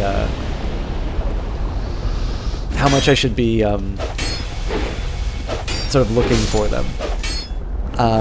So, you know, to me, that's kind of, it's one of my biggest draws to a given stream, because it's one thing, you know, you can sort of say, well, you know, that was just coincidence, right? Like you were disposed to,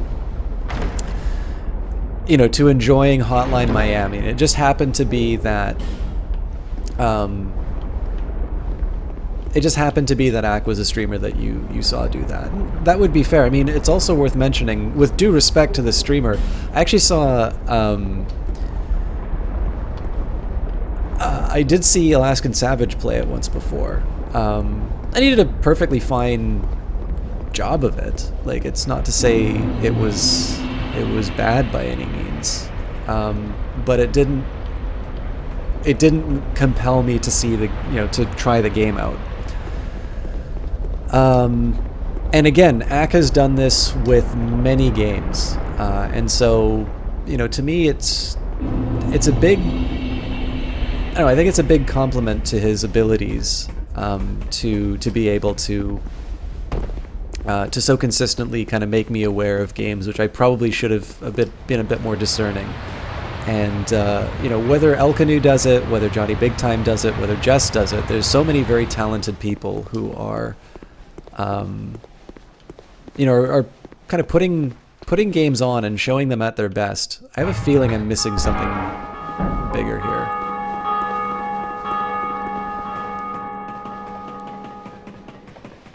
Kitch22, thank you very much for the auto host.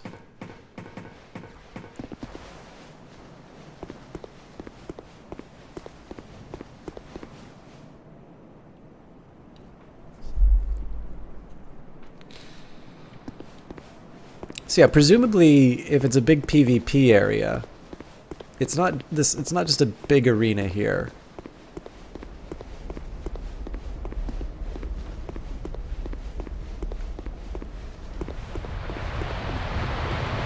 Or maybe I need to be part of the, maybe I need to be part of like the Covenant to get anything out of this.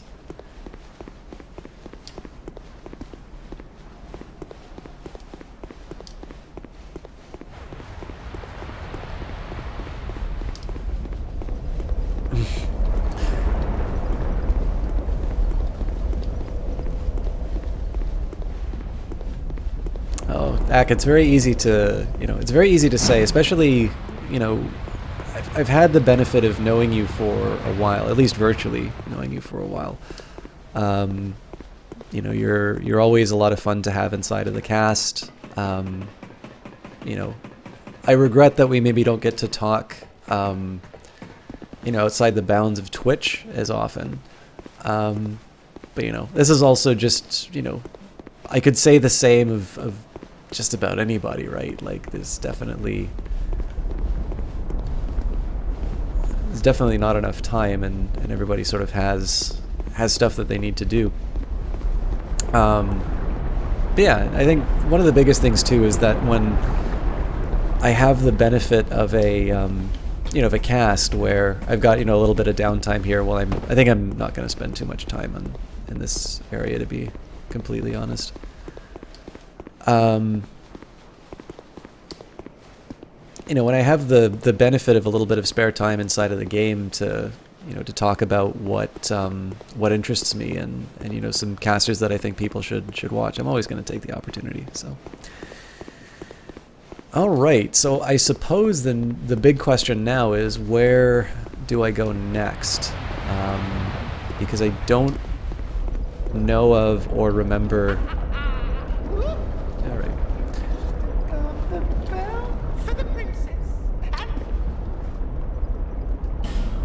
You know, there's an official boss, but you weren't able to find it in your return trips to the game. Well, it's possible I also need to be a member of the Covenant, but as I always say, I think the best way to handle a situation like this, like, it's possible that you know, I'm hitting the point where I stop being, you know, kind of worth it on a lot of games anyway. So I'll just put it away, and see if maybe sometime in the future I get an item or I get a perspective. My tea water's probably cold, but that's fine because I'll just power through to the end. But yeah, I mean, it's just a matter, set it aside. Maybe something will make you think of it in the future. And in the end, if I can't figure it out, then, I do kind of want to deal with all the content inside of the game. So I'll just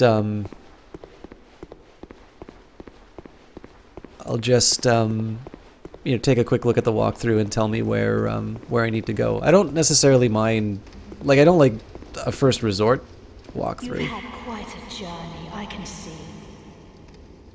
You must have a glorious number of souls by now. I'm not paying you. What a wonderful feeling that must be.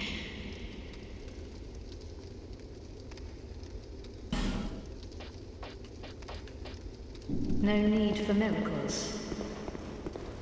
The gods... Beltane Guardians is essentially equivalent to the Forest Covenant in Dark Souls 1, so the Guardians will be able to teleport for the area and defend it when players are attempting to get to the boss. Ah, makes sense.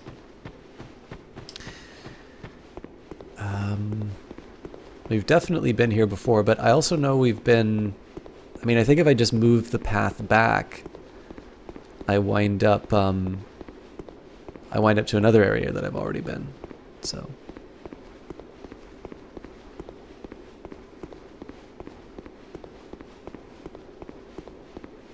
I think it's the poison area I wind up in.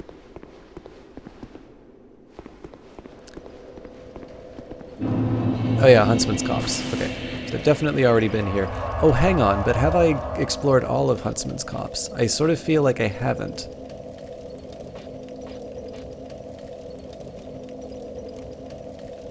Oh, interesting. So this is why I've been getting fewer invaders.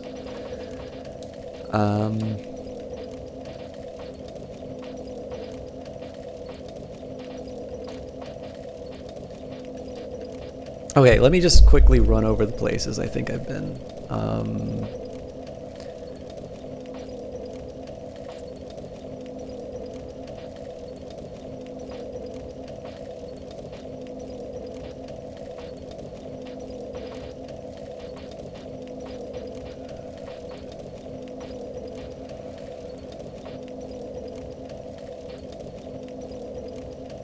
Brightstone Cove. I don't really remember this place.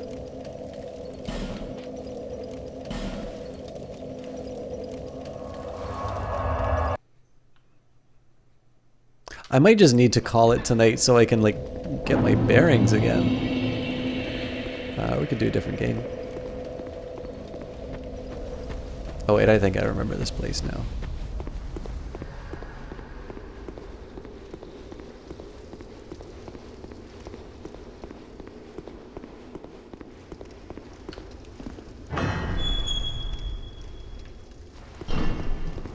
There were spiders here, right? Yeah, and then I could use the torch to move them away. Yeah, so this is on the way to my least favorite boss in the game so far.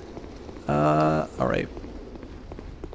So here's a question for you. I'm okay to stream a little bit more. I'm going to say I'm done with Dark Souls tonight. I could try and do... And I do apologize because I know a few people came in and didn't get to really see any... didn't really get to see any gameplay, but I'm not entirely sure spending an hour to find the next place I want to go and then saying I'm tired because it's 2 a.m. Is the best way. Now, here's what I've got planned for tomorrow. So at 9 o'clock Eastern, or roundabouts then, I'm going to stream Battlefield 1 from the prologue to about as far as I can make it through. I was thinking possibly during the afternoon I might also do I might do something in between. I might even just do a book reading or something like that. So we might do Animal Farm. So for those of you, if you're not inside the Discord, that's where I'll be doing it. On the 26th, I'm going to, at the very least, do Rogue Trader. I'll try and also do some Crusader Kings too, but I know I don't want to overcommit to streaming and then not deliver. And then if I don't do Crusader Kings 2 on Monday, I will definitely do it on Tuesday. So those are the immediate plans that I have. So I sort of leave it to you. Would you like to see a little bit more material that's not Dark Souls? I can do some of the stuff that I have on GOG. I can do you know, I can do some Chaos Rebornish sort of stuff, or we can just say, you know, Dark Souls 2 is fun, you got the regular amount of time that we normally spend on streaming, and we'll save it all for tomorrow. Because I know if I'm up too late tonight, then that just means I'm going to have a later start tomorrow, and it's not going to be, I think it's going to be as good.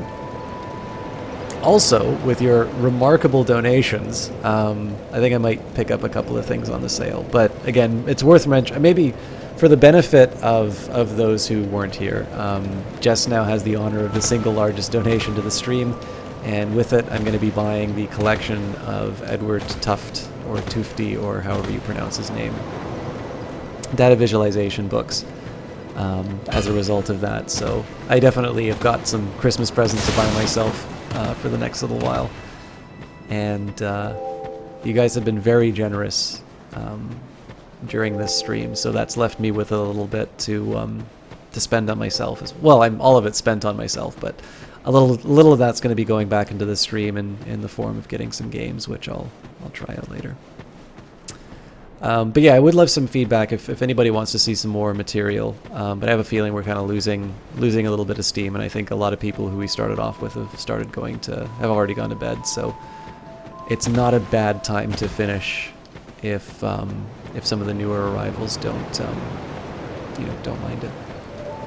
Also, I thought I had a somewhat big dinner, but it's feeling a little peckish, so I might make some meatballs. We'll finish off with one last look at this very beautiful game.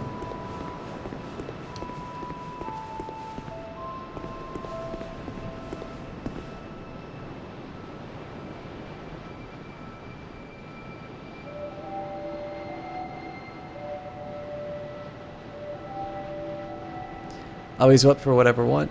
Resting up for big plans tomorrow. Well, I mean, I particularly feel bad just because I didn't get a chance to see a lot of you tonight, Ak, but if you're going to be around tomorrow, I'd love to hang out, and we can maybe watch some Battlefield together, or just hit me up on Steam, and we can maybe get in touch.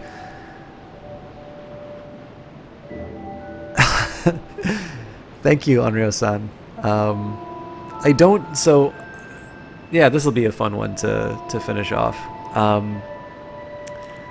With. I was talking with Jess about this, so I sort of identified where that came from. One thing I do tend to notice is there's a certain reaction from some people who sort of take it as, he thinks he's better than people, he just talks that way to show off how much he knows or something like that. I'm truly not affecting a particular style of speech to communicate something. I can say with a very high degree of certainty that this is sort of my personality. There is a certain point where I want to be precise in my speaking, obviously, but I also think I'm a little bit of a product of some of the type of television, especially British television, that I was exposed to as a kid. And then I also have a tendency that when I see a word that I don't know in a book, I'll usually go straight to the dictionary. It's actually one of the things I like the most about digital books, because I can click on it and find the definition right away without having to put down the one book and read the other. So I always appreciate the compliment on Ryo-san, but it's sometimes it's a double-edged sword, because I know some people have been very turned off by it, or see it as somebody putting on airs, or otherwise trying to pretend that there's somebody that they're not.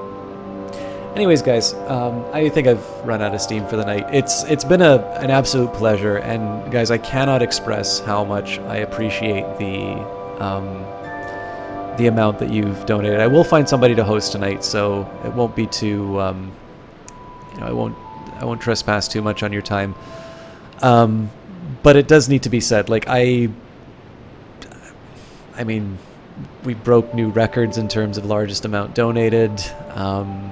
You guys have been extremely generous, and it's made it quite a special Christmas. So thank you. I definitely intend to make that up to you by putting on a good show over the Christmas holidays, and moving on into 2017. So This is a lot of fun. Dark Souls is very rewarding. We actually got past 2 major bosses.